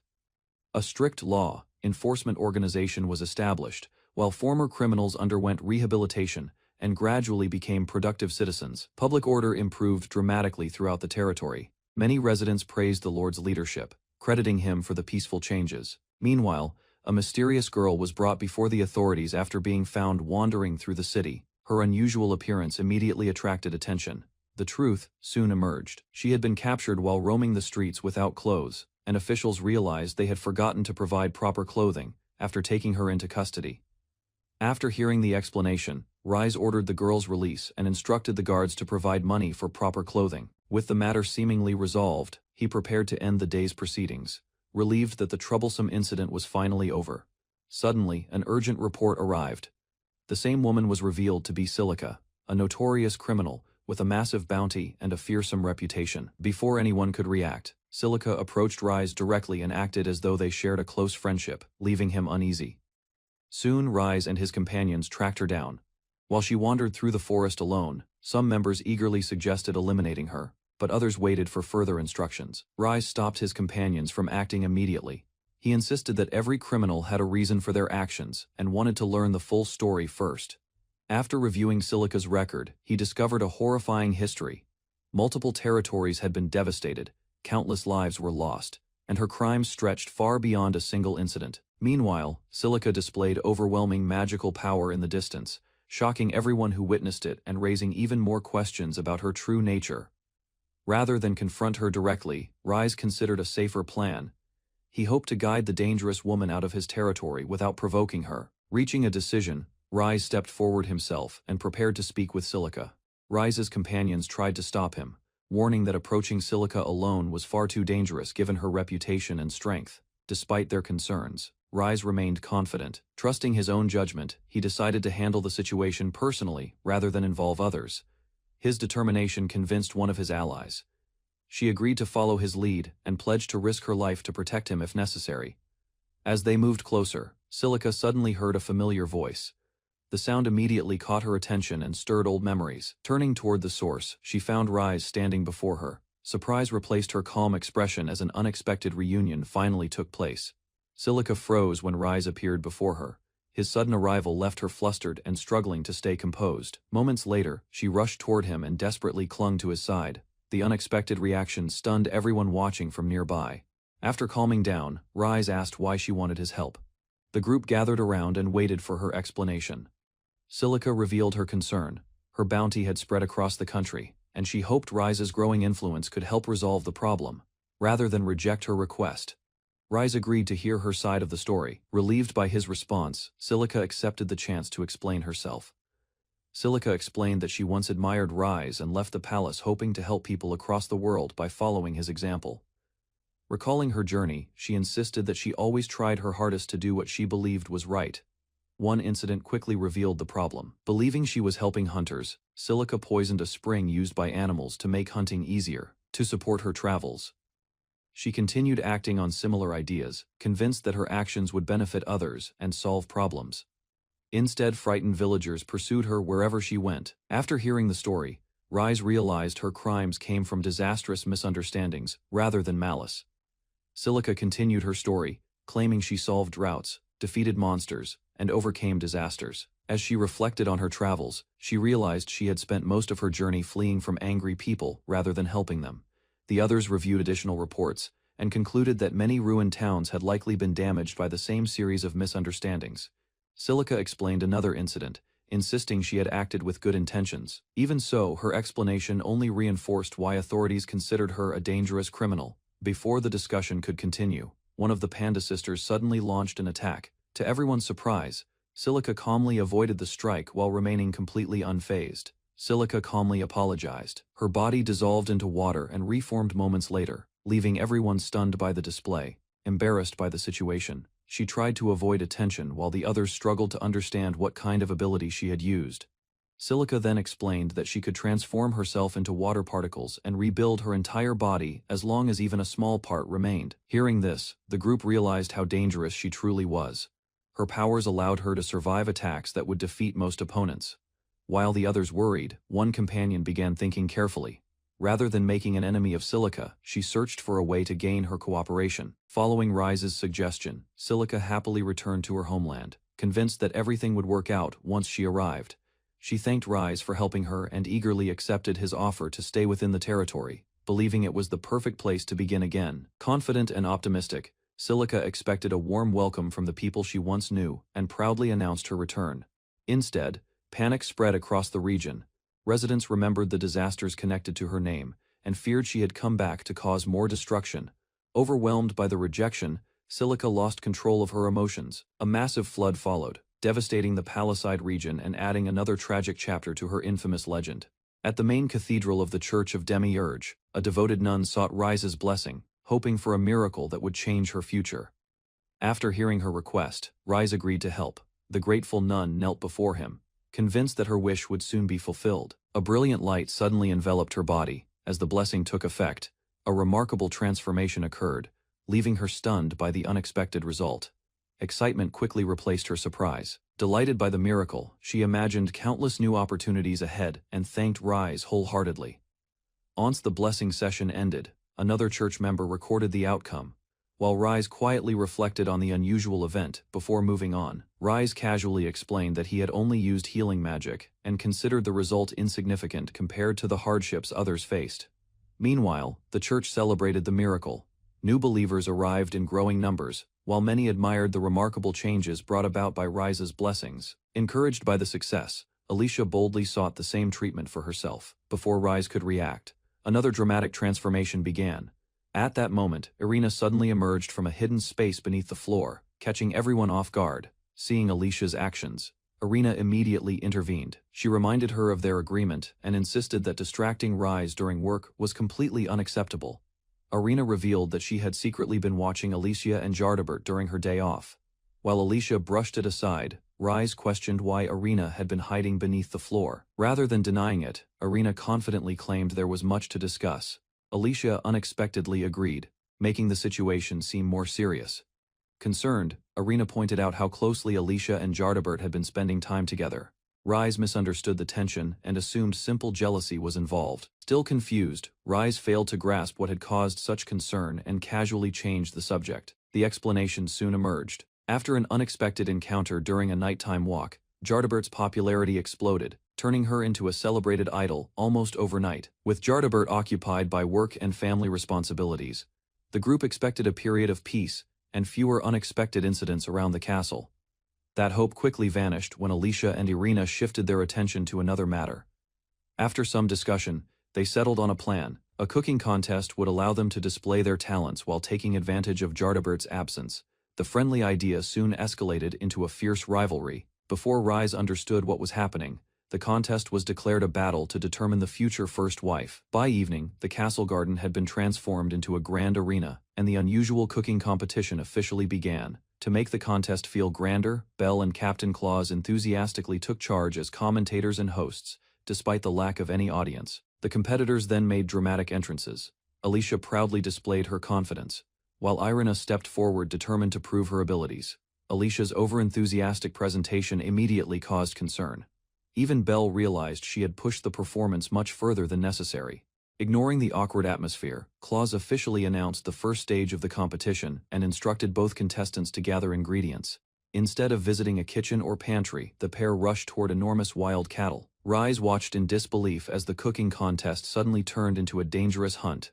As the contest began, Belle explained that the enormous beasts were specially altered cattle raised within Babylon. Without hesitation, Alicia launched the first attack. Moving like a trained assassin, she rushed straight toward a beast's weak point before anyone could react. Moments later, the massive animal collapsed.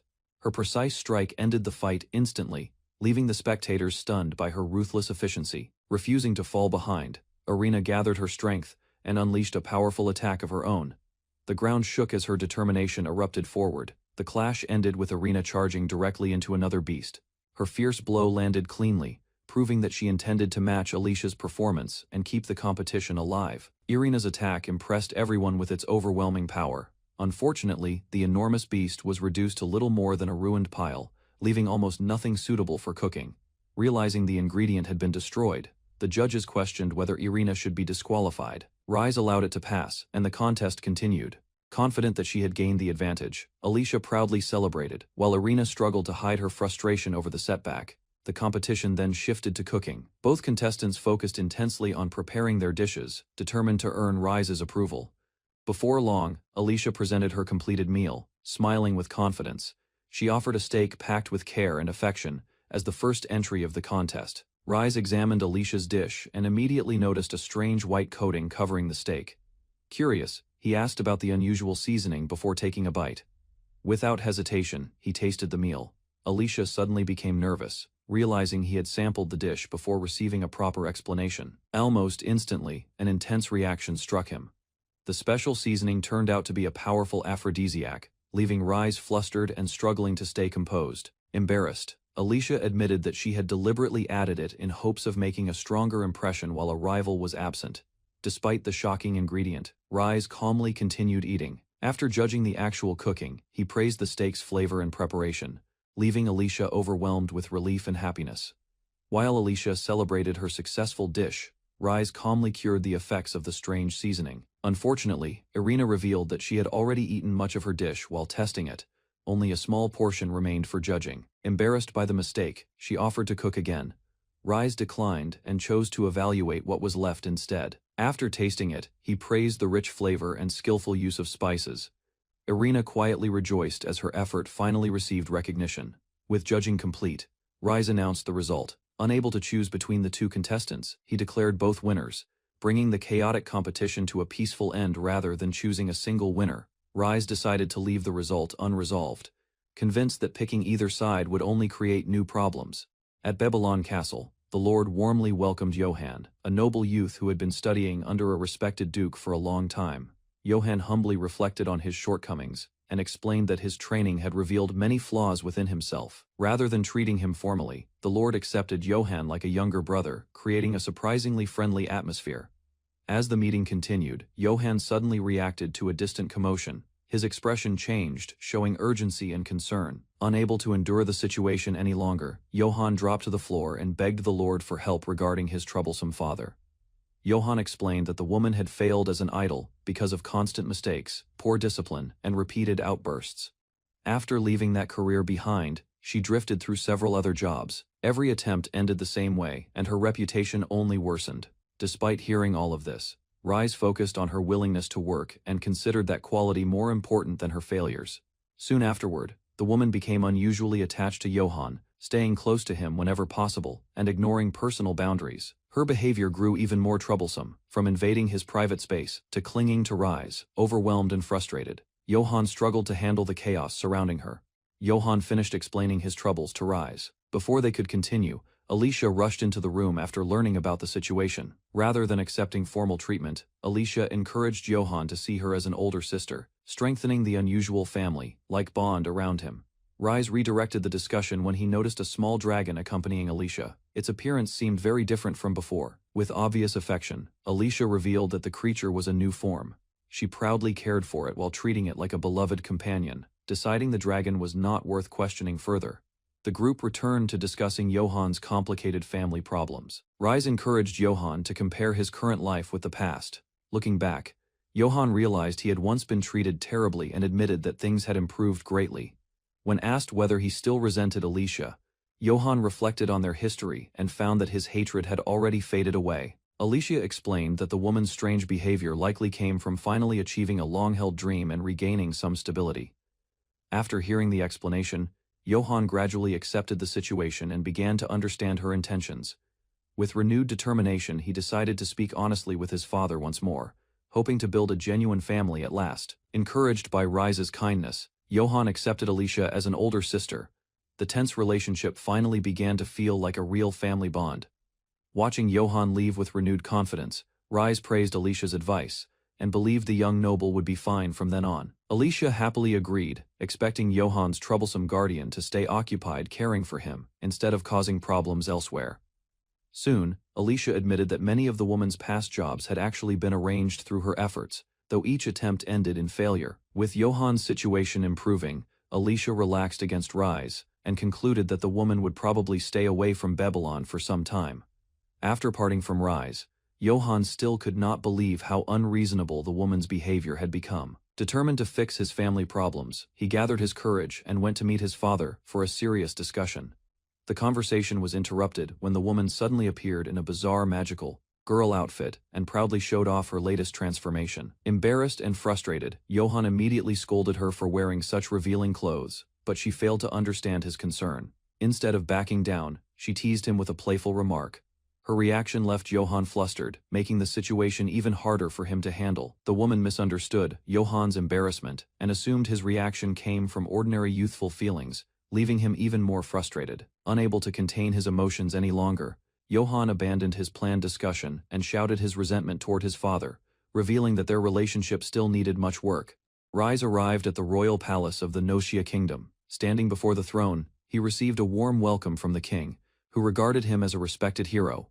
With his usual courtesy, Rise praised the king and followed proper etiquette. The ruler then eased the atmosphere by treating the meeting as one between friends. Accepting the king's suggestion, Rise relaxed and prepared to continue the discussion in a less formal manner. A closer look at the ruler revealed an intimidating figure.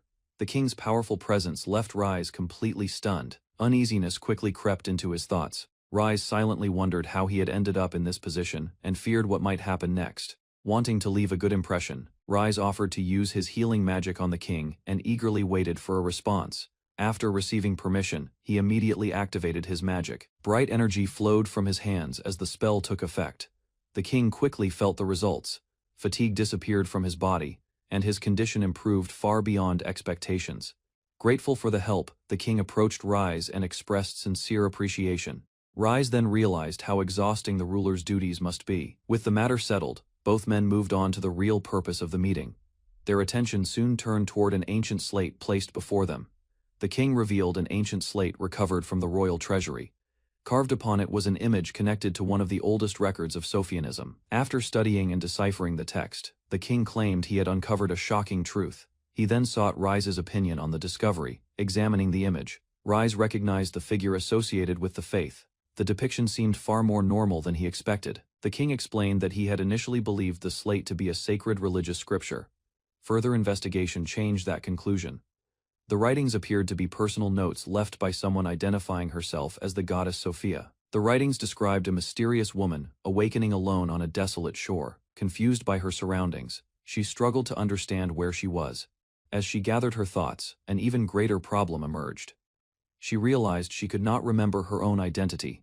Time passed as she wandered across the world in search of answers. Despite her efforts, she found no intelligent beings who could help her.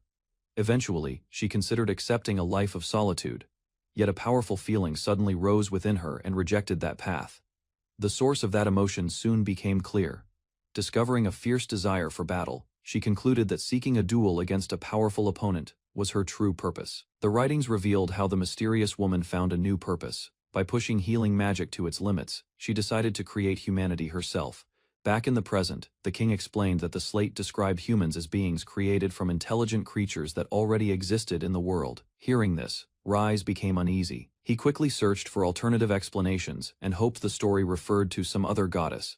The records continued by describing how the goddess guided humanity, granting wisdom and magic to its earliest leaders. Although the account resembled familiar religious teachings, the king believed the document was genuine because of one decisive piece of evidence yet to be revealed. The ancient record described a fierce battle against the demon lord and endless waves of monsters that suddenly appeared across the world. Facing overwhelming numbers, the goddess fought continuously. Despite defeating countless enemies, the attacks showed no sign of stopping. Realizing ordinary methods would not be enough, she decided to unleash the strongest spell at her disposal. A massive magical creature appeared in response to her call. To the surprise of all, the legendary summon took the form of a gigantic stone cow. The spell instantly crushed the surrounding monsters. Even so, the goddess found herself questioning why her ultimate technique looked so unusual. The goddess suddenly suffered a violent shock as forgotten memories resurfaced.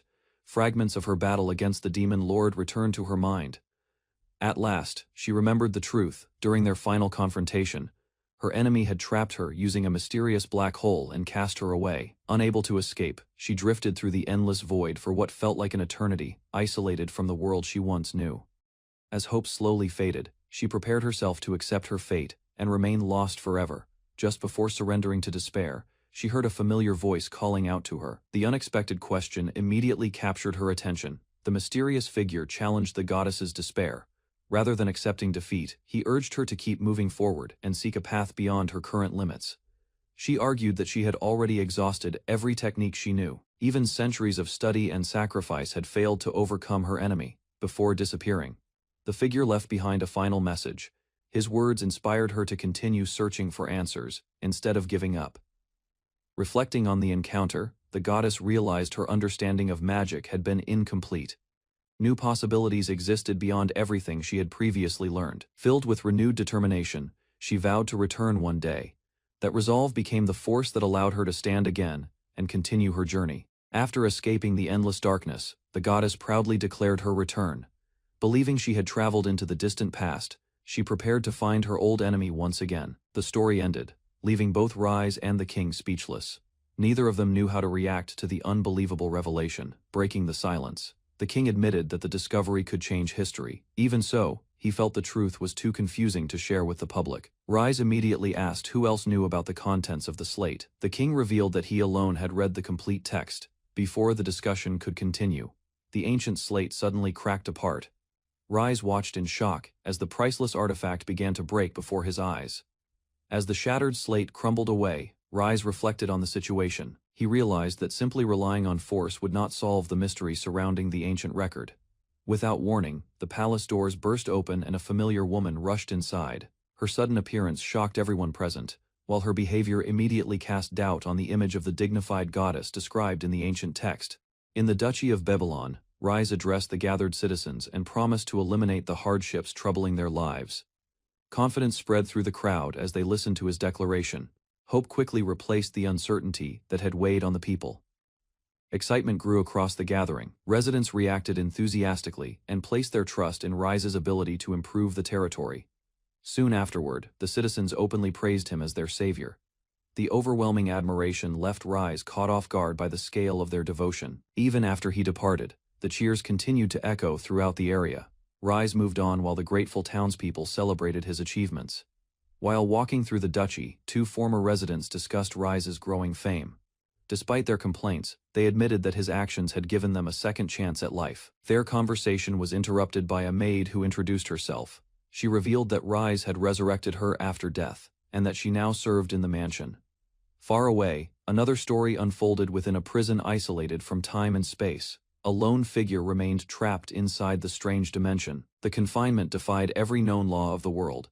Even after countless years, the prison continued to hold its captive. Filled with anger, the prisoner cursed the one responsible. The impossible situation only strengthened his determination to break free. After countless years of confinement, cracks finally spread across the dimensional prison.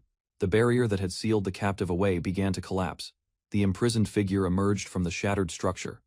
He was revealed to be Angulmoa, the demon lord once defeated in ancient times. While trapped, Angulmoa had continued observing the world through the eyes of his monsters. As a result, he remained aware of major events beyond the prison. Watching recent developments filled him with frustration. Rise's actions had overturned natural laws, altered death itself, and disrupted the balance of the world. Despite his anger, Angulmoa saw an opportunity, using the chaos as a clue. He discovered a method to escape and swore to confront both Rise and Sophia. While Rise focused on his work, Sophia suddenly appeared and complained about having too much free time. Her unexpected visit immediately disrupted the quiet atmosphere. Ignoring his protests, Sophia clung to him and insisted on spending time together. Rise struggled to free himself as she continued bothering him. Moments later, both of them noticed a violent surge of mana in the distance. The strange energy quickly drew their attention. Rushing outside, they searched for the source of the disturbance. Rise suspected Sophia might somehow be connected to the incident. Before they could investigate further, a dark figure surrounded by sinister energy appeared nearby. The newcomer had finally found the people he was looking for. Angulmoa finally confronted Rise and accused him of throwing the world into disorder. The demon lord viewed the recent changes as an attack on the balance he believed should be his to control. Recognizing the intruder, Rise calmly examined him. The encounter unfolded very differently from the tense confrontation Angulmoa had expected. Instead of reacting with fear, Rise treated the demon lord like a troublesome patient. His unusual response only made Angulmoa even more furious. After considering the situation, Rise reached a simple conclusion. He decided that healing magic was the best solution to the problem before him. A powerful spell engulfed the demon lord. Caught completely off guard, Angulmoa stared at Rise in confusion as the strange treatment began. Angulmoa easily resisted Rise's healing magic. Rather than being affected, he pushed the spell away and mocked the attempt. Surprised by the resistance, Rise examined the strange power surrounding the demon lord. The dark energy appeared completely different from any magic he had encountered before. Sophia then revealed the intruder's identity. Angulmoa was the creator of monsters and the legendary demon lord spoken of in ancient records. Remembering the old scriptures, Sophia recalled that Angulmoa had once been sealed away. She also realized that his existence was tied to her own actions long ago. After hearing the explanation, Rise blamed Sophia for creating the problem in the first place. The goddess could only awkwardly reflect on the decisions she had made in the distant past. Rise and Sophia argued over responsibility for Angulmoa's existence. Their debate became increasingly absurd as both tried to shift the blame onto each other. Watching the exchange, Angulmoa decided there was no point in reasoning with them. He dismissed the pair as hopelessly irrational and ignored their accusations. The argument continued until Angulmoa finally ordered them to stop. Neither side accepted responsibility, leaving the dispute completely unresolved. Turning serious, Angulmoa explained his goal. He wanted a world free from human weaknesses, imperfections, and the fear of death that shaped mortal lives. Rise immediately challenged that vision, believing hardship and mortality were part of humanity. He rejected Angulmoa's ideals and prepared to oppose him once again. Angulmoa finally lost patience with Rise and declared him a greater threat than any demon. Convinced that Rise's actions had corrupted the world, he resolved to defeat him and restore what he believed was the proper order. Rise accepted the challenge without hesitation. While Sophia complained about being ignored, Angulmoa prepared a special method instead of a direct attack. Knowing ordinary death could not stop a master healer, Angulmoa activated a strange power aimed at erasing Rise's advantage. A mysterious sphere formed around Rise and Sophia. Angulmoa revealed that he had destroyed the history of the space surrounding them. The situation quickly worsened. Their existence began fading from reality itself, trapping them in a place where escape and dimensional travel were impossible. As the erasure progressed, Rise and Sophia began fading from existence. Angulmoa remained confident that removing them was necessary to create the perfect world he envisioned. Before finishing Sophia completely, Angulmoa changed his plan. He bound her with chains and decided to leave her behind as a vague legendary figure, rather than erase her entirely. Sophia was left confused by the decision. Angelmoa declared that she would survive only as an uncertain existence, remembered more as a myth than a real person. With Sophia dealt with, Angelmoa turned his full attention to Rise. Believing victory was near, he prepared to cast Rise into eternal darkness and reshape the world. A sudden flash interrupted the process. Despite the erasure surrounding him, Rise endured and began resisting Angelmoa's power. As Rise resisted erasure, countless fragments of history, memories, and events swirled around him. The collapsing space became unstable, causing the records that defined reality to break apart and scatter. The distortion soon spread beyond the battlefield. Across the world, cracks of corruption appeared, and even ordinary places began flickering, as if their existence was being rewritten.